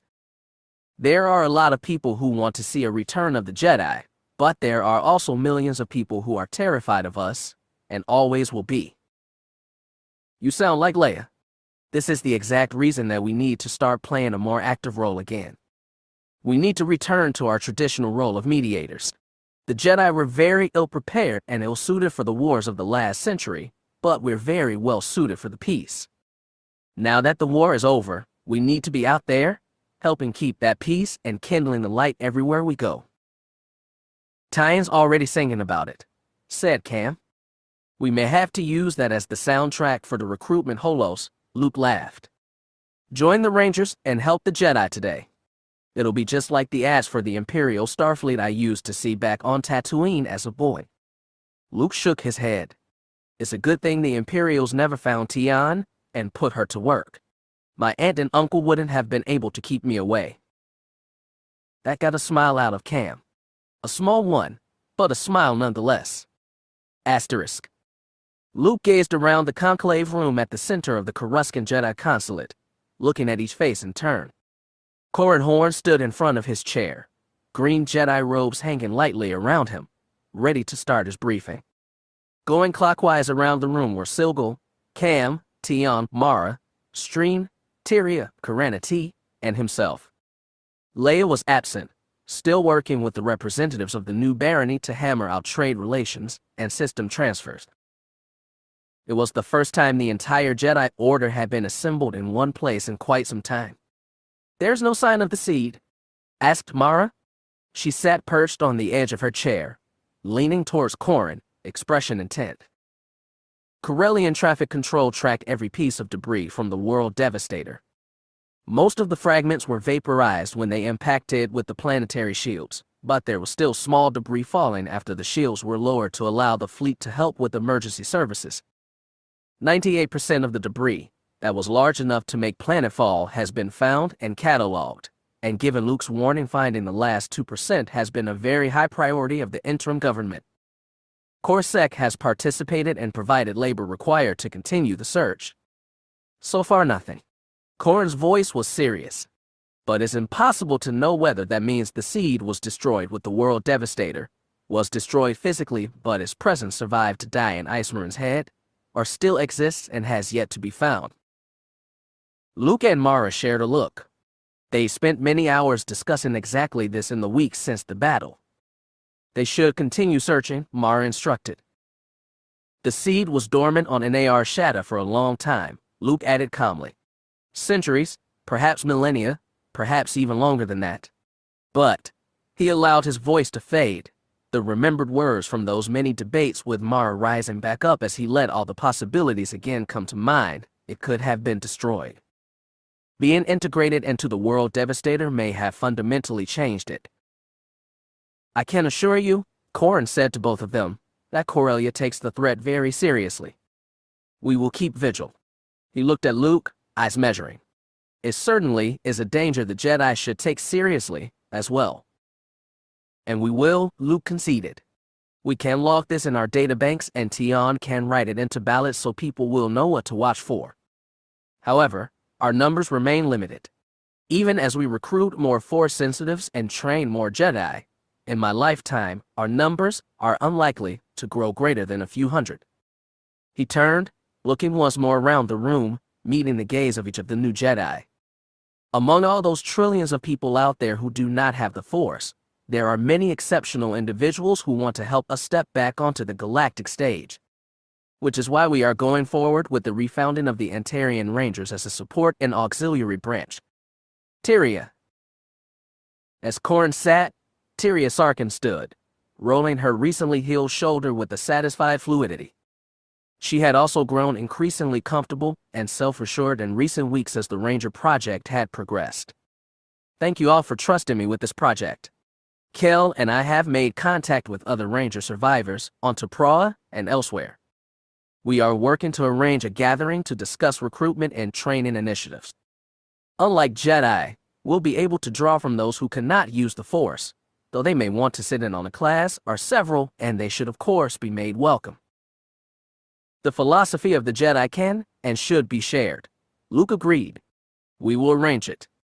The new Rangers, and also the new Jedi, will need supplies and equipment," pointed out Corran. "And ships," Mara agreed. "Which is why the Order has begun a procurement process. We need vessels large enough to support even serious humanitarian projects, but small enough to not excessively drain the Order's finances or threaten galactic governments. Master Trader Caird and Baron Administrator Calrissian have been good enough to offer to support us in fundraising efforts," Luke added, silently grateful not to have to do that job himself. Even with the funds they already had available, it was important not to deplete their reserves. The war may be over, but the peace is no less difficult. Many worlds have been devastated and must rebuild. The new Republic is embarking on its own efforts. But as Jedi, I expect we will be guided to the places and people most in need. We can and will offer the New Republic guidance, but many of those most desperate are going to be outside of the Republic's borders. This was a point of contention, he knew. Some of the new Jedi believed that closer ties to the New Republic and focusing their efforts within its borders was sensible. But despite Luke's own familial ties to the New Republic's government, he disagreed.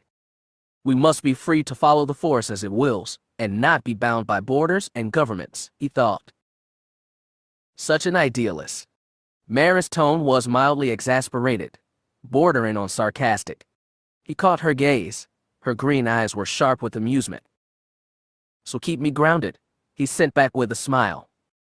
We're buying starships, farm boy. That's the opposite of what we want.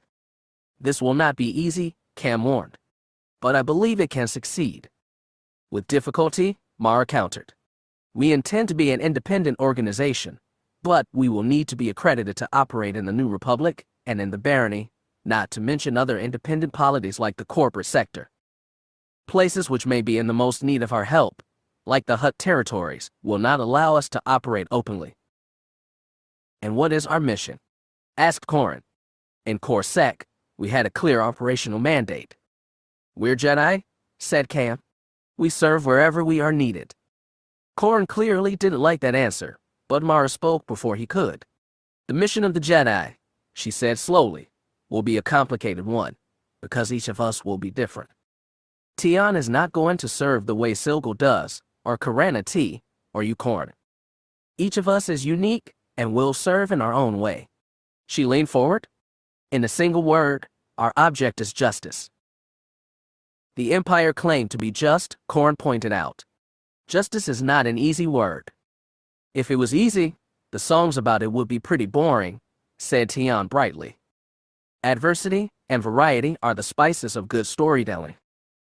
Luke smiled. The Force will guide us, Corran, he said confidently. We do not have all the answers to these questions now, but the better we serve the Force, the better we will uphold the ideals of the Jedi. For now, our foremost objective is to help keep this fragile peace, and to aid all those who suffer, wherever they may be. Service and justice, he thought. The means and the end. Make small differences, change individual lives, and kindle those small flames, until they amount to something bigger. We do the best we can. Asterisk. The kitchen of the apartment was busy. Leia stood back at a distance, letting Han and Winter work together on the various dishes that were being prepared, with limited help from an excessively eager 3PO, and a little more help from a far less eager but dutiful Kype. Her twins were on the couch with their aunt and uncle. Leia could remember Mara's first interactions with Jaina, her baffled confusion at how to interact with the then toddler. Now Jaina was a little older, a little more verbose, and just as confident. She had thrown herself into the slim space between Luke and Mara, and was talking excitedly about something. What? Leia didn't know, but it probably had to do with spaceships, while Mara nodded along. Luke was his usual enthusiastic self, though at the moment his enthusiasm was mostly directed at Jacen, who was sitting on his other knee. Their conversation was much quieter and less animated, but Jacen's expression was rapt, listening to Luke's more hushed words. On the opposite chair was Tycho, Winter's husband, with their daughter, Mia, resting in his arms, comfortable, protected and, for once, quiet. Chewbacca was there too, but just for the day. In the morning, he'd be taking the Falcon to go back to Kashyyyk. He'd grown more comfortable allowing the Nori to take his place as defender of the Solo family as he'd gotten to know them better, and learned about the seriousness with which the Nori took their oaths. Mual and Cacmain were both out of sight, probably doing a routine patrol. Their dedication and fervor to protecting Leia's family was both a constant source of reassurance and something that provoked an odd sense of guilt. She tried to talk the Nori out of their sense of almost divine responsibility, but despite all her diplomatic skills, she had failed every time. She knew, too, that when word of Mara's pregnancy got back to the Nori clan Dynas, 1 or 2 guards would be assigned to her brother's family as well. Mara probably wouldn't take that well, but that was a problem for tomorrow. There was a tug. She looked down, and found that in a few seconds her attention had been on Luke and Jason. Jaina had hopped off the couch and raced across the room, her hand on Leia's pant leg. "Mama." "What is it?" Leia asked. "Mara is gonna be my aunt." Leia met Mara's gaze. The former Emperor's hand had a dazed expression that Leia recognized. Mara had worn it after pretty much every interaction with Jaina over the years. But this time, Mara didn't try to hide the way she snuggled into Luke when he wrapped his arm around her back.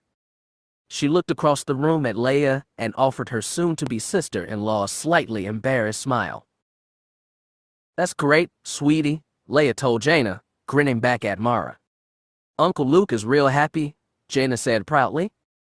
Leia lifted Jaina up onto her lap and hugged her, feeling Mara and Luke's happiness through the Force, just as Jaina did. "Yes," she confirmed. "He really is." Epilogue. 10 months later. Cray Mingla gazed up at the steadily turning sphere of Ossus. Negotiator's observation garden was serene. Long transparent steel windows surrounded her on every side, curving up into a dome ceiling that brought robust starlight in. The garden was full of greenery, plants, and insects, and a handful of animals who had accommodated themselves to life aboard a spacecraft. Life surrounded her.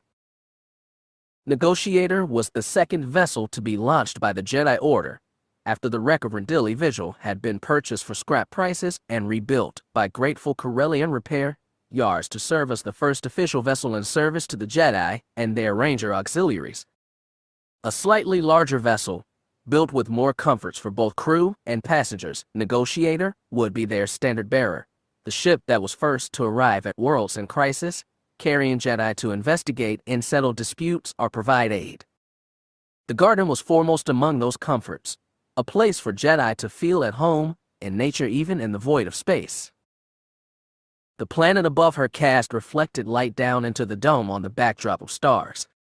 Ossus was red, with few stretches of green and constantly swirling white clouds, sparkling with constant, furious lightning storms. A bronze sphere, gleaming in the dark, it had been home to an ancient Jedi temple and the great Jedi library. They had been abandoned millennia ago, after Ossus had been ravaged by multiple disasters. It was possible for humans to tread upon Ossus soil, and it was rumored that the world had natives who eschewed contact with outsiders, but the most spectacular ruins were dangerous and an extended visit would be hazardous even to a Jedi. The Imperial force which had garrisoned the world had been withdrawn after Endor, but even before that Palpatine had seemingly left Ossus' surface alone. As such, it remained perhaps the very last refuge of ancient, untainted Jedi knowledge, if there was any to be found. That was why Negotiator was here. Her cargo holds were laden with hundreds of excavation and archival droids, mechanical creatures immune to the radiation that plagued the ruins. Networked together so that they formed a greater whole, able to scan and search with flexible sensory tools that would not harm whatever artifacts, holocrons, or texts they might happen across in their search. They were ideal for the task. They could operate near indefinitely, thanks to their ability to power themselves by returning to Ossus' surface, extending their solar panels, and recharging in the sun, and could communicate their finds via their stationary hypercom to the Smugglers Alliance network in this part of the Outer Rim. The droids were the product of months of work, of effort and error, trial and triumph. They were the product of mastery. And the man who had been most responsible for it, her partner, her lover, her friend, had not lived to see it finished. Cray shuddered as the tears threatened to take her again. Her connection to the Force had grown stronger in the months since the Battle of Corellia, and she could feel the undulation of life and change all around her. The water and the soil that provided sustenance for the Uniti saplings that waited for their permanent homes, the tiny gossamer wings of the bees that cheerfully buzzed around the room, the green leaves of the large ficusy tree that extended its expansive branches, filling the space near the turbolift. Life surrounded her, the Force surrounded her, energy offering itself freely for her to take, to shape, reform into something new. And none of it, not even Silble's medical knowledge, had been enough to save Nietzsche's life. It had been all they could do to ease his passing. "It's all right, Cray," he had said to her the last time they had been here. It's all right. You and I both knew this was coming. We've known it for a long time. He had taken her face in his hands, and for once the pain was smoothed from his lips and he looked as she remembered him, calm and poised. We were lucky to have the time we were given, we both know that. He had kissed her then, and she had cried, as she was crying now. The intercom pinged, and the smooth, Anaxis-accented tones of Ranger Captain Asori Rogers resounded through the ship. Attention all hands. Initial launch in 30 seconds. Looking out the window, she could see the bulky lines of the massive hazard pod that contained the droids she and Niches had toiled to design and build together as it underwent final checks. Brace for launch. Negotiator bucked slightly. Pod away. Cray watched its engines flare into life like a fresh star. It streaked downwards, curving through one of those coruscating clouds, shimmering with blue-white light. And then, like Niches, it too was out of sight. She knew it would be landing now, unloading its droids, dispersing them to begin the hunt, but the only evidence she had of them was the toll they had left on her fingers when she assembled the prototypes, the scars. She looked at those hands, otherwise unblemished, remembering how Niches' own extremities had curled with agony as his disease progressed, infecting organ after organ, until all that was left was the pain. This day ought to be his crowning achievement. But there was no celebration to be had here, no joy. All around her the forest started to darken, because it wasn't fair. It wasn't fair. How dare the universe torment her this way? Why give her happiness at all if it was just going to take it away in the most excruciatingly painful, laboriously elaborate way possible? Why give her the Force if it was just going to use it to unambiguously demonstrate the horror of Niches' condition, without also giving her the ability to help him? The darkness relaxed around her. She let it go, and she cried. She didn't hear the whisper-quiet sound of the turbolift opening, or the light footsteps across the dirt floor of the observatory garden.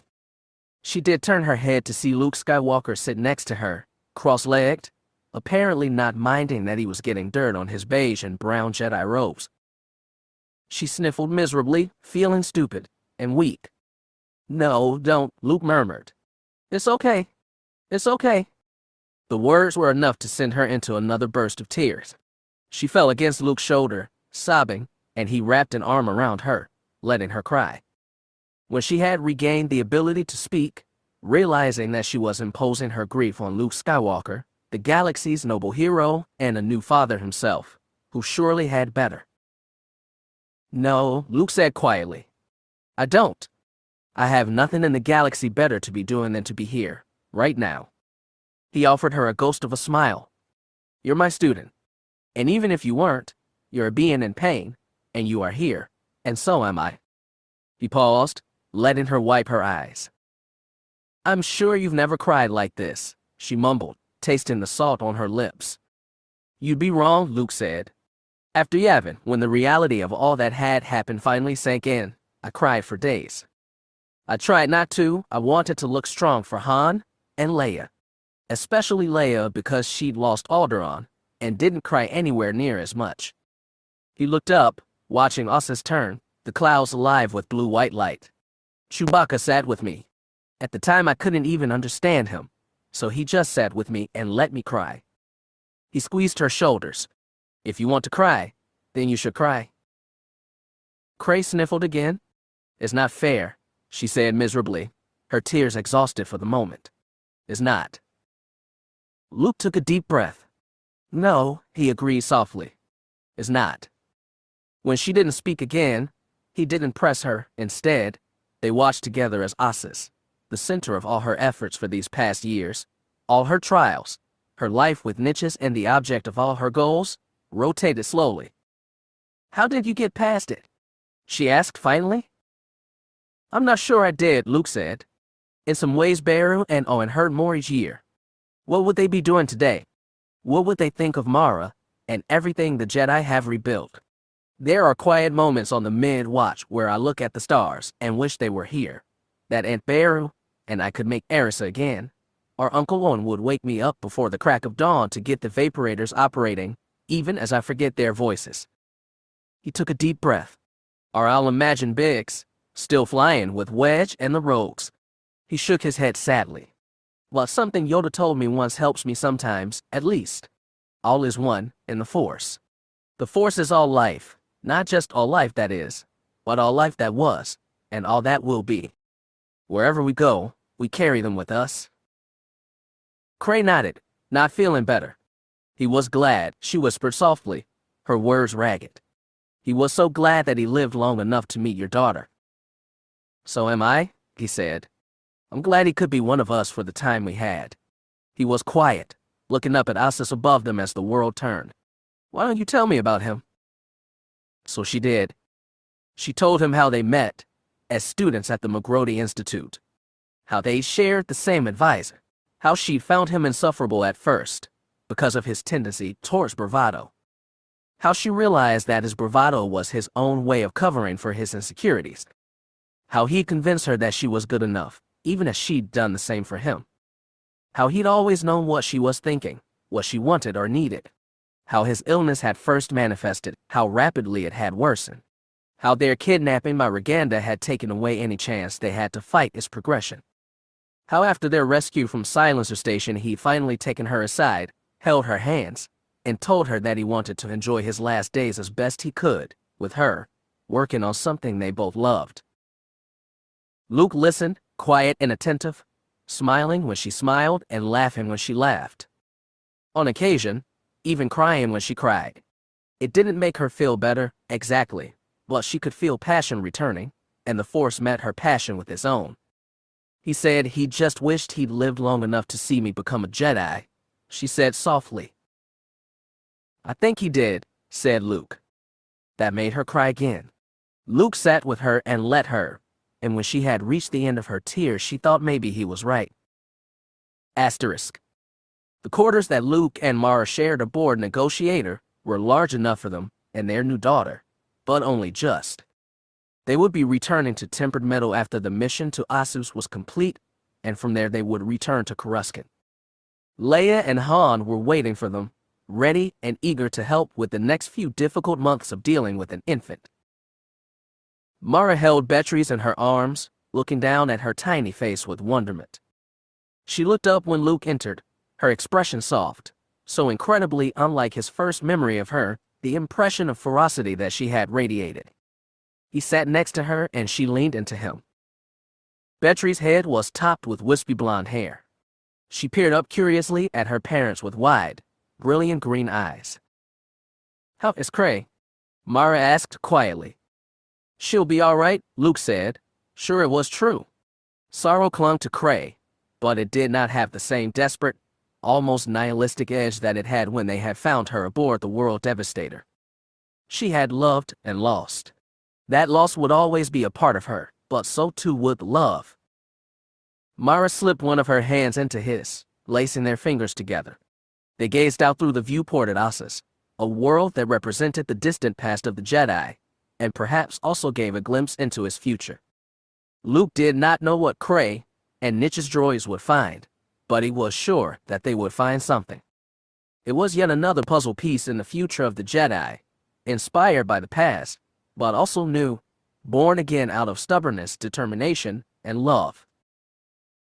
Have you put any more thought into where the new Ranger headquarters should be? Mara asked. T'Pra is a graveyard the survivors are still rebuilding, and New Alderaan is too far out on the outer rim, Luke said. Some of the core worlds have been lobbying for us to settle them, but I think we want to choose someplace less prominent. We don't want to have our choice be perceived as some kind of political statement. R2 had a suggestion, a world on the mid-rim. It began with an N, I think, Naboo. It's not that far from Tatooine, actually. Have you heard of it? Mara gave him an odd look. Of course. Palpatine was Naboo's senator. Luke frowned. I think I knew that, he said after a moment. Do you think it's dangerous? She shook her head. No. I never visited it while I was Emperor's hand, and to the best of my knowledge, Palpatine never did either. I don't think he was too fond of the place. Well, in that case, it looks like it might be a good place for some training, Luke said, shaking off the uneasy feeling that had come with the unexpected mention of Palpatine's name. It's got substantial settlements, a well-established and stable democratic government, and multiple inhabitant species who seem to live mostly in harmony, although there were some rough patches during the Empire. Plus, it has the benefit of large tracts of wilderness, which should be good for training. Did R2 have any particular reason for suggesting it? Luke shrugged. I don't think so. Well, Mara said philosophically, let's look into it. As you say, the galaxy seems to work better when R2 is in charge. Luke chuckled and tightened his arm around her. The two of them peered through the viewport, at the red world of Ossus and its white and blue clouds spread out below them, shimmering with electricity. Beatrice, for once calm, exuded a fuzzy sense of contentment as they all enjoyed the moment. In the Force, Mara and Beatrice both felt the same to Luke. A sense of wonderment, of curiosity, and anticipation swelled around all three of them. A vision of the future floated before Luke's eyes, a vision of their future, all their hopes and dreams, promises and opportunities, shadowed by dangers and unseen foes that waited for them. Dangers they would meet with the daughter who had her father's smile and her mother's scowl. But that's the future, Luke murmured to Mara, feeling her as immersed in the vision as he was himself. This is the present, and we finally have time to enjoy it. Luke was determined to take what had been offered to them, to share and rejoice in it. The future would take care of itself. Eventually, the vision faded, leaving just a vestige of warmth. He kissed Mara gently. If you want to sit here and hold her, I can go and bring you something from the mess hall. Mara squeezed his hand as Beatrice grabbed for the folds of Luke's outer robe. No, that's all right, she said. We'll come with you.